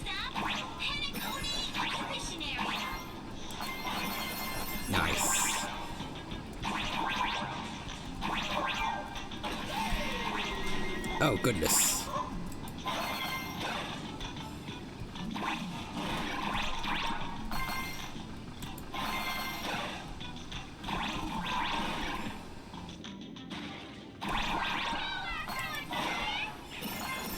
Astral Express? Another IPC lapdog. Whoa, what? For Planet Arcadia. Let's go, David.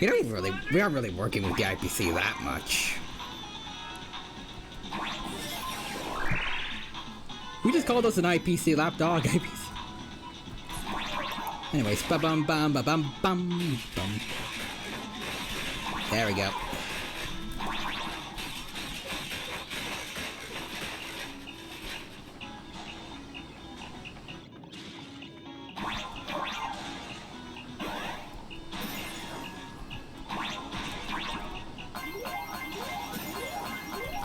Good God. Okay. We are in the clear. Whoa. Hey, Sundays!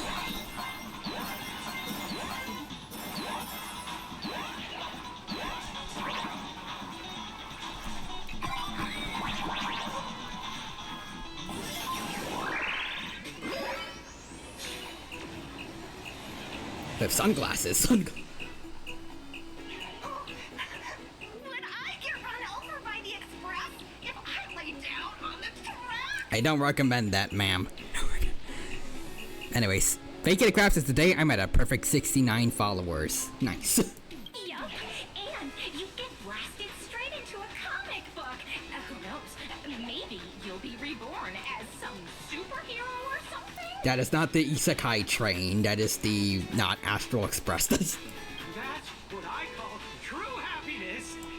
It's hard to believe they recreated the scene where the Express crashes into the Great Septimus. All the previous exhibitions were so hilarious. They really nailed the Great Septimus part. I was thinking of inviting Sunny over here. Sunny. That's just mean. Sorry. So where's... But I do like that March Girls then? defended Sunday. I don't remember if she was against him joining the Express before, but it seems like she's getting used to him being around. Huh? Who's calling? Yoo-hoo! How you doing? Sparksy! Gray hair? Hey, Sparksy. Okay, not doing the mean one, so the nicest one sounds like 2. I heard about your big fight with the superheroes, and since I actually respect you as a rival, I thought I'd give you a heads up. Yes. You might think you scored a massive win in the Phantom Moon games, but most people probably don't see it that way. Anyway, the news is on right now. Why don't you go check it out? Okay.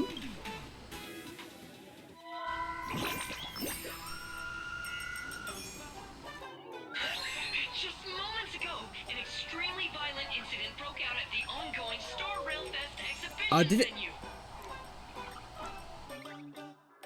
I can't word, but like, did they lie about what happened? The Astral Express supplicant Trailblazer brazenly launched a brutal Oh, attack come on. on the local heroes, the Daybreak Squadron. The scene descended into total chaos. It was literally live streamed. Everyone saw that they came after us first. Oh my! This is terrifying! This nameless just defeat Sparksy and save Crappy Academy? Was that victory still not enough? Could she, like a defeated Sparksy, now be a threat to everyone's safety?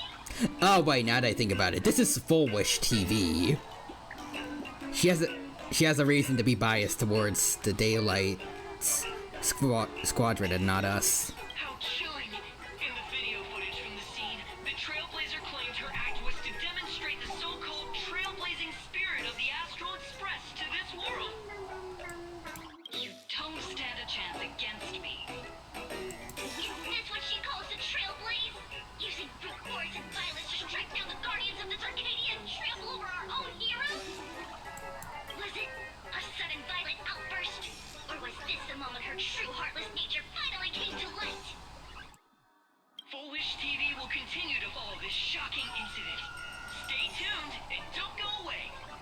We probably should have had multiple different groups recording all this because yeah, clearly Full Wish is not reliable. It's all over the internet now. Some say you're a violent maniac. Others think you're behind a bloodbath and death book. That you're the second herald of death. Jesus Christ. Let's see. How are you feeling right about now? Go ahead and laugh if you want. How could I? As a famous streamer, poor little Sparksicle has always been troubled by constant cyberbullying. Tell me who they are. I'll get their butts. And then there was some nameless from the Astral Express who gave me quite the beating IRL. Yeah, sorry about that.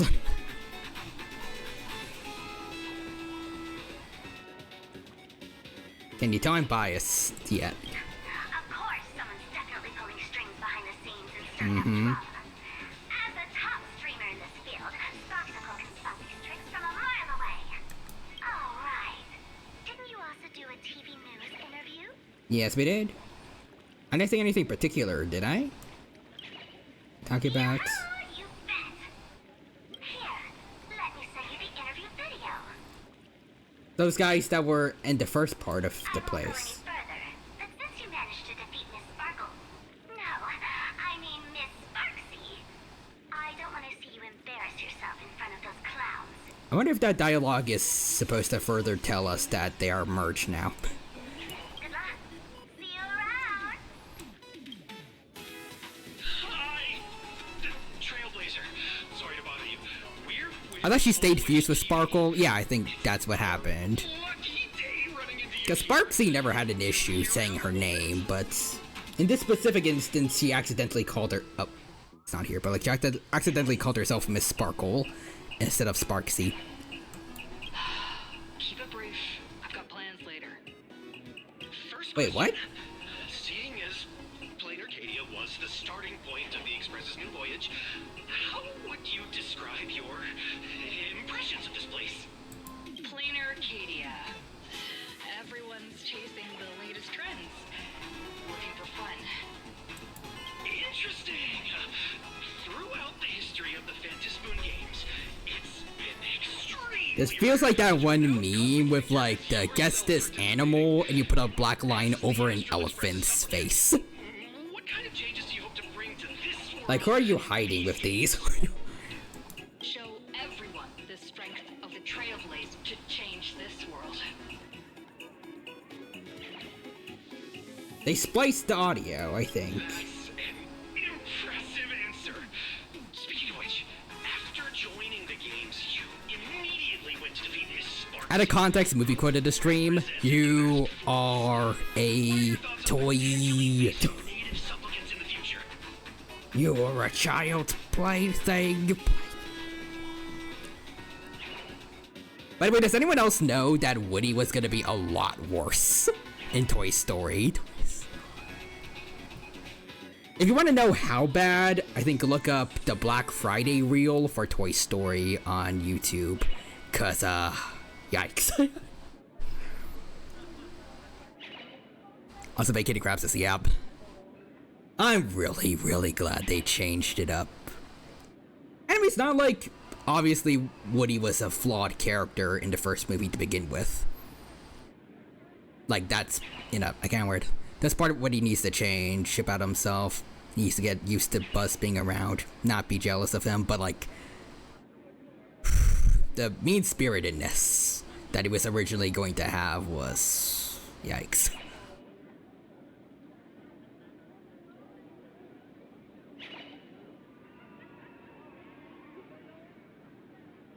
Especially since Toy Story was like the first computer animated movie, I'm kind of worried about what would have happened in another timeline where that happened. And like potentially Toy Story was not received well.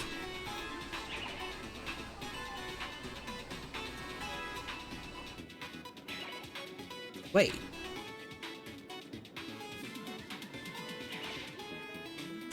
Oh, wait!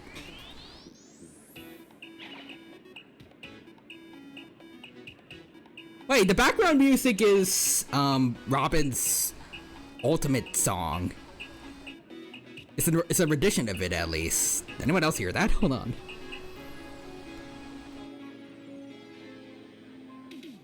That's pretty cool. You knew your definition. Yeah.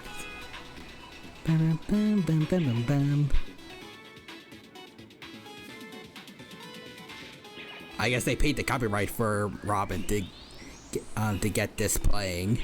Good job, Pearl. Good job. But anyways, Nyx is just put for how long in a tour. What are you gonna do? The other native supplicants? Way too dangerous. I'd rather defeat them through violence. Yeah, they spliced their audio in the interview. Wow. Speaking of local supplicants, we've noticed that Star Rail Fest is Perlux Corp's way of rolling out the red carpet for the Express. There are rumors that the IPC is also sponsoring the Express. So, I have to ask, are you representing the Express or the IPC in these games? At the end of the day, this is a festival for the IPC's interests. Madame Pearl and Perlux extended such a warm invitation. Not one of the guests. I'm the master of this place. Oh, come on. Wait, what? This is totally a malicious edit to frame her! How shameless. I feel like more people, at least in the real world, would definitely notice the weird cuts in the audio. But I guess not everyone would notice. But they sure know how to twist people's words. Over these 15 years, the nature of competition in the Phantasmoon games has evolved. The Daybreak Squadron's taunts were just smoke and mirrors. The real game is being played in the shadows, where our opponents have mastered the art of weaponizing public opinion. Come to think of it, it's only natural. After all, the true stars of the games were never the supplicants on stage, but rather the audience, whose gazes they command. Indeed. The audience is Oh. all fired up, waiting to see you work your magic, kid. Hey, Ashvale. But you know what? I bet what they really want to see, deep down, is the Daybreak Squadron taking the Astral Express down a peg or two. Man. No. Well, if it isn't the folks from the Astral Express. Fancy meeting you again. This storm online is several times more intense than the day you stopped SparksyCon. Miss Kuchiva, you've seen all this fake news too, right? Aren't you guys a bit late for this? Sorry, got a bit held up on the way. Since I entered the exhibition area, at least 7 folks stopped me asking for the autograph of this guy called Welt. They mistook him for Welt because they're both guys with like staffs or canes. So, who is this Welt? Pearl assigned us to investigate the Sinwish Syndicate massacre. But every suspicious thread we followed led us from the Research Society of Happy Smiles straight to the Daybreak Squadron. And then there's the one pulling the strings behind the scenes. Full Wish. Full Wish? I mean, her name is like on all the stuff. You've heard of her, right? Oh, you know that name. Now this is getting interesting. Oh wait, because she was also one of the people that survived the big massacre. She was my junior at school. Yeah. 15 years ago. She was also the only student who survived at Graphia Academy. Weird that she said it like that. You could have said one of the only 2 students, but Himiko says she was the only student who survived Graphia Academy. But we know from the first time we looked into Himiko's memory of like the Herald of Death coming in through the window, she was there in the classrooms. The good news is your junior is living better than anyone else. She owns TV stations, charity. I really want to believe she actually is an Imagine now, but maybe I'm looking too into it. Oh, as for the bad news, she's probably plotting something for the Phantasm Games. And I mean the worst kind of something. My gut tells me that the Sinwish Syndicate massacre, well, and that's probably on her tab too. Madame Pearl sent Mr. Asher to ensure everyone's safety. Of course, I understand that with the Nameless's skills, there's no real need for extra protection. But Madame Pearl didn't want to take any chances. Long story short, feel free to use me as muscle. No need to be shy about it. Gotcha. I'm counting on you then. So, are we still heading to the top of Pom Pom Tower? We should keep moving forward. If my guess is right, the Daybreak Squadron will launch their second attack there.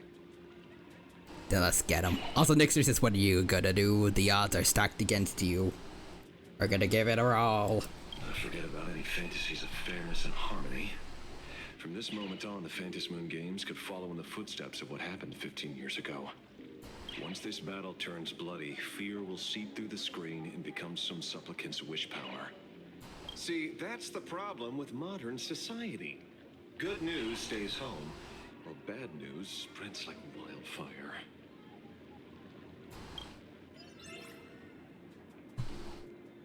Yeah, there's a lot more bad news nowadays.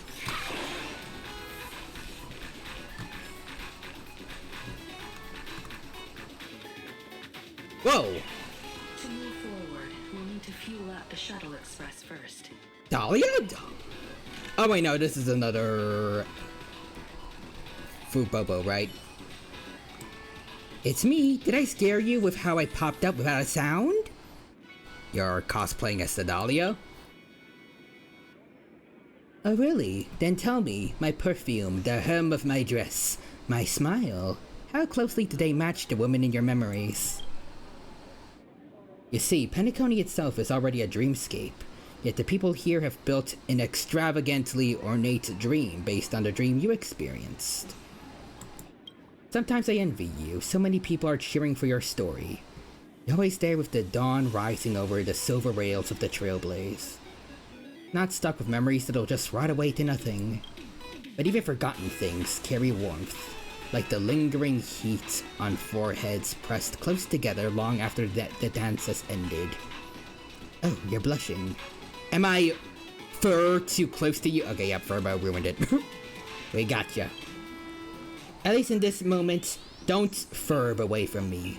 And don't break free from this memory that belongs to you and me. Yep, your Furbo speaking habits gave you away. The Dollifleur. What? You saw right through me? I read Fluffy across the blue dream of gnawing oak 100 times, and memorized all those lines for my opening. In that case, immolate yourself in my dance. Are you still reciting her lines? Okay, let's do it then.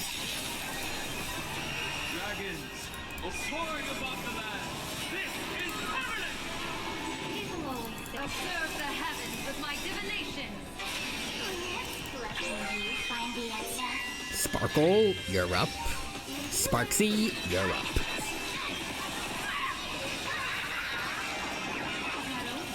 Don't thank me.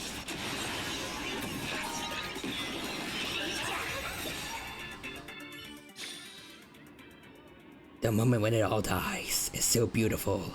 Ah, the one who's about to die now is me, the Dollifer. Boss, I know it's wrong, I just love cosplaying so much. No one's ever paid attention to me like this. No one's ever liked me this much. It's only when I become the characters they love. I need to pretend to be Lady Dimitrescu for people to like me. That's when everyone would notice me, call me with such warmth, and have me right at the center of the crowd. You should totally be an actor at Star Rail Fest. Ah, boss, are you blown away by my perfect cosplay? All too faithful to the original. I knew my Furbo transformation technique was absolutely flawless. No one but you could have seen through it. Hope you enjoy your visit, boss. I'm gonna keep moving and check out the new exhibit spot. Alright, see you. To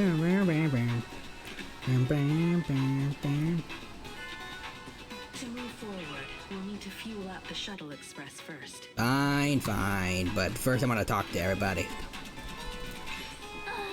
Daybreak Squadron.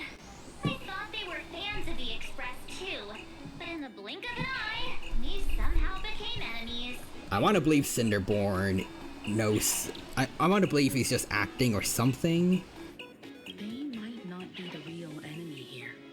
Someone could be pulling their strings from the shadows. If possible, I'd rather persuade them to back down. Since once a battle starts, it'll be like pouring fuel into a fire, stoking the audience's bloodlust.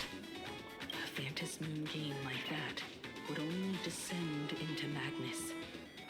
And I certainly do not want to see what happened 15 years ago repeat itself on these lands.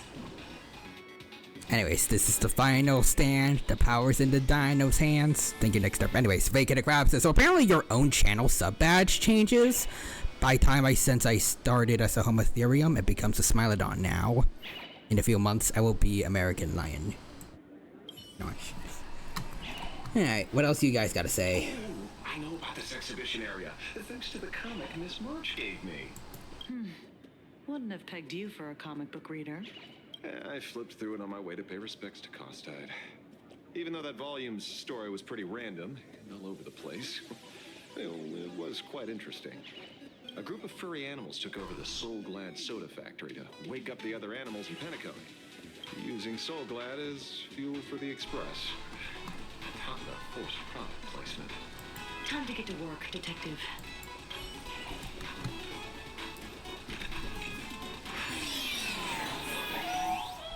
Come on, let's fuel up the Express.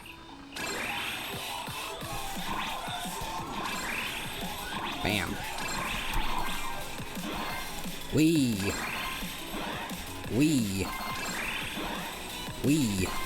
There you go. Whoa, oh boy.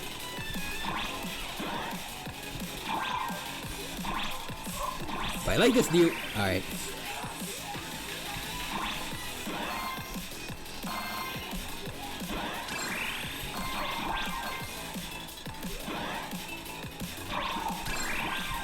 I just realized we're collecting feathers.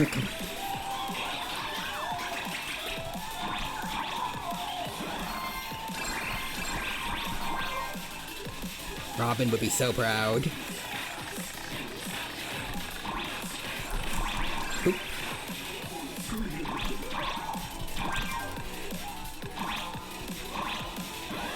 Wee.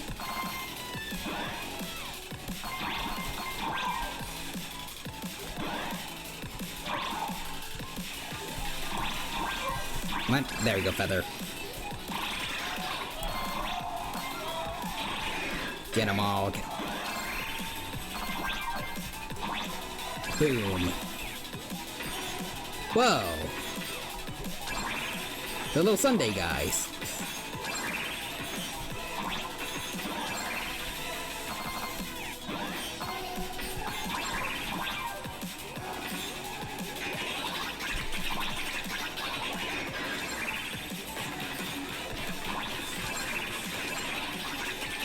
Beat up all the guys. We're beating up all the guys.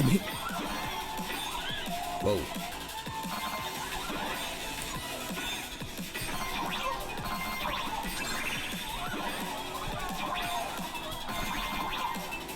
I will collect all the coins.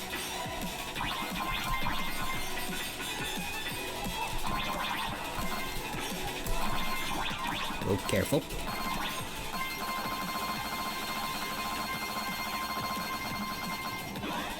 Wee.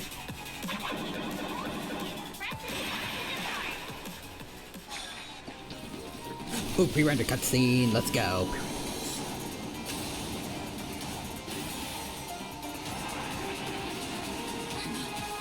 Wee.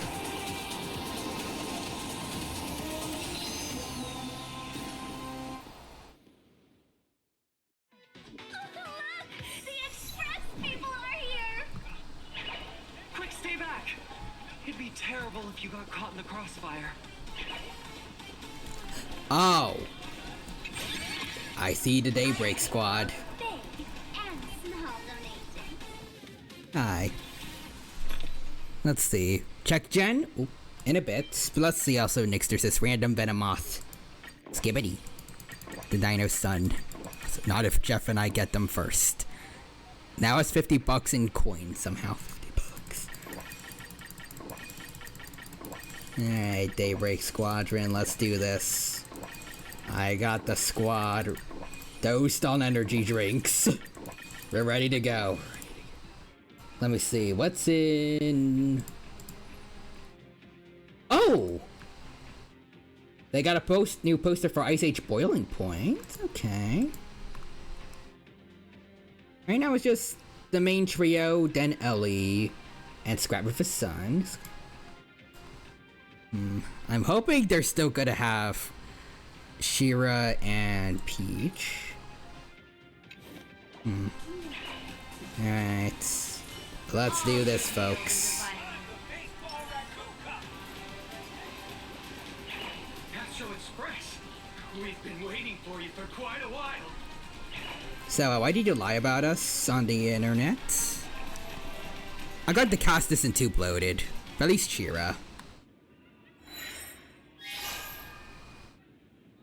The Astral Express. Just as I thought you weren't. Okay, I like the intro. We did. Oh, you brought help? Yeah. Anyways, let's see. Sparkle, when did you find $50 in coins? The Den of Sun. A really big couch. Jeff. Let's see. I would like to see what happened to Peaches. It could be about Peach leaving the herd for her own? Maybe. And it's an old friend. Been a while, old man. Don't tell me you're in cahoots with him. We know he's not, but... Be so paranoid. People who have lived in Delbrook share a special connection. Since you're treating me as an old friend, I don't want to act like some high and mighty adult telling you what you should and shouldn't do. But let me tell you this. What you're doing right now has already crossed a dangerous line. Whatever orders Full Wish gave you, there's still time to turn back if you stop now. Thank you, Ashvale. Also, I like how there's giant trains in the sky made of golden tickets. I want to collect those, but anyways. Wilhelm, Tiana, Lucius. That's actually kind of sad he does also know them all personally. And you, Magnus. After my heartfelt warning, did you still insist on taking Full Wish's side? Come on, Cinderborn. Or just Magnus, but like, I like calling him by his hero name. Still time, man. They're my partners.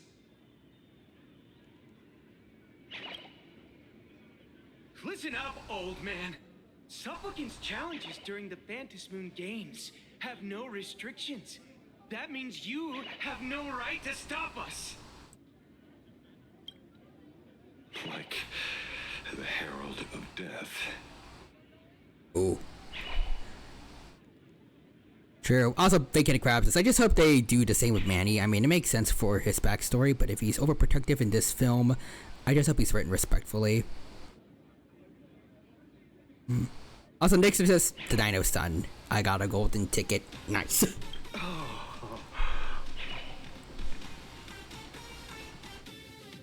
We're not the Herald of Death. And we're definitely not here for bloodshed this time.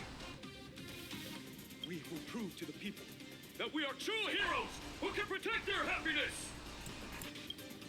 The Astral Express. These visitors from beyond the sky claim they saved the cosmos from a Lord Ravager. But who knows what the truth really is? This so-called saving the cosmos might just be another scheme of the IPC. Just like us back then. Putting on a show on TV, desperately trying to comfort the kids in front of the screen. Oh. Tell those children. Tell my past self that when the Herald of Death comes, there will be heroes who put themselves between everyone else and a threat. Captain. I wonder what Sid would do. I hope Brooke doesn't exist and Collision Course is retconned. I'm sorry. yeah. Same with Buck Wild. Where were yeah. the names of the Astral Express when we children needed protection 15 years ago? You know what? If they don't know the context, that's a good reason actually to be mad, but I'm pretty sure Himiko was the one who refound the Astral Express and patched it up. So, answer is they were kinda gone. Himiko, actually, this is the perfect time for you to speak up. Gray, don't be fooled by these flashy, cosmic heroes. Also, Big Kitty Krabs says just give him a plausible girlfriend. The Astral Express doesn't care about our happiness at all. They come and go like all tourists. No, they're even more heartless than tourists. Because they're here to trample on the elation ceremony and steal the Arcadian people's attention! They replaced our fantasies of heroes with their own image. All to satisfy their vanity called the Trailblazing Spirit. I mean, Himiko was born here. She's just bringing her friends along to see how cool her home is. I don't think that's a problem. But anyways, the asteroid thing is stupid and age gap is weird. I mean, she is older than his grandma. Also, real humans is just give him a pet crab. If he get crabs, is honestly that could be cute. Tell me, have you ever, even for a moment, felt what it's like to tremble on blood-soaked ground at dusk? It's happened, kinda. I only look brave. There's not a single time I go into a fight that I'm not terrified. You're directing your hatred at the wrong person.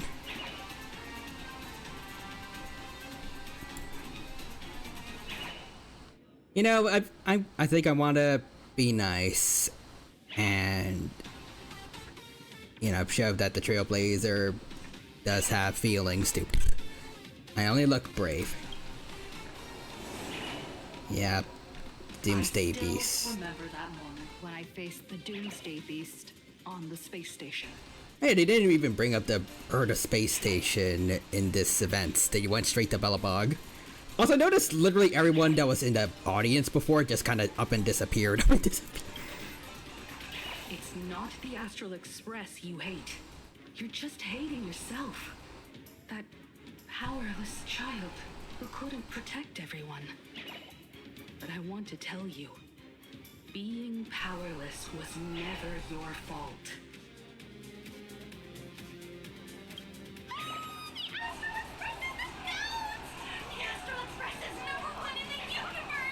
Thank you, spectator.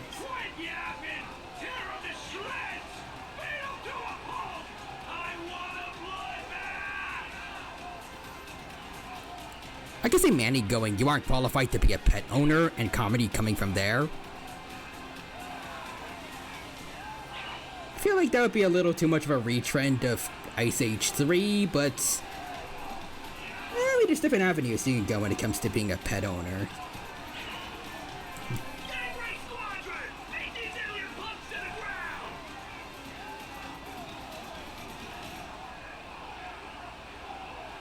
This feels too reminiscent of something. Shut up! All of you, shut up! As a kid, it wasn't my fault that I was powerless. But we, the orphans of the Bloodstained Games, won't remain that way forever. We've undergone the happiness surgery transformation.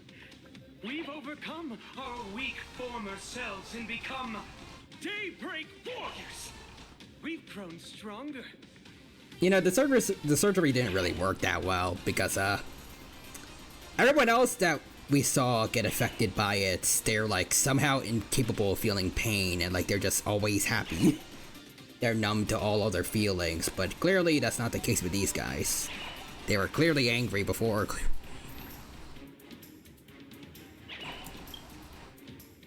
Strange.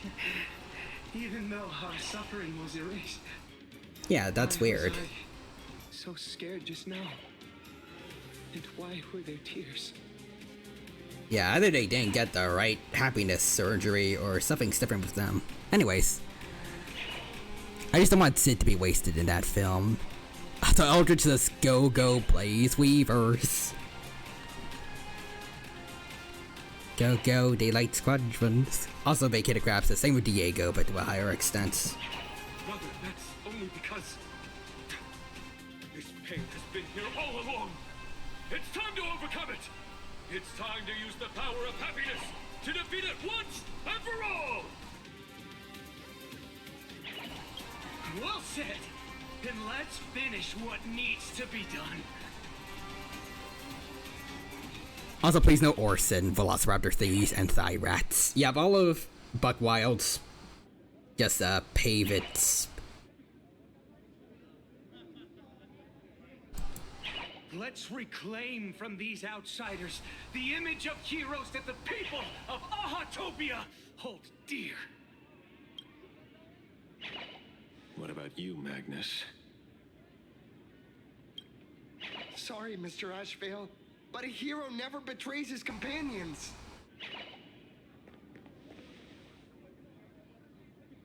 We are the Daybreak Squadron, 4 warriors of one heart, united to protect the world. I won't let down my companions, or those who believe in us. We are the true heroes. Look at the statue of the conductor. It's just an empty shell. Even Perlux Corp, with countless resources at their disposal, can't breathe life into it. But we can. Let me prove it to you. Okay. What are you guys going to do? Stop them! Don't let them drag the Astral Express's name through the mud! Let's get him. I'd be so upset if Orson was the villain of that film. It could be a Mega Raptor or a Giga. I mean, considering what they did with Rudy, you know, since he's a Baryonyx, there's plenty of other mid-sized carnivores that they could actually use. Just size them up.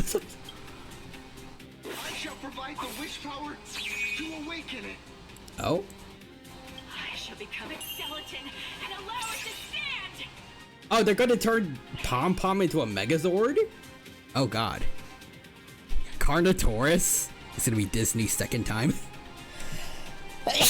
Yeah, excuse me. I shall turn into the fuel that drives it forward! I shall become the core that makes the engine sing the song of eternal doom! Maybe just Rudy again? Oh, pre-render cutscene.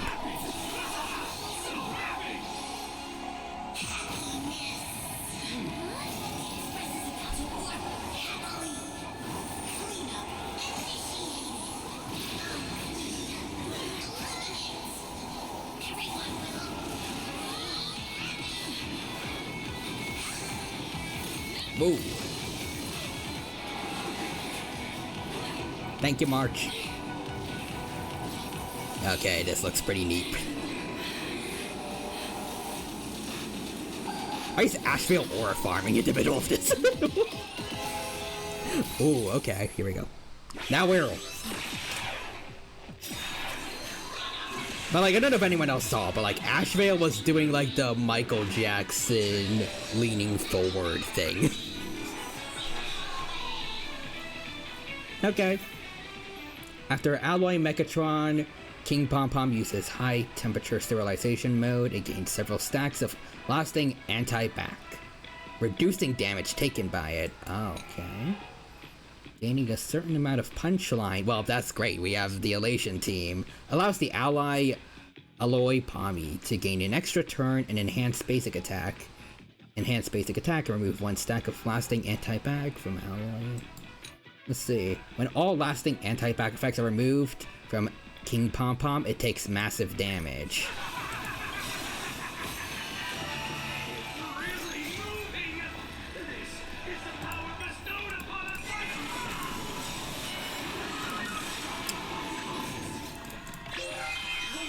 Want to see what real power looks like?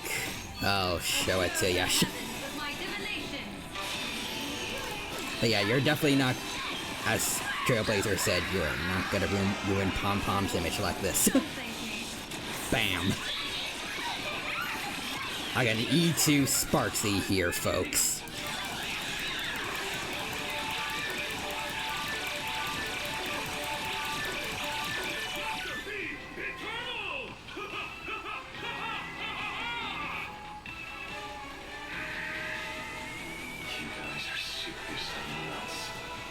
You want to see what's really funny?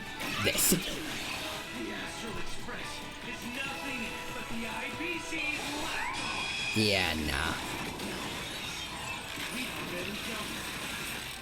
Won't mind handling a few more. What? They killed Scott?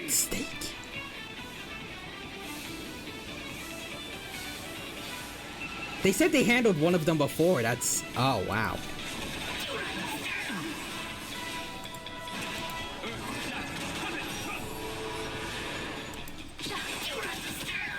Damn.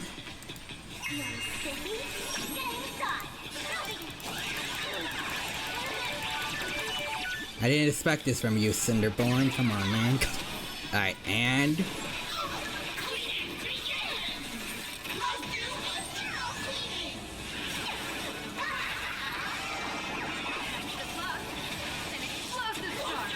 Got him.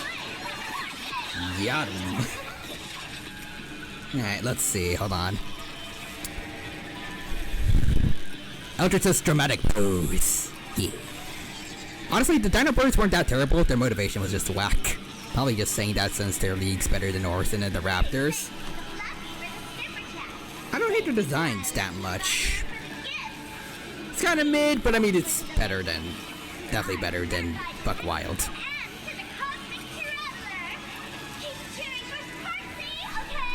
Well, gladly keep cheering for Sparksy. Don't worry about that. Anyways. Crazy Lady probably killed Scott or sent them to do it. I feel like it's that one. Wait, no, it's the second one. Yeah, it's more unique and accurate, so...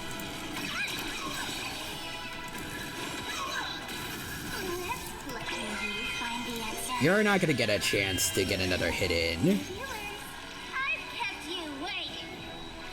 Here we go.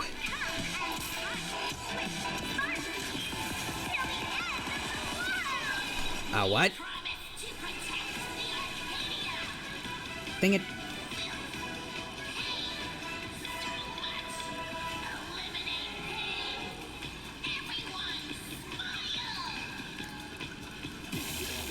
Oh. Oh, that's a pretty cool move.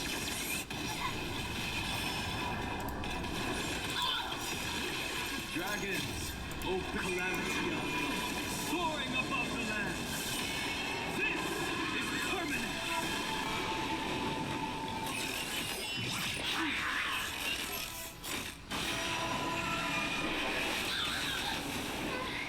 Surely that did the trick this time. Nope.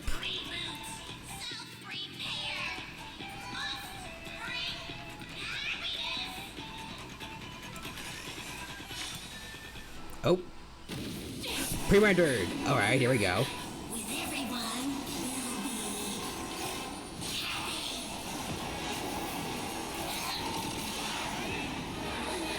Oh boy. I offer my blood. Whoa. To consume this vendetta. Ashfield? I offer my heart to shoot down this injustice. Oh. I lead Hunter Lamancha. It is he is La Mancha. Everyone called it. Gaze upon this broken-legged wolf and see my hunt toward victory.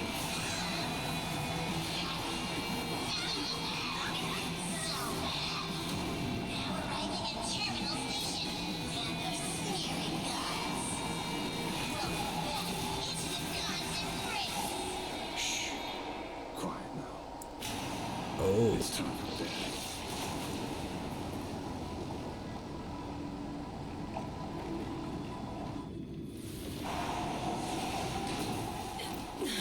Damn, Ash fail.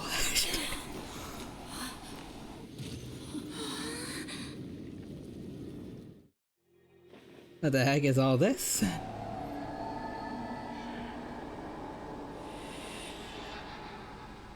Are we still alive? Damn, Hunt built different.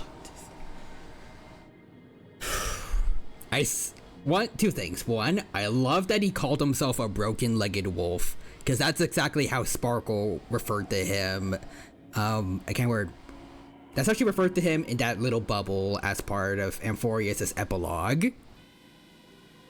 The nice little callback. And second, I saw for a second the wolf-looking mask that we saw in the courtyard. It was on his face, so... I actually don't know if they already mentioned it before, but he's definitively a supplicant. I might have forgotten because if they already mentioned that, because it's been a week since I last played the story, but anyways. What is this place?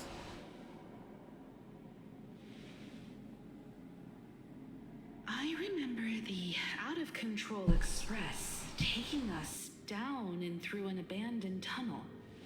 Theoretically speaking, this should be a station deep underground. But what's with all these ruined buildings? And that weird space in the distance? Is this really an underground station? A place this big exists beneath plain Arcadia? Perhaps we're no longer in reality. We may have landed somewhere within the world in canvas for unknown reasons. Then, can we still make it back? We need to find everyone and get out of here as soon as possible. Where's Mr. Ashvale and the others?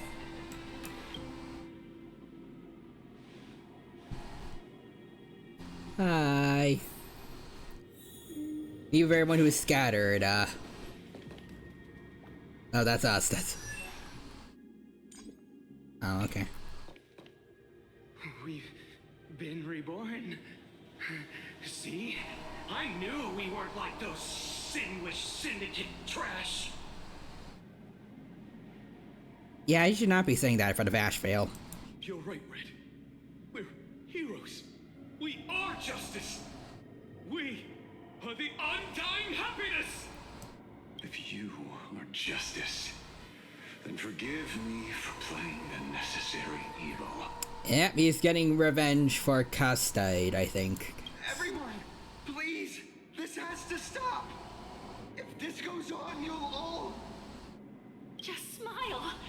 Embrace the everlasting bliss and true happiness.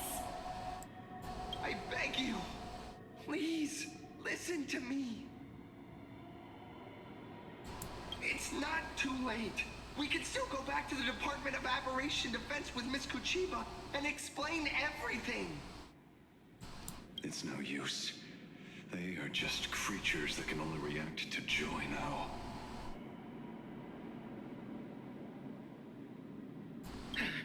All shall be blessed with happiness. All shall live forever. So smile and laugh. And let our laughter infect all of plain Arcadia. My senior, Mr. Ashvale, I'm begging you. Please tell them that it's not too late.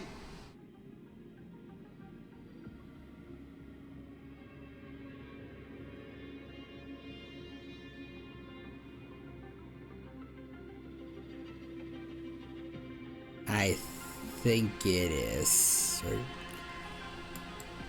I like Cinderborn, so I think I'll go with the nicest option. I don't think there's anything we can do for them. Move aside, Magnus. Please, just give me another minute. You know they're good people. It's best if you just move aside. A true hero never abandons his friend. Cinderborn, I think La Mancha's serious. You might wanna... If I try to kill them now, will you stop me? Or will you turn a blind eye?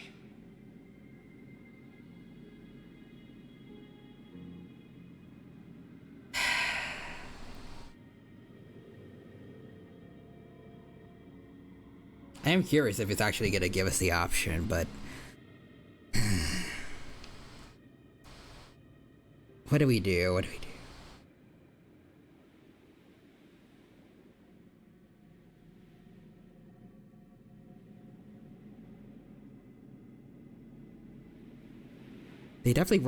They were clearly, like, innocent people way beforehand that got taken advantage by Full Wish.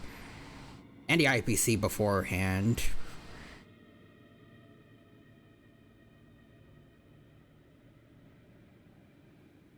But they also...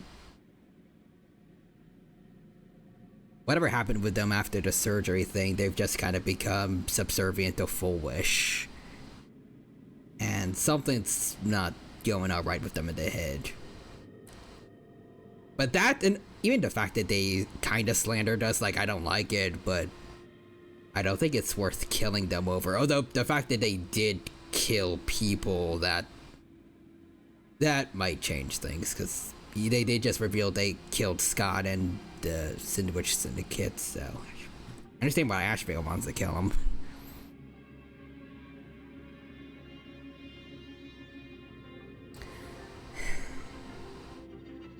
But we know Cinderborn clearly has a chance.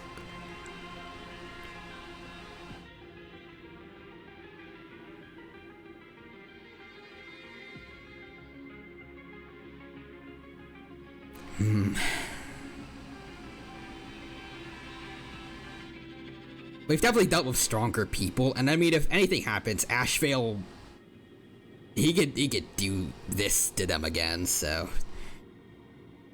I think I'm gonna choose to stop Ashvale for Cinderborn's sake, and hopefully the other three can just, like, end up in a hospital somewhere, and hopefully get treatment over time. Maybe eventually they could be, what happened to them can be reversed.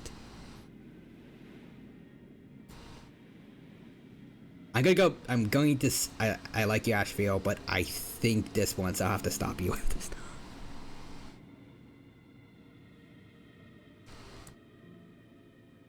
I don't know if maybe it's just the fact that these guys weren't, like, the most evil of people. They were a-holes, kinda, but...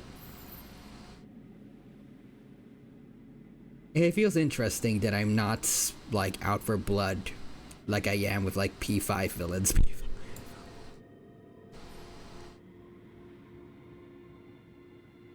But yeah, I think I'm going to stop Ashvale. I get where you're coming from. But they've made their choices, and so have I. Oh, okay, well... Unless there's gonna be a boss fight... I'm assuming the option didn't actually matter. After all, are they really better off like this? We don't know for certain how irreversible what happened to them is.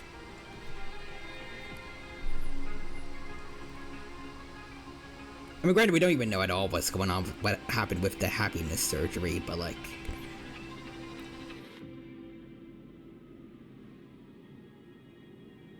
I don't think we've exhausted all our other options yet.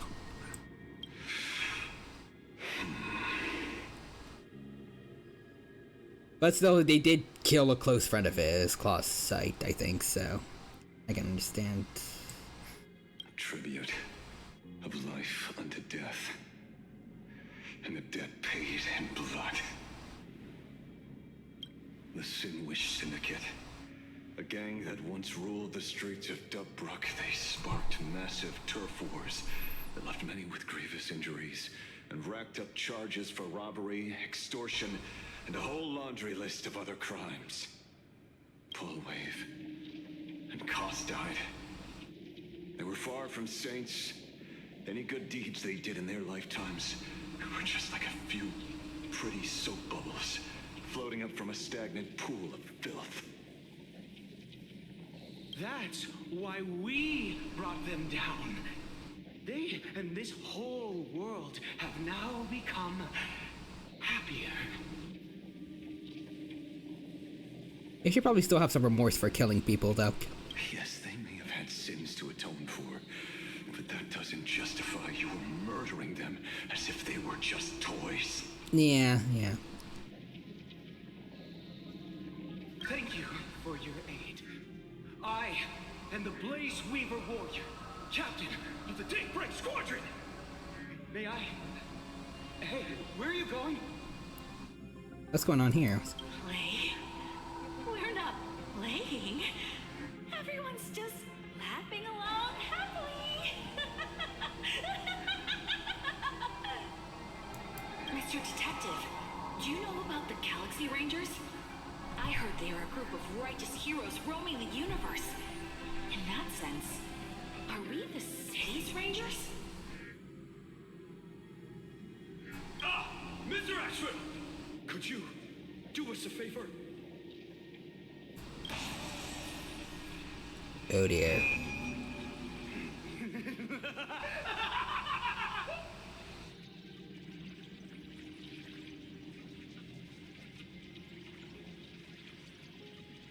Yeah, I think it went without saying, definitely, but, do not get on a Galaxy Ranger's bad side.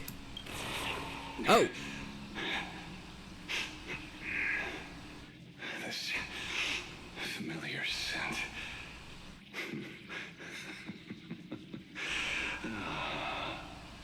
I see. Goddamn, is Faye doing godly work.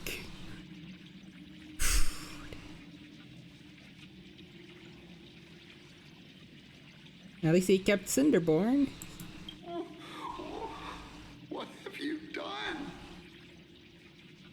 Remember what happened today, Magnus. You may seek revenge anytime. I won't stop you. I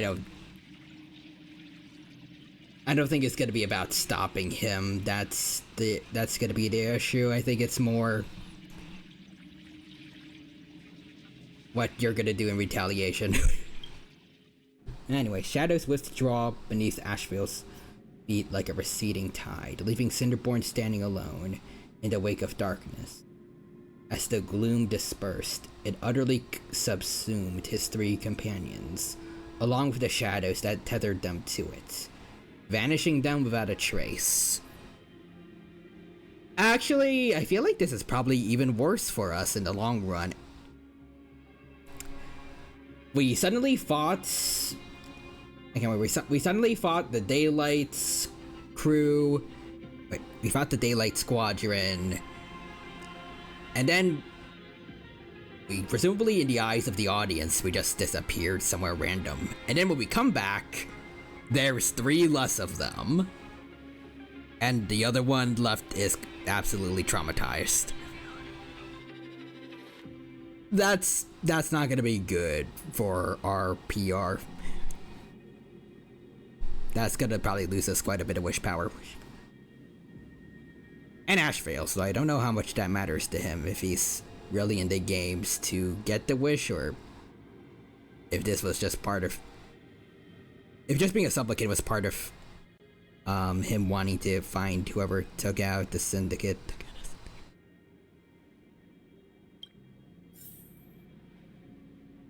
Ashvale, let's humor him a bit. Cinderborn?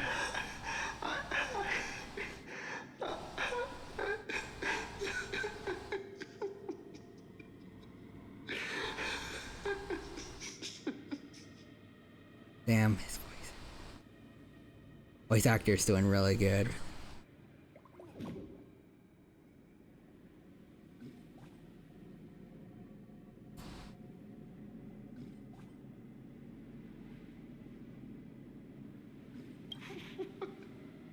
What have we done?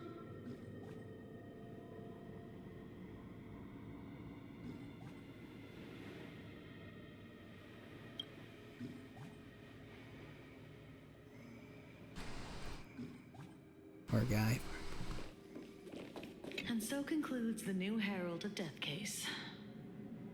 That's a little disappointing, but yeah, I guess so. Without evidence or testimony, how am I going to write the closing statement for this report? Well, you know, you gotta have to blame Asheville for that, technically. But anyway, so did the Daybreak Squadron really do it? No one but Asheville will ever know. But I choose to believe him. His shadow only bears its fangs at those drenched in sin. I don't know how he came upon such power, but it did help the Department of Aberration Defense crack several hard cases. So, you good, Asheville? Glad to see that you're all made of tough stuff. I was just fretting over failing my chaperone duties. La Mancha, leader of the Galaxy Rangers. Mm-hmm. I've heard about you, but only in legends past. Then you're well informed, Nameless. I'd expected the name to be long forgotten by now. So much for turning over a new leaf. You know Rappa and Boot Hill?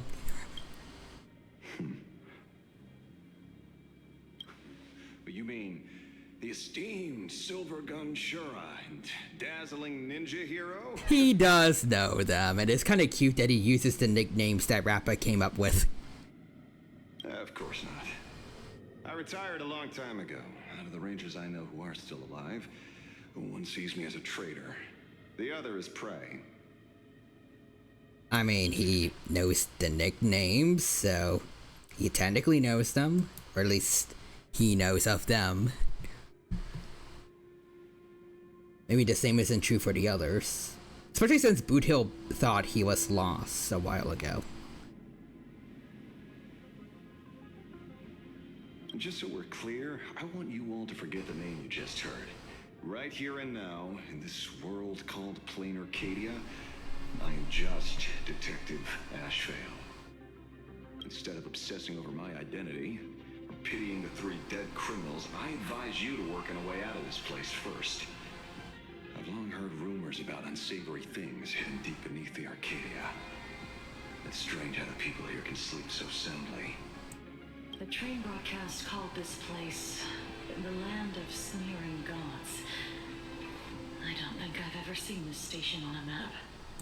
Are we going to be trapped here forever? Mr. Ashevale, despite being at such a bizarre location, you've been oddly confident and unconcerned over your safety since the very beginning. Do you truly know nothing about this place? I'm afraid that's classified information. Besides, well, I'm simply doing what any professional private investigator would do. Trust my employer. Oh, Pearl's gonna do It's time something. to show us the trinket Pearl gave you, kid. Oh yeah, she gave us the chip from Venturine. Yeah, hold on. That thing? Come on. Didn't Pearl give you a chip? We're in good hands. Yep. As long as she can track your location with that thing. Ah, good job planning ahead, Pearl. A tracking device. Again. Akavili. Oh, what the? Wait, why did you refer to us as Akavili? Hold on. Akavili. Hello?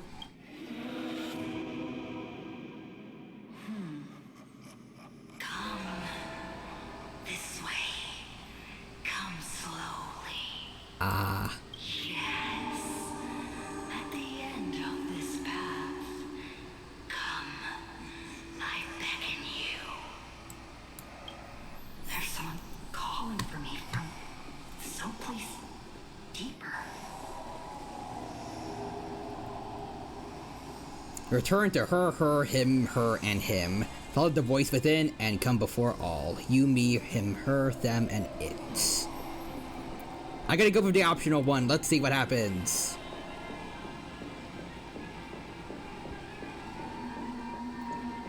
Guys? Did you hear that? Oh, well. Come to me. Well, why are eyes red? Where did everyone go? There's someone calling for me from someplace deeper.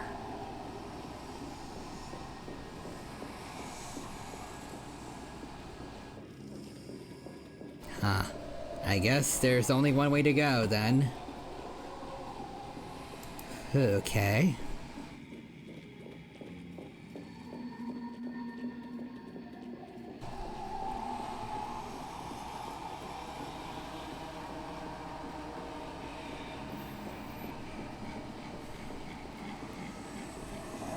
I am hearing very demonic laughter in the back. If that's supposed to be you, it's not funny, it's... Oh,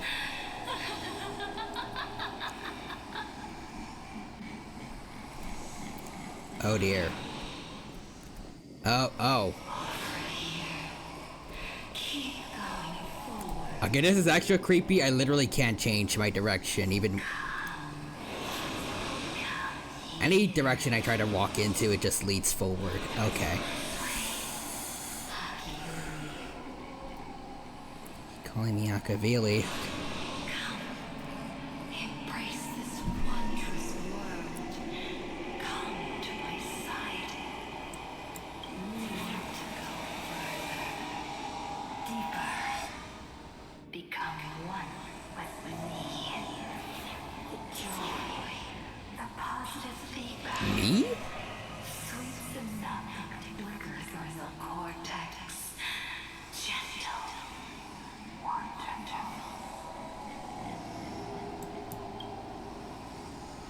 Listen, it's breathing, slumbering, whimpering, and grinning. Amy.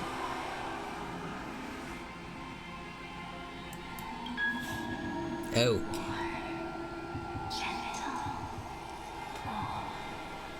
gentle, warm, and gentle.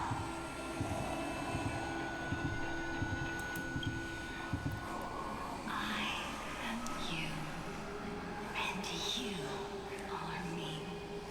Come, embrace Hi, red-eyed mead. primordial joy. Life, in exchange for a boarding pass on the Express toward the end. Become one with me. Become a part of me. Become mine.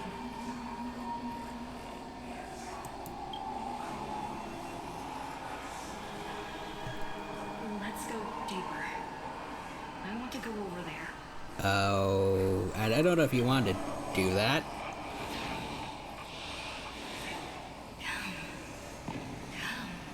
Come. Just like that.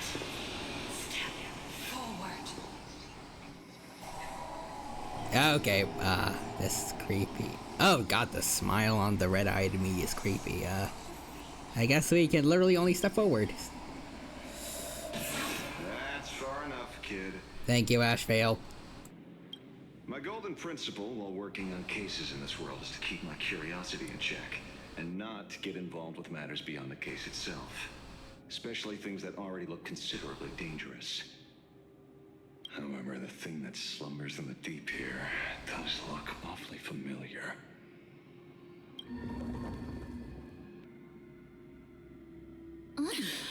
Re-render cutscene.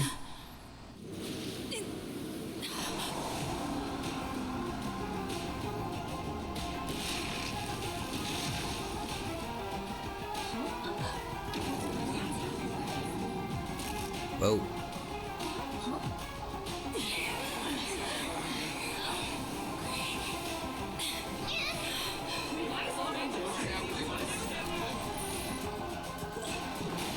Man, those weird tears are showing up everywhere.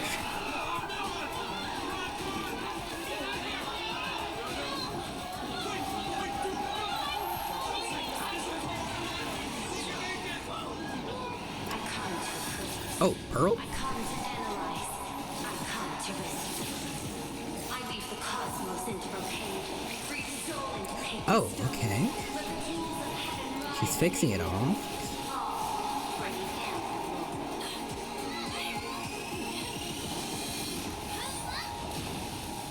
Hey, we're out. Thank you, Pearl. Thank you.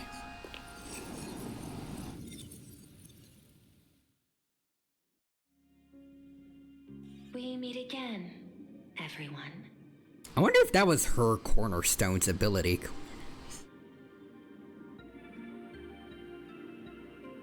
It was a pretty, like, I can't word.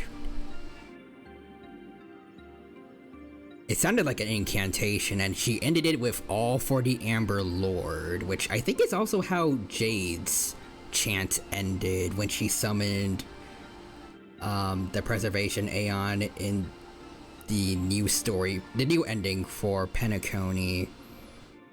And I'm pretty sure, yeah, no. The first time "All for the Amber Lord" was said by Aventurine, that was like when he transformed and got into his boss fight with us. And I remember Topaz said that not everyone's Cornerstone ability is, excuse me, not everyone's Cornerstone ability is as flashy as like Aventurine's, like hers, for example. So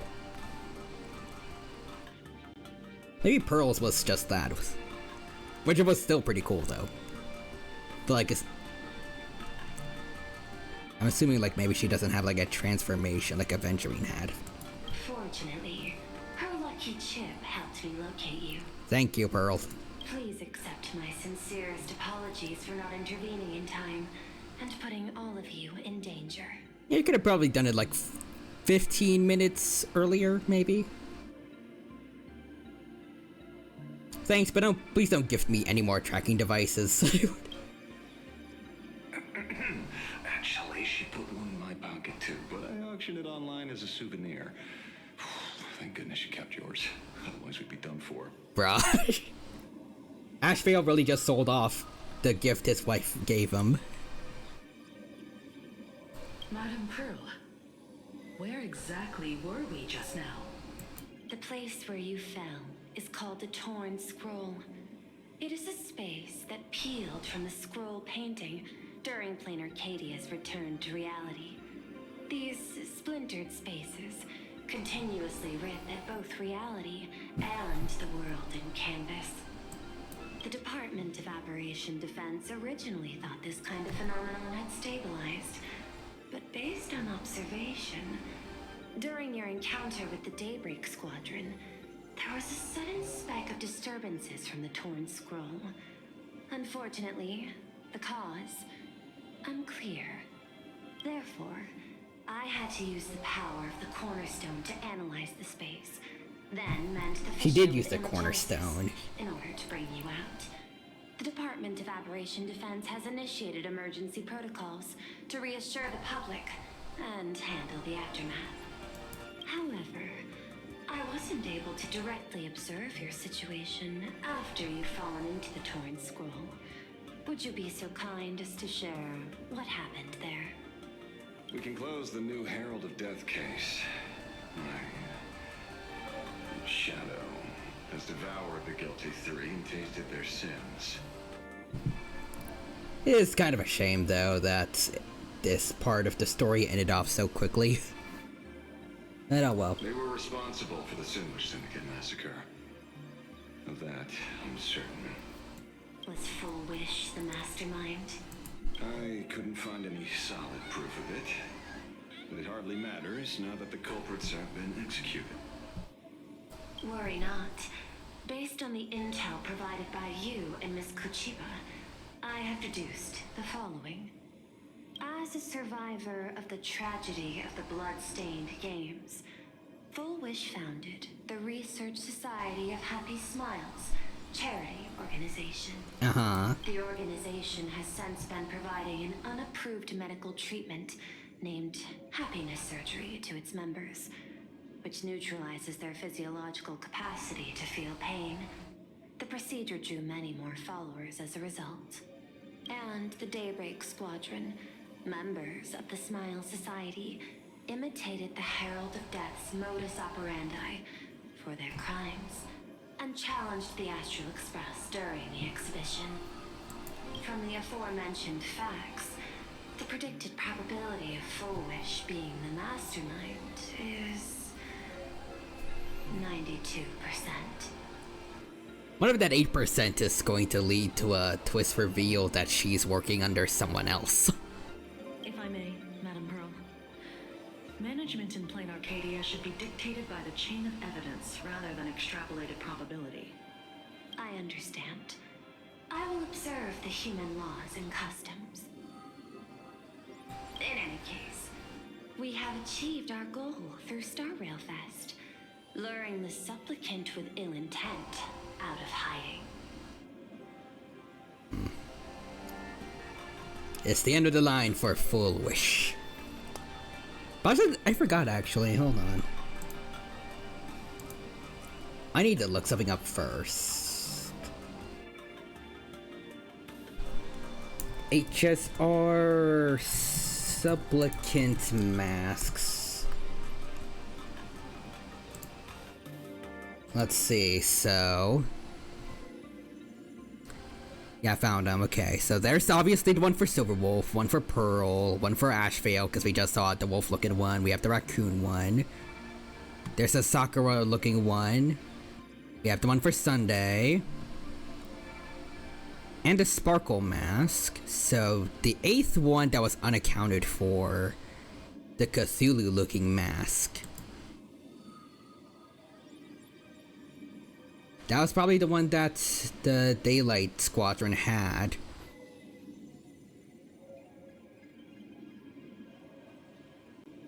That just means they're... all the other supplicants now are good guys. Ah, okay then. Oh, that's actually...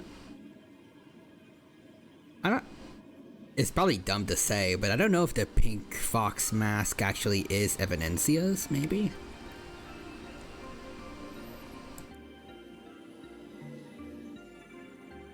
If that is the case, it's a little weird that she has the special ability to make more masks to add other supplicants when no one else can do that. Especially since Evidencia is not good at drawing, or at least the Trailblazer said she wasn't.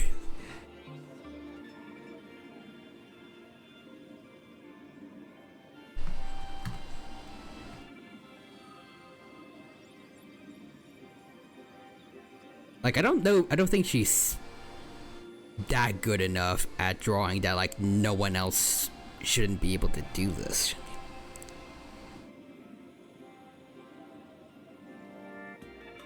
Plus other stuff, like I said before, like... the fact she can make masks for us, and that she was... something about, like, the fact she was curious about, like, the... she wanted to see the wish that we were going to get from Aha. I feel like she's not a direct participant, but like a referee or like just a spectator, as she said.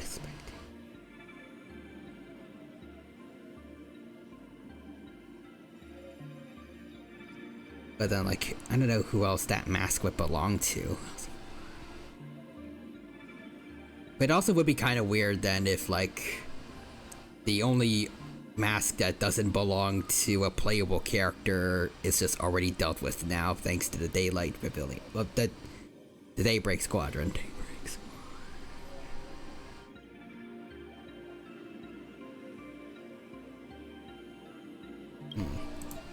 Since Full Wish is exposed now, and we've defeated her supplicant, shouldn't we hurry and arrest her as soon as possible?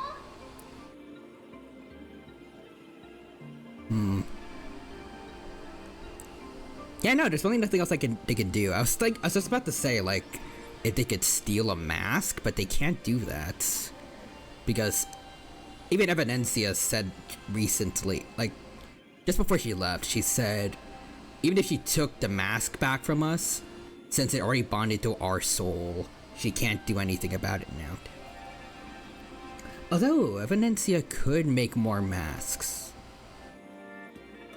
If she wanted to, for whatever reason, so maybe that's how we can introduce more supplicant opponents.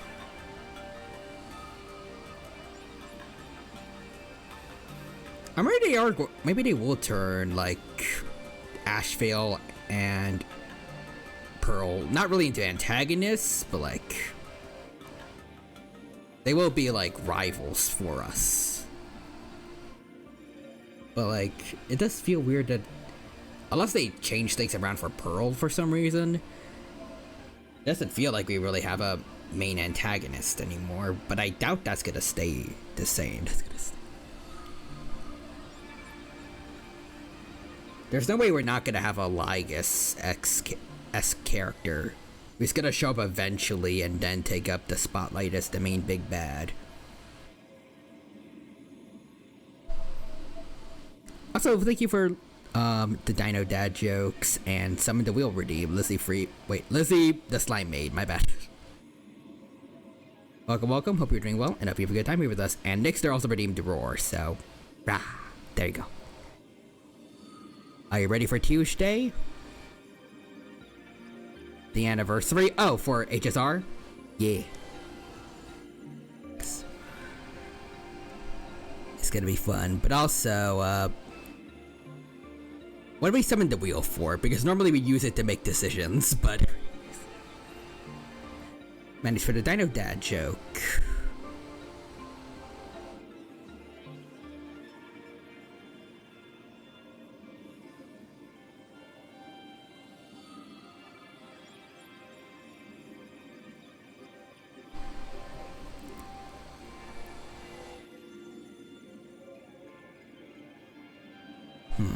Good dad joke.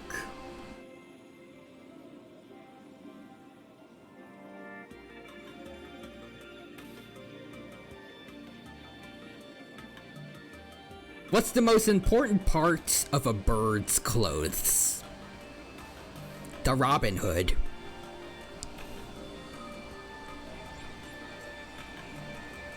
That's the best I could come up with. But anyways, let's see. On who to pull for anniversary, Wolf or Evanencia? I'm on Team Wolf. I'm also on Team Wolf, but I guess I'm intrigued. Let's see what the wheel thinks.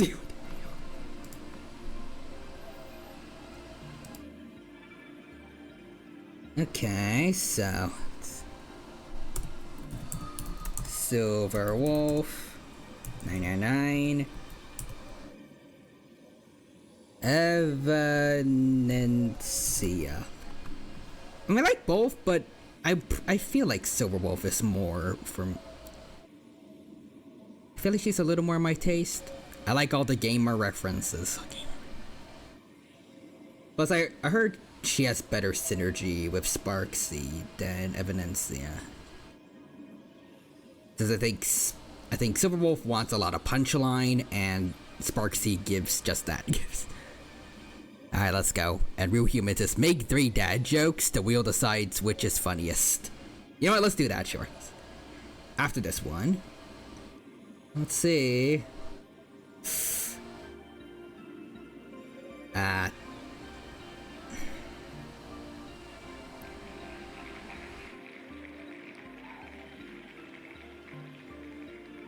wonder what that means if I pull for Silver Wolf anyways. Is the wheel gonna purposefully give me bad luck? What?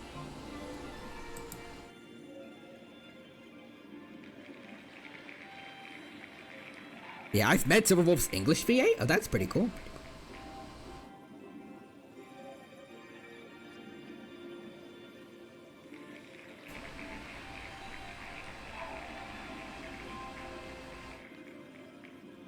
Okay, 2 to 2.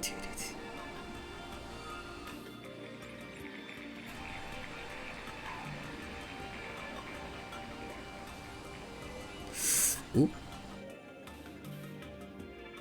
Okay, best out of 5. Silver Wolf won. That counts, I think. That counts.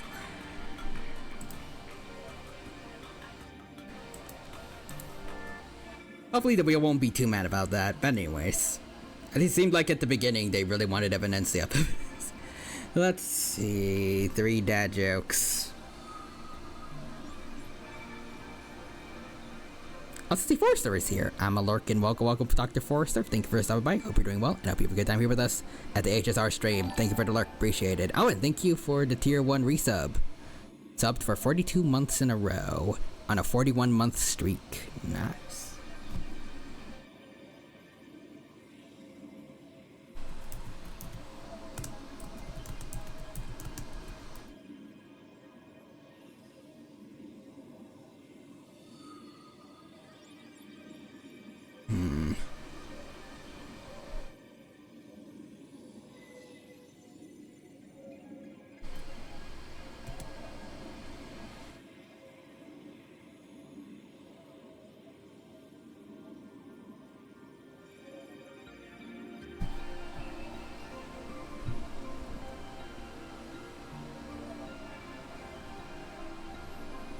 I can't think of anything right now. Can't think of anything.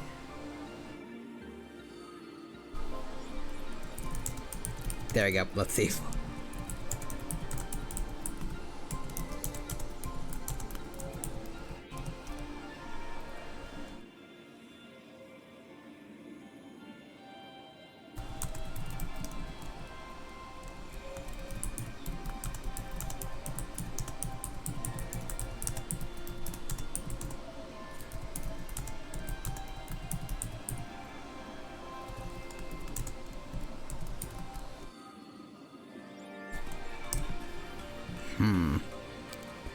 Beware of flock.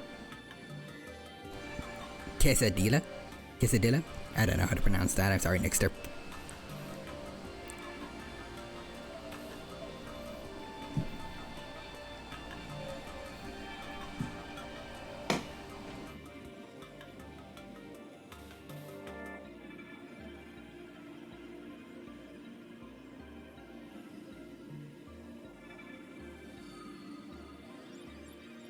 You said it right the first time? Oh.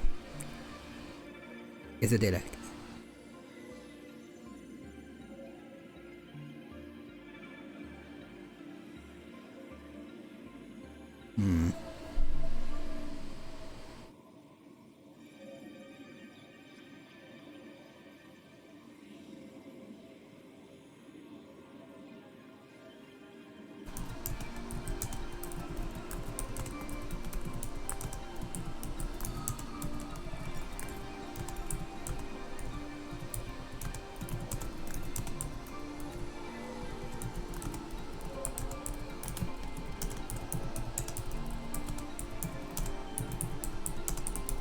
There we go. What did Captain America say to Tony to eat more red meats? You need more iron, man. Alright, let's see. Which of these three does the wheel like? Beware of old George. The wheel likes the Captain America joke a little more. Nice.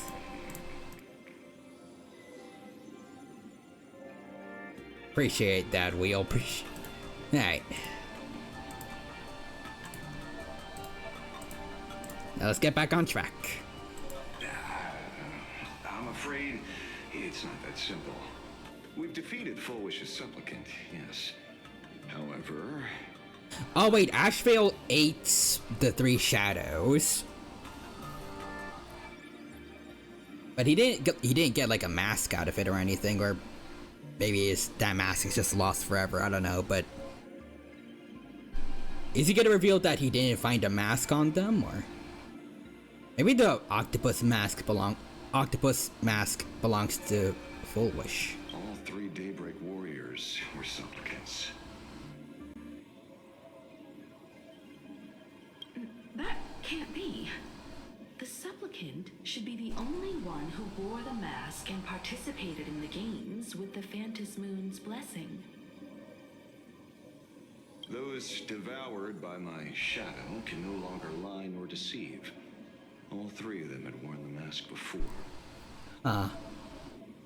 If they were all supplicants, that means it's still possible for Fulwish to intervene in the games. And I wonder if her mask, after we presumably beat up Fulwish, is gonna go into hands of someone else. What's even more terrifying is when the shadow devoured them, I caught a taste of something familiar. It was the taste of abundance that had once devoured the Galaxy Ranger. What? They're transformed by the abundance? Yes. I didn't think this world would go that far. But I was wrong. Also, Nixter says, what about super old George? Living in seclusion dulls one's senses. I should have realized it earlier. Darn it. There is no point in beating yourself up over it. Therefore, the conclusion must be corrected. The Research Society's happiness surgery is a medical technology related to the abundance, and not simply about relieving pain. exorcist them engine. Assessing the risk involved in this procedure. Unable to extrapolate. General Yao Guang told us that she foresaw a great calamity upon Plain Arcadia. According to her divinations, Blade, the Stellaron hunter, could be its catalyst. I mean, he's full of Mara. Cursed by the Abundance. He might be a gold mine if the Full Wish group finds him. So that's why she asked me for the authority to extradite Blade. Regardless, none of us had anticipated this. Plain Arcadia's calamity had already taken root, long before the arrival of the Stellaron hunter. Yeah, let's strike Full Wish where it hurts. Fight him. In the name of the IPC, the law, or a challenge to a supplicant? I want to do the third one so that I can get my wish. These options imply 3 different strategies. Regardless of the approach, the respective timing and investment must be considered. Thank you for your surprise intel, Mr. Ashvale. You have just saved many more lives. Henceforth, the Department of Operation Defense will place Full Wish and the members of the Research Society of Happy Smiles on a special watch list. Given Full Wish's control over media outlets, I recommend closer monitoring of her dissemination channels.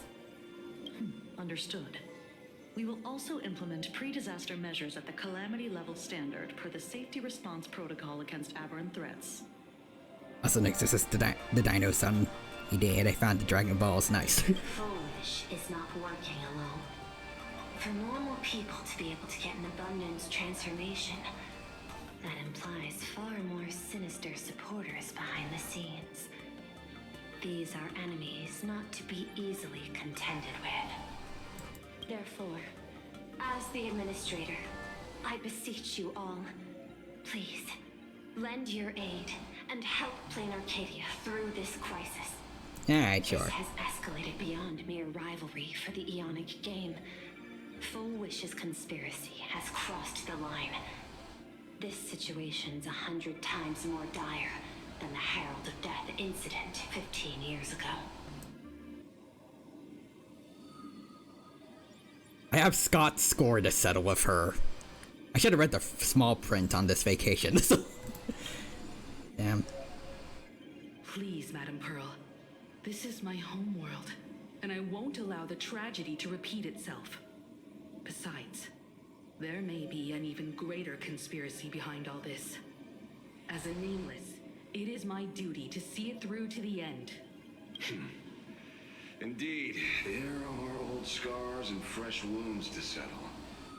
For the way she toys with life, and the taste of that flesh, Full Wish must be held accountable once and for all. You have my eternal gratitude. I won't forget this bond from our shared trials. Now then, I shall prepare an action plan, as well as share relevant information with General Yao Guang. The seed of abundance planted by Full Wish must be uprooted and eradicated as soon as possible.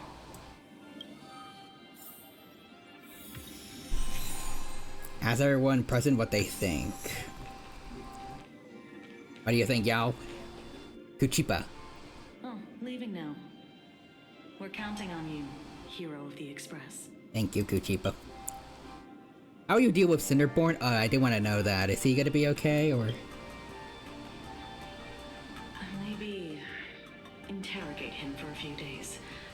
Get a strong light, render him unable to eat or sleep well, and he will probably spill everything he knows about the Smile Society. Okay, so, maybe... Cinderborn, just tell her outright, please. And once we've picked his brain, we'll let him go. Okay. You look fairly relaxed about it all. Because it's just another Phantasmoon games for me. Check the records in the Ministry, and you'll see. Save the mythological times. They always end up in a huge mess, without fail. Maybe that's precisely why Aha designed it this way.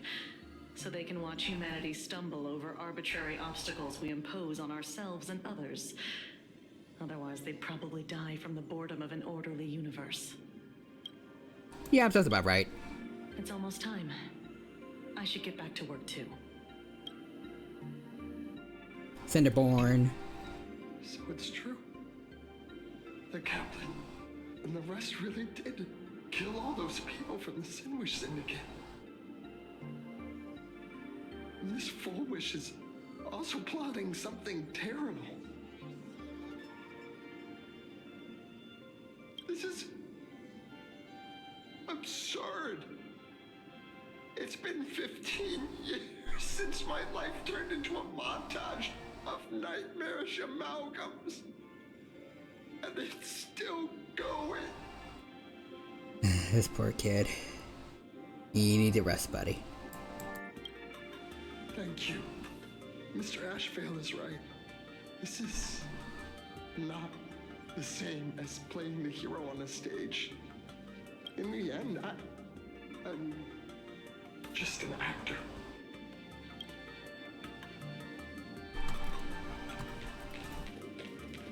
How do you think, Ashvale? Speaking of. Terribly sorry, Nameless. It was your exhibition and your enemies. And there I was, stealing your spotlight. Yeah, it's pretty cool, man, though. Just saying. Curious. I wonder how much wish power my appearance this time accumulates for the mask.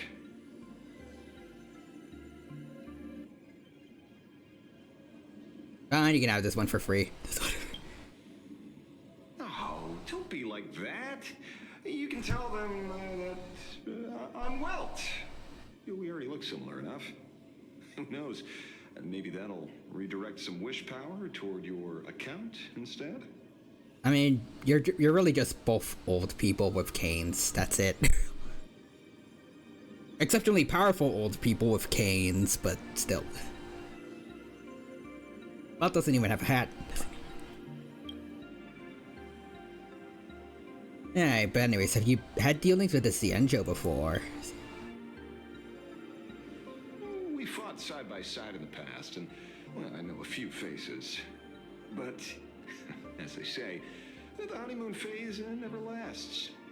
I heard some of theirs were still looking for me before I went into my last cryo sleep.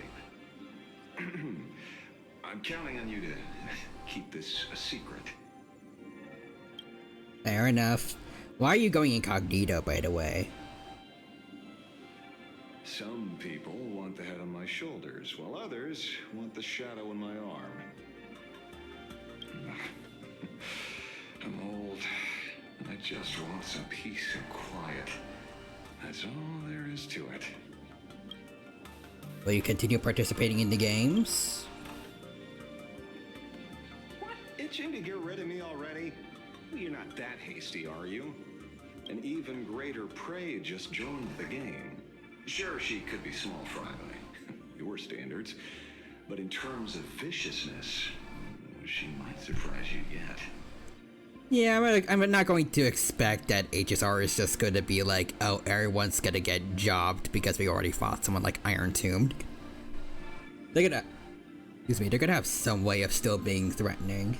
Before the supplicants go their separate ways, Full Wish is definitely a good hunting target for us to align our goals. Actually, now that I think about it, technically, we probably wouldn't be able to... I can't word.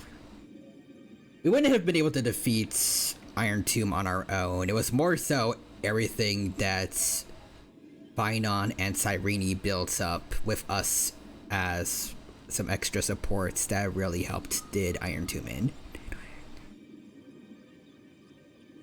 We did do noteworthy support across a few loops for Amphorius, but like a good portion of it was them. On our own, similar enemies are going to be a lot harder. Get rid of that bot. Get rid of that. I will defeat Full Wish. Such confidence. Anyways, next there's this. Before I call it a night, I cast $100 million in book-accurate Jurassic Park possibilities. Yay. Also bread. Bread. There you go. Thank you for the redeems. And hope you have a good night, Nixter. And for some reason, you really remind me of a young man named Tiernan. You nameless bunch just love jumping headfirst into fire pits, don't you? We do. Also, Tiernan. I feel like I recognize that name. Tiernan, HSR, is he? Oh. I remembered his name, but it's because he was a member of the Nameless.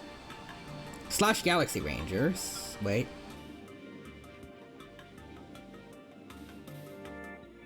Oh, yeah, there. Okay, wait, there we go. I looked in the gallery and I found it.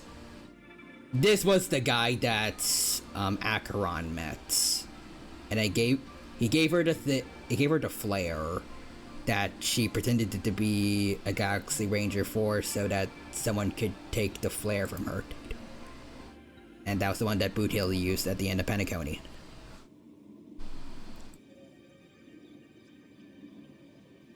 Cool that Ashvale knew him. Anyways. Well, given your skills, would you be interested in joining the Galaxy Rangers? If you're still alive by the time the Phantom Moon Games conclude? I'll always be a part of the Astral Express, sorry man. Good answer. I apologize for my presumptuousness. After all, becoming a ranger comes with loss, suffering. Also, next to redeemed Breader. Bread. Also, bread is still on. There. Also, next to eats a loaf of bread at Real Human. In that case, I will take back my words. Young Nameless, may you never have to tread the path of a ranger. Wait, why speak with Pearl? What about these two? Foolishness, partner. Perhaps someone far more dangerous has already set their sights on this round. Oh, so you got mixed. Wait. Damn it. Oh no. They are definitely up to no good. No, that was Real Human who redeemed Breader and Bredis. Hence my joke. Oh.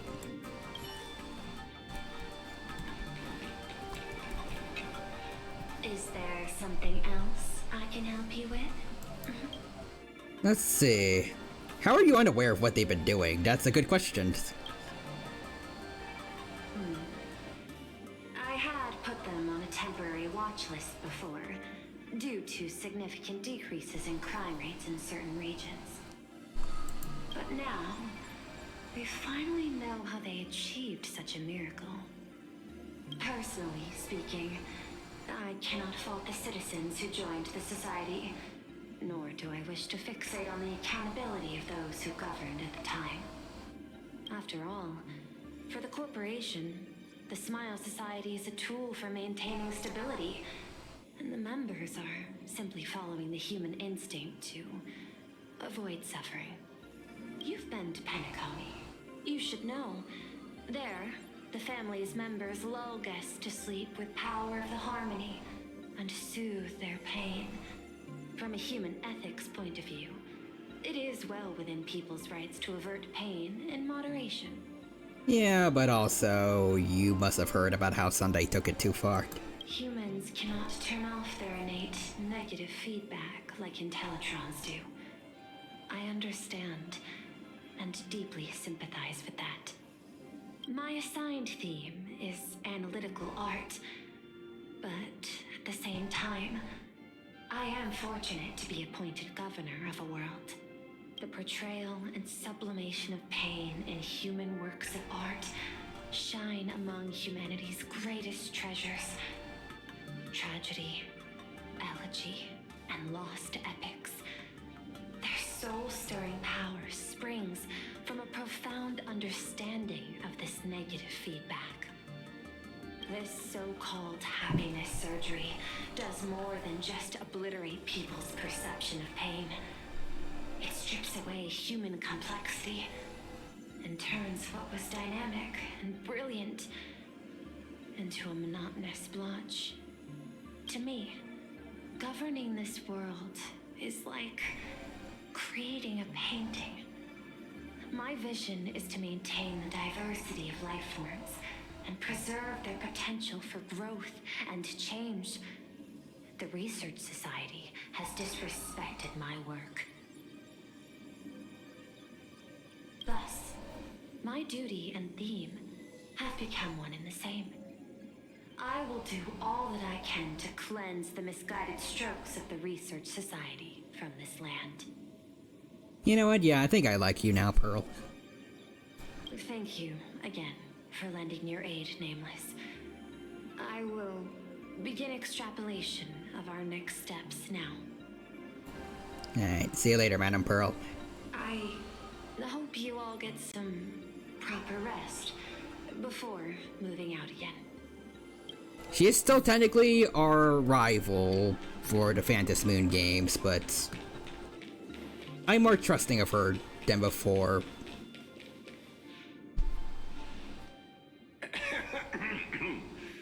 You know, I'm not here to be an ornament. Alright, the couple are talking. Assessment. You have something to ask me, Mr. Ashvale. Okay. What you got to say, Ash? Lately, I've been on an extremely lucky streak. Be it Full Wish or Magnus, where the leads practically gained sentience and came to me one by one. Luck is also an important part of one's toolkit. Wouldn't you agree? Does he think it's too easy right now, or? I'm beginning to think you're the one behind it all. You tasked me to investigate the society and protect the Astral Express, which all led to me unleashing my shadow on those people. Just so you can confirm your hypothesis. You had everything planned out since the beginning, hadn't you?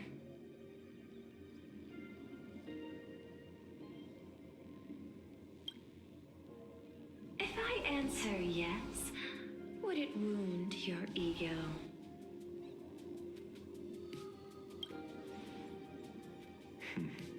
Perhaps. Damn.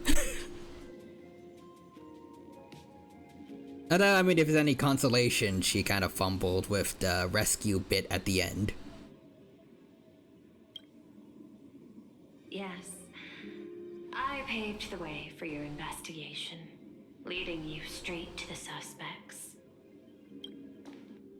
Through you, I confirmed my suspicions about the Research Society. However, the question of abundance transformation remains a thorny issue for me. Fortunately, there's a ranger who specializes in confronting such abominations, having lived in long seclusion within plain Arcadia.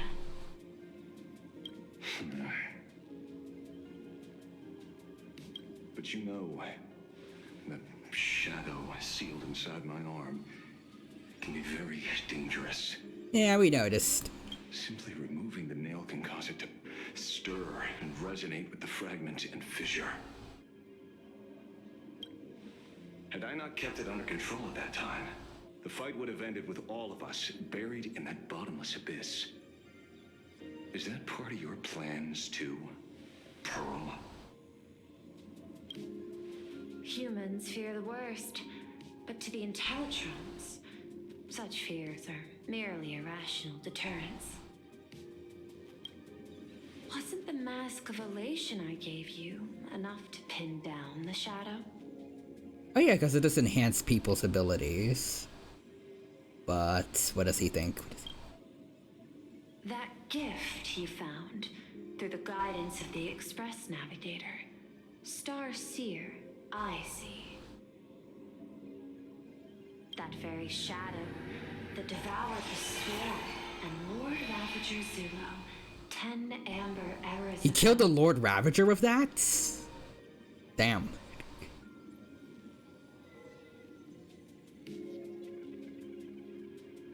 And I'm also curious about what he meant, or what she means by the swarm. Like, a good amount of them, or like, he was straight up the one that ended the propagation disaster. That very shadow that devoured Shu, the emanator of abundance. 2 emanators Years ago. he killed with that. Emanator of Destruction, Lord Ravager, and an Emanator of Abundance. Damn.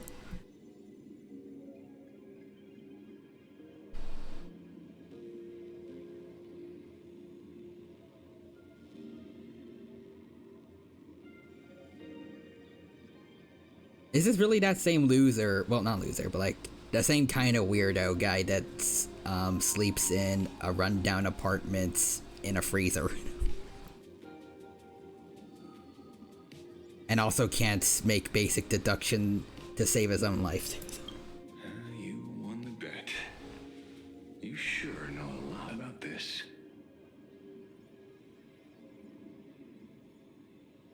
Or maybe he's just acting when he does that. Please, allow me to correct you. My ethical parameters prohibit engagement in probabilistic gambits. Accordingly, I operate by acquiring sufficient information to ensure zero margin for error. I feel like this is gonna be her biggest problem later on. On a planet that's all about chaos and unpredictability, it's eventually gonna have to let go of this mindset. Probably maybe towards the end. To take down a big threat. Then again, you are the species that brought art into existence as a form of expression. That seed of creation exists even in the most ignorant of humans' minds. And for that, I love and admire you. Whether you believe it or not, I will honor our initial agreement, Mr. La Mancha. At the moment of victory in the Phantasmoon Games, I will free you from all sufferings and fulfill your wish. Oh? To let a Galaxy Ranger die peacefully in his bed. Oh. Don't do that, Ashfield. In that case, I will continue to fight for you, my lady. I really hope that people on Twitter or something don't take it the wrong way, but Right. personally, I like the idea that the 2 English voice actors had a lot of fun with that. You mentioned several times wanting to replicate the works of Graphia. I don't know much about art. But I was considering that, despite the lack of artistic quality in your strokes when sealing those fissures today, to the people of this world, your creation is just as important as the works of Graphia. Not a single innocent soul was lost on this day because of your protection. That's nice, Ashvale. Also, Real Humans is Oz Twitter. Why would people take it the right way? Fair enough. Fair enough. I did hear what you were talking about a while back about Pro CD being taken out of context. A lot of people were mad about, apparently, the new Avatar movie and their voice casting.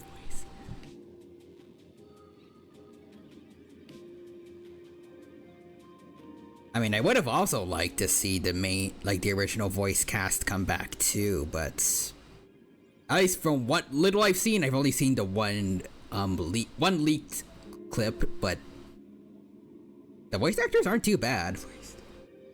Apparently they got Invincible, aka Stephen Young, to voice Zuko, which is, I kind of like it for a more mature Zuko. Even though I would have liked Dante Bishko to come back, but I like the performances. Toph's new VA, it portrays her. I can't words. It portrays her laid back attitude pretty well. Aang also sounds like probably how I'd imagine a slightly older Aang would sound.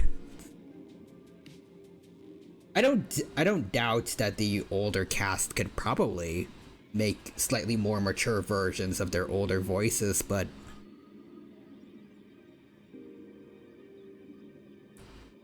kind of like how I'm perfectly happy with the P3 Reload cast, even though it is still pretty cool to see what the old cast was like in Portable. I feel like more people should give the new cast a chance for the Avatar movie.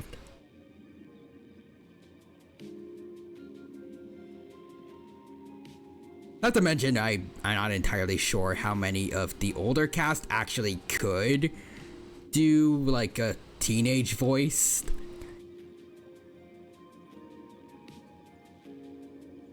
Depending on how old they are now and how old their characters are.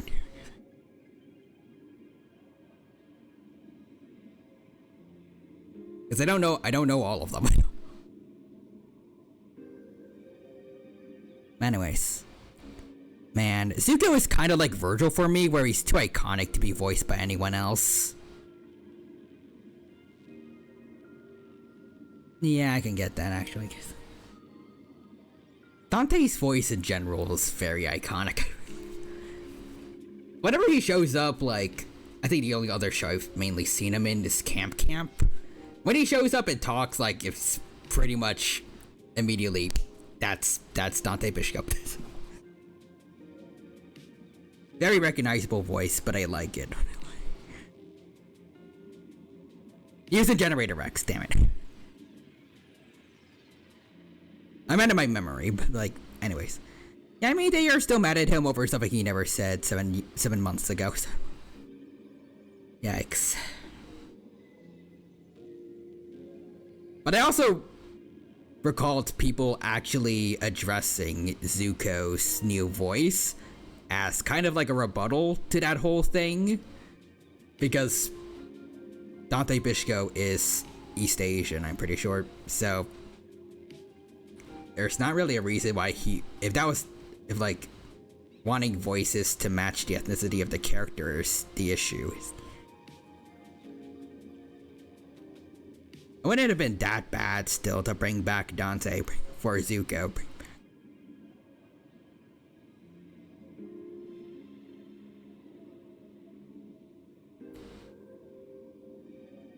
Granted, again, like I said before a while ago, like, I don't believe you can really put an ethnicity on a voice. But I do think that Pro CD is right, and that's probably characters, like, I can't word. Voice actors should have more opportunities to voice the characters of the same ethnicity as them. Not restricted to only that, like people think he said, but like, more opportunities to get those kind of roles would be nice.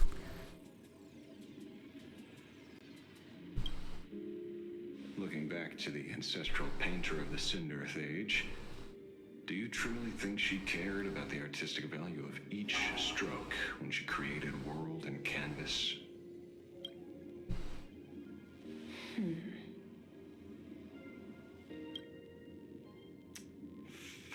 Tisk.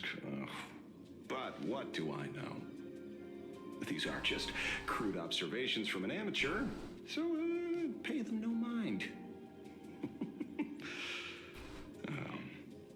I'll be on my way.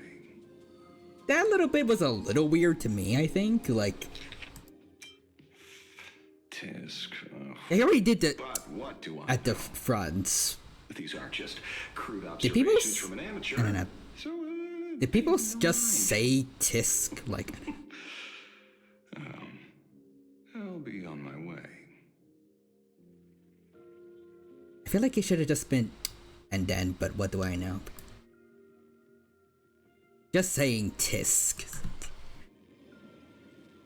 It just feels weird. It doesn't sound natural. But anyways, it did say it should be restricted, but only for live action, which makes perfect sense. Yeah. like, if you're, like, for live action actors, obviously, I feel like it makes sense for it to be restricted, but again, you can't put an ethnicity on a voice. I will keep bringing up the example of people saying, hopefully no one takes this out of context, but people saying black should sound black to the voice of Mirio, I think? Wait, no. Yeah, Mirio from My Hero Academia. And her voice actress is black.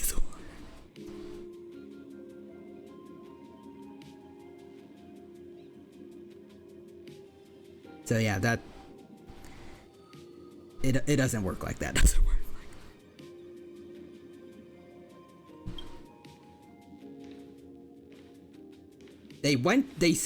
I can't word, but like in attempts to not be racist, they 180'd to becoming racist.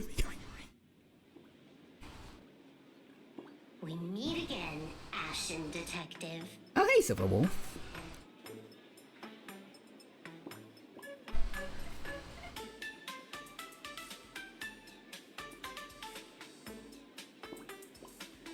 But yeah, like a white person being a black person in live action is a lot more offensive than that in voiceover. Yeah.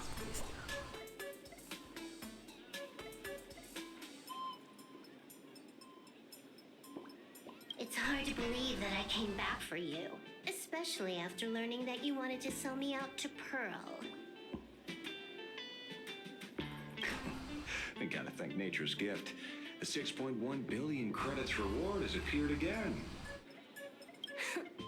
Fortunately, I bypassed you and struck a deal with that Intellitron instead.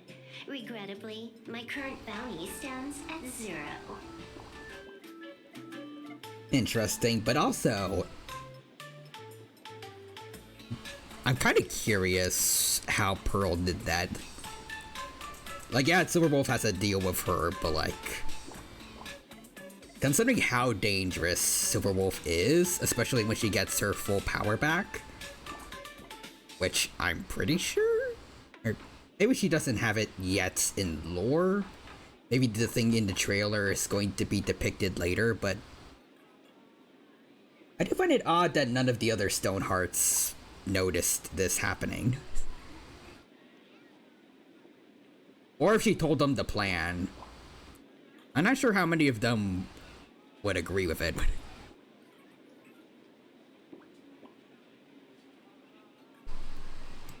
Do you always turn your customers over to the police? How impressively short-sighted. No wonder your clientele is so small. Speaking of short-sightedness, no one rivals the Stellaron Hunters, aka Destiny's slaves, isn't it? You are all fated to march toward the finality, and nothing can stop you. On the contrary, there are many paths for us, as long as that person can see. In other words, he can't see the trajectory of your destiny in this world during this mission. Take a guess. I've heard about what befell Euphorius. The war among the Eons is now inevitable. Whether it's the IPC or the Express, they are fighting for an uncertain future. And in the world where the elation is the center of attention, there will eventually be more than one Eon interfering. Even a Destiny slave would not be able to see the path ahead. Damn, get real. So, Aha is so chaotic that Elio's future sight doesn't quite work here? Keep guessing. We're getting pretty close. Enough of your games. I'd say it's not too late to rename the planet Adlabin. It's still too early to despair, old man. I came prepared, but I could use a helping hand. Actually, wait, no.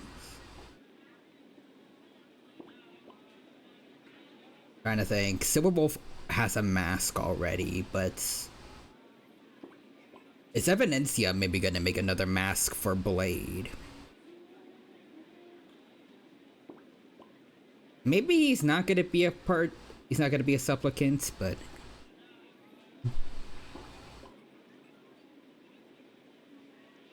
I don't know. Does we have a character that could make more supplicants on the spot?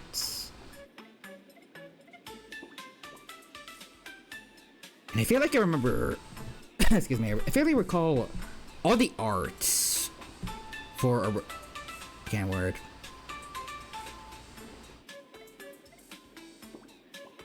All the art for the first wave of Plan Arcadia characters said something about Aha, I think.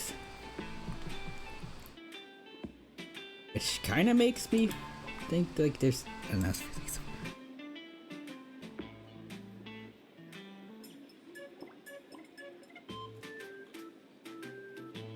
Maybe I'm overthinking it, but I feel like it should be tied to like them trying to meet Aha and get something from him.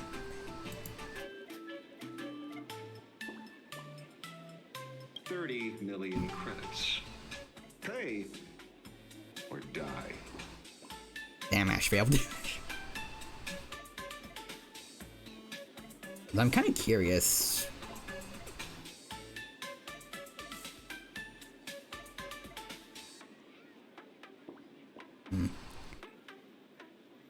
At least based on what we heard right now, what we heard so far, I feel like Ashvale probably could win, but I don't know how strong Silverwolf is in her level 999 form.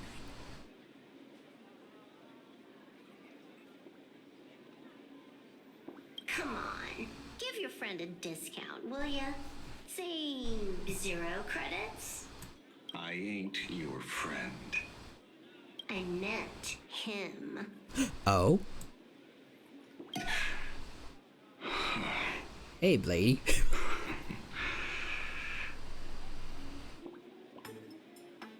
It's been a while, Ying Shi. He knows Blade's old name. He did mention working with the CN show a little bit. I wonder if he met. Well, I mean, he met one, but I wonder if he met all of the High Cloud Quintets at their peak. It's been too long, Mr. La Mancha.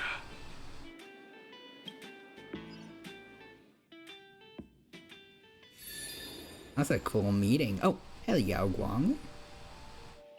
Oh, and Sunday's Burb. Where did Evan see his tree? I knew it. There must be an explanation for the unusual fate of this world. Though I lost sight of the sparrow, I discovered a mysterious tree. I finally found the heart of the Phantasmoon games, thanks to this little birdie. Is it? Wait, is the tree related to the abundance? Mr. Sunday, do you sense me? There's no reaction from the bird. What's wrong with it? Hello? Is anyone there? Can I get somebody here? Evidencia? No one's here. No one. Yeah, kind of gave yourself away there. That's a lie. I saw a pretty girl hiding right here through the bird's eyes. Who are you? Uh-oh. That's none of your business. None of your business. Evidencia, you probably don't want to F with, the Anjo General. If that's how it's going to be, then I'm done playing nice here. Uh-oh. Real humans says, no one is here except me, but I'm not here. But I am a figment of your imagination. You haven't gotten enough sleep, so just walk away. Ignore the fact that I'm definitely not in your head. You're hearing me through your ears, but you know.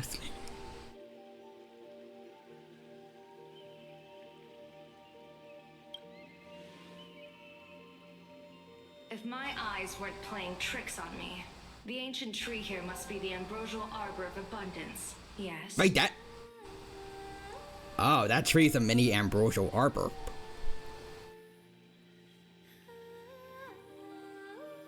That also explains a lot about why Evanencia was so defensive about the abundance earlier. Well, I think you're gonna need to explain yourself, Evanencia, before Dizzy and Joe deem you an abomination of abundance. Little girl, are you going to keep playing hide and seek, or will you come out and have a proper conversation with me?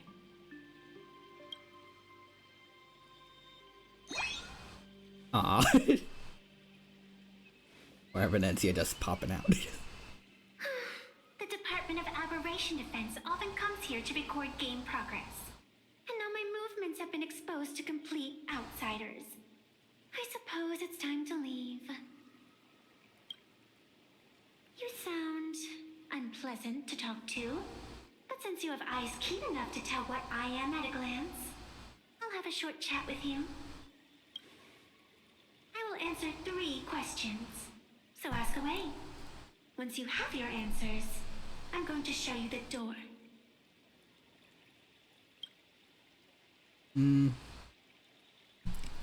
I wanted to question why the Joy Seeker would permit the ambrosial arbor of abundance to take root in a world they had blessed. But given their carefree nature, there was probably never any restriction to begin with. On my second question, are you a Feykind native to Ahatopia, or are you one of the long-life species shaped by the ambrosial arbor? Well, she's a fox, but definitely different from Foxians, or at least the average one. Aren't you good at divination? Can you help me take a look whether the slip on my head says real or woo?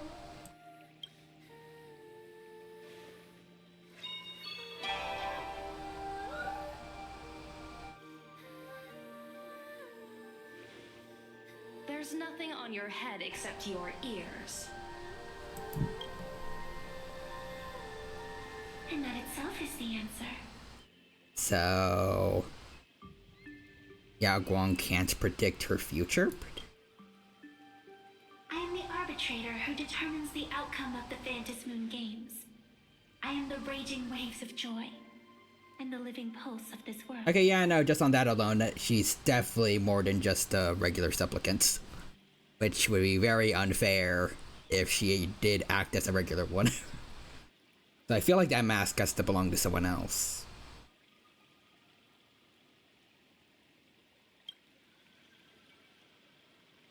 Diviner of the Xianzhou, the weal and woe you behold are but a single petal fallen from my hand. It blooms with the morning and withers by evening, reducing to dust in a fleeting moment. My true form is the Panarch Elwood, the embodiment of instant and eternity.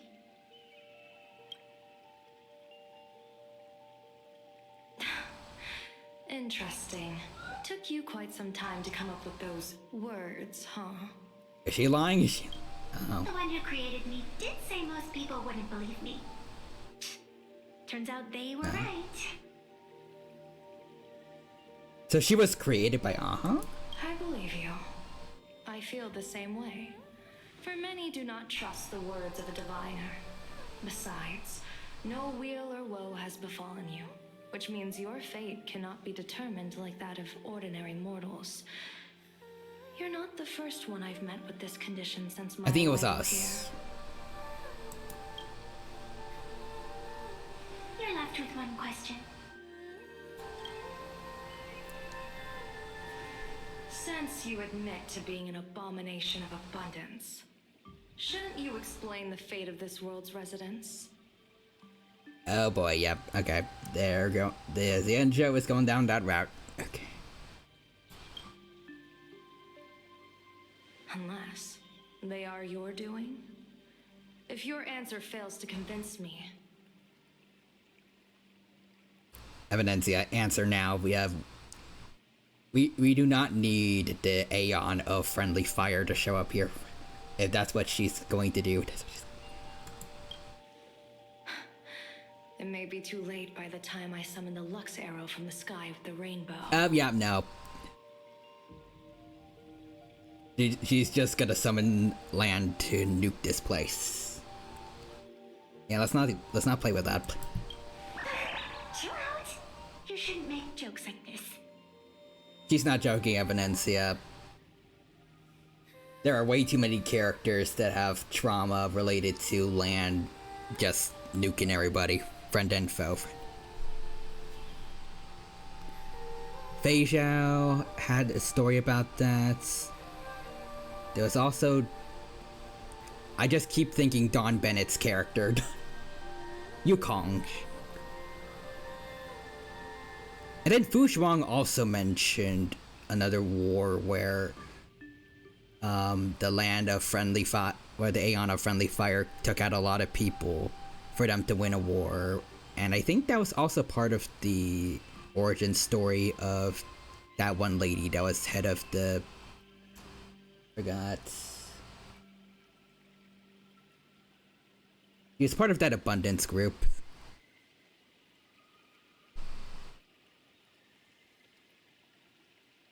I forgot it.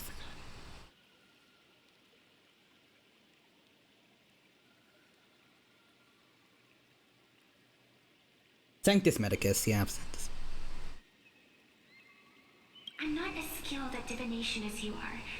When you suddenly speak of the great wheel or woe and interrogate me, I get confused too. After all, isn't every rule and every variable of the Phantasmoon games dictated by the impulse of some god? Also, Forrester says, I still lurking. Welcome back, Forrester. Hope you're still having fun watching As us. for the brewing storm, let's settle down and discuss The storm that is approaching. whether the turmoil once again is the result of the laughter's mischief.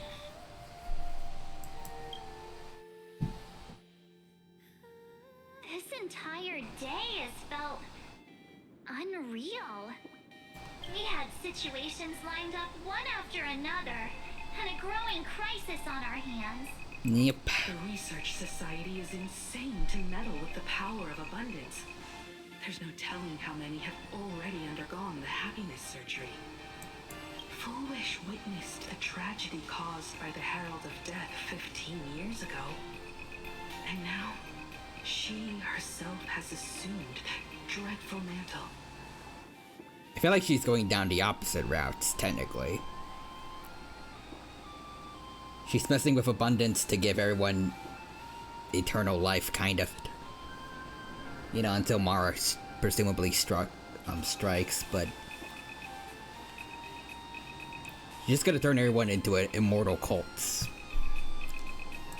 We have to relay this information to Dan Heng, Sunday, and General Yao Guang as soon as possible.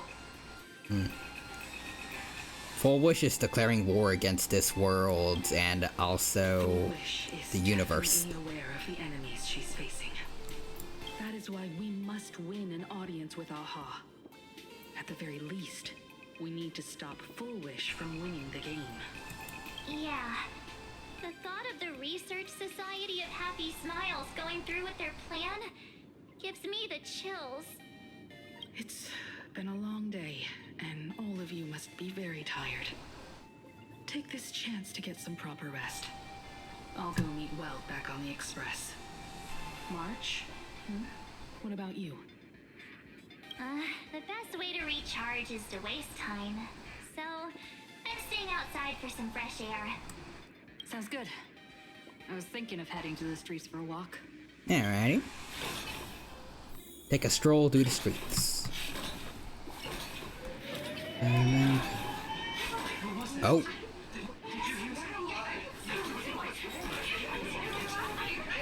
What's going on over here?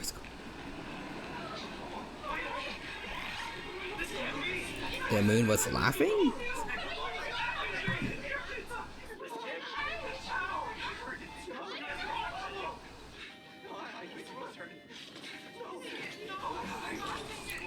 Okay. What happened?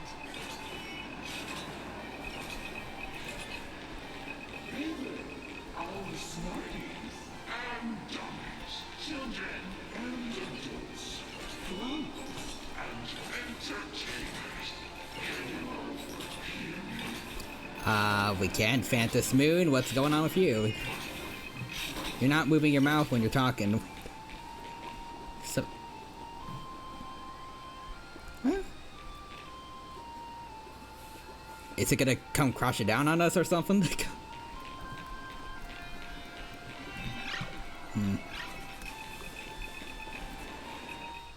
Oh, rewind the cutscene? Oh. Uh-oh.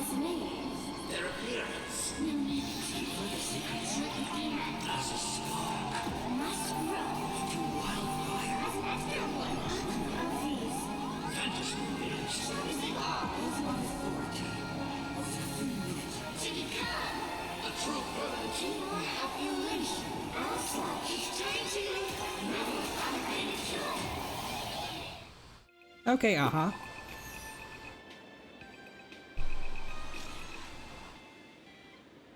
Department of Aberration Defense, uh-huh. Let's see.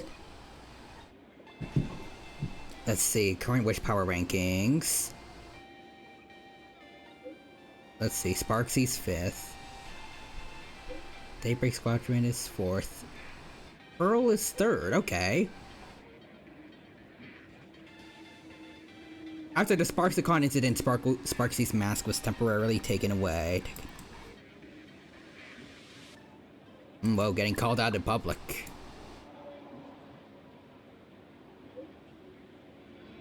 Whoa. Oh, Silverwolf?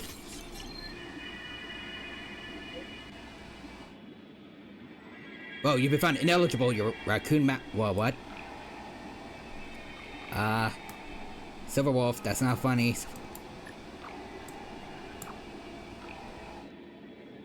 Year ban. Just kidding. Were you startled? Yep. Okay, there she is. Fair warning, things are about to get dicey. Because Stellaron Hunter Silverwolf. She will soon join the Phantom Moon games. Got the act. It's you, isn't it? It kind of scared us. Oh, okay, bye. Still there? Hello? Oh. Ashvale is 2nd. And yay, we're 1st. Let's keep that up.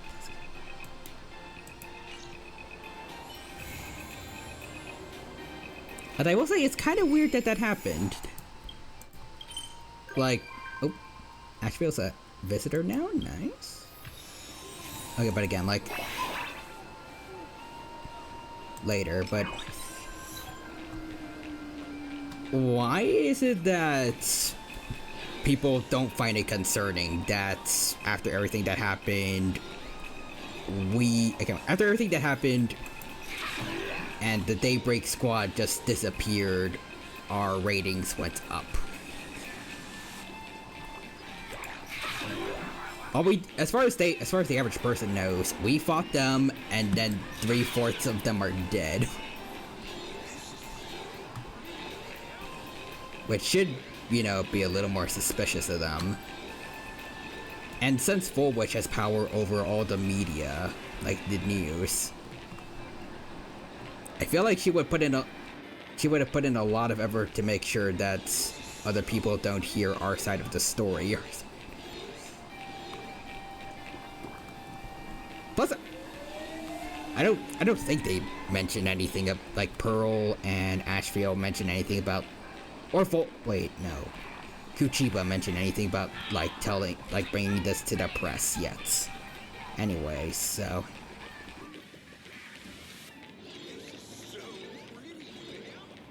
Not suspicious at all. Not suspicious. You know, those guys that, apparently were very vicious killers that attacked the Daybreak Squad earlier for no apparent reason. They fought again, and then, you know, all we know is that the Daybreak Squad died. and every last member of the Express is just fine. But, you know, we're just not gonna look into that.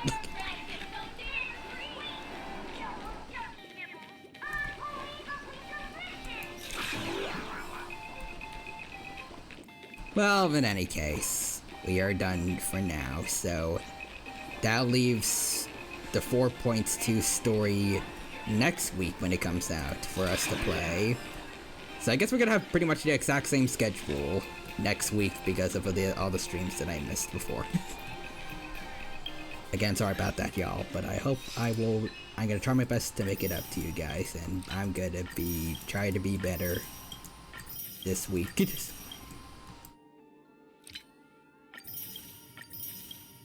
Let's see, for now, let's see who we got to raid.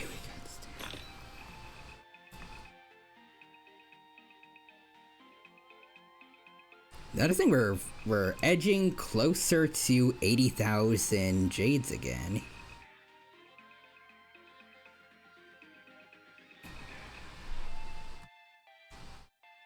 I should be able to make it by the time the update comes out.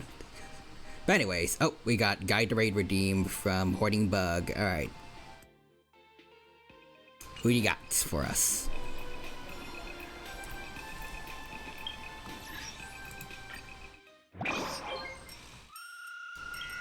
In the meantime, we can read this. So, yeah, new news. Let's see. Maybe this will give us some insights. Let's see.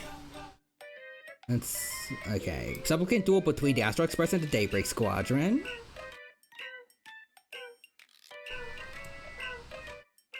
Why did King Pom Pom suddenly turn into a villain and wreak havoc at the exhibition? Now tell me the Fluffy's reputation is going downhill too. Oh, there's Bar Colts. Let's see. Don't panic, it's all unpredictable plot twists and stage mechanics. In addition, Clash Alloy King Pom Pom will be released as a bonus episode this week, so please stay tuned. Let's see, Pearl Appraiser. Oh, Mr. Yang. A man-made giant mecha going on a rampage. A classic staple of any robot animation worth watching. Baseball Raccoon. Pom Pom, I want this one. Make me this. There's a fan that's jealous about Evanencia and us, apparently. I get it, but why does that pink-haired fox get to be so close to the baseball raccoon? Honestly, I'm totally not mad about this. Okay, fine, maybe I'm a little mad. Oh, baseball raccoons are probably us. Actually, that's a pink-haired spirit sidekick manifested from my life energy. Evanencia, Cantasundia, that's probably obvious, but let's see. She says, in your dreams, and there's no need for you to nose around in the affairs of pretty girls. March? Now that I think about it, Baseball Raccoon always seems to attract pink-haired cuties. So doesn't that make me less special? It's okay, March. And Don Hung says, nobody even comes close to you when it comes to being adorably dumb. March says, that's my buddy right there. Wait. Is that supposed to be a compliment? It's a backhanded one.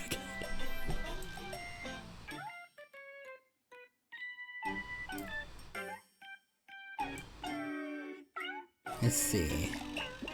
Ooh, people were interested in what Asheville did. Let's see. Lamau, you actually want to pay to work? Dude, how about you cover my rent, utilities, and internet bill first? So title Pearl Appraiser is Pearl, so let's see. Strapped for cash, come find me. You made this dumb. Oh, so we got the person from Hoarding Bug, one grumpy boy. I want to read all this first, and then we can go meet him.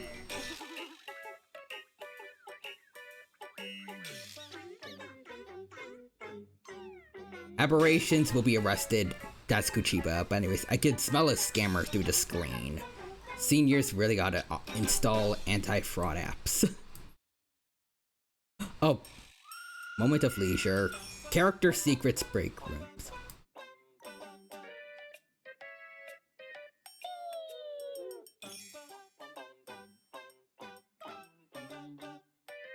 Will Miss Kuchiba be able to resume streaming?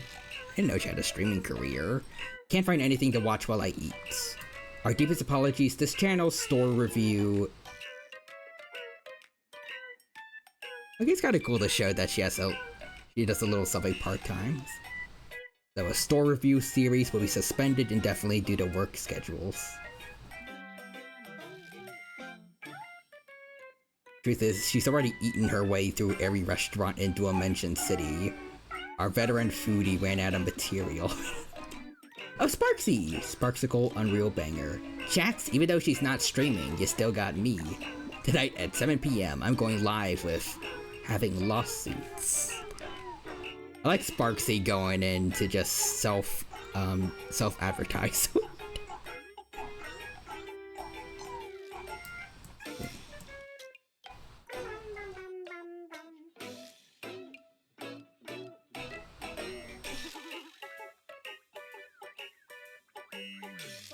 At 7, I'm getting sued. Damn. Delinquent Bird. I wonder if that's Sunday. Anyways, who keeps buying all the Himicat plushies? I think I forget who the culprit is. March says, don't tell me, is that mysterious person whose name has Ryu and Suke? Aww. Her dad is buying all our merch. That's cute.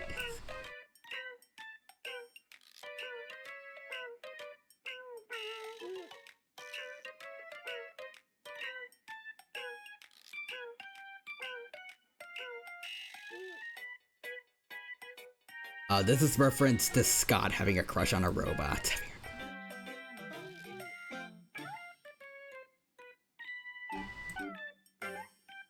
Huh, wait.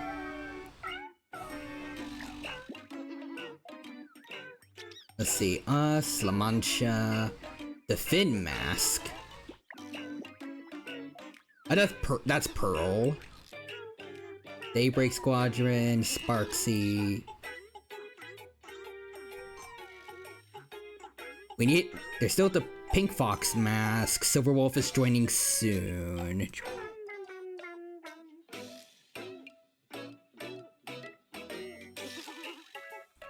Who am I forgetting about?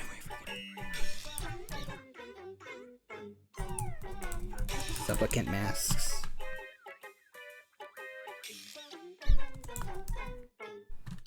Oh, I'm stupid. Sundays.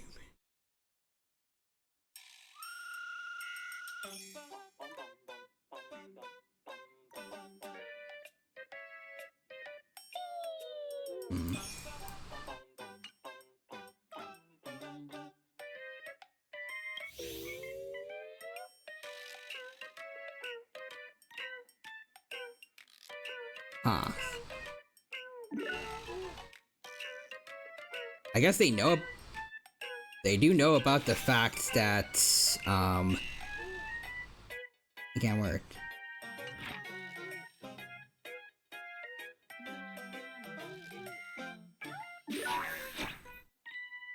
There's pictures, so maybe they already know about what happened to the Daybreak Squadron, but...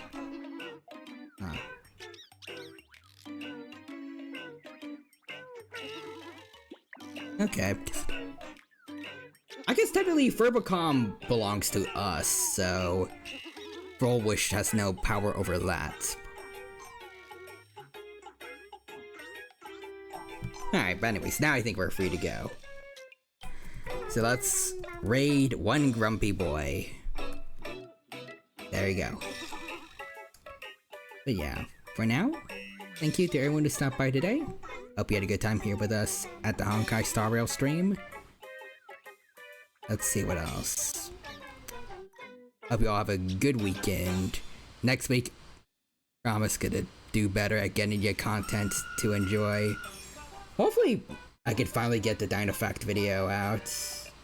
I did try working on it on and off during the kind of break I had, but yeah, hopefully you all take care of yourselves, and until we meet again on Blue Sky, Twitch, Discord, here, etc.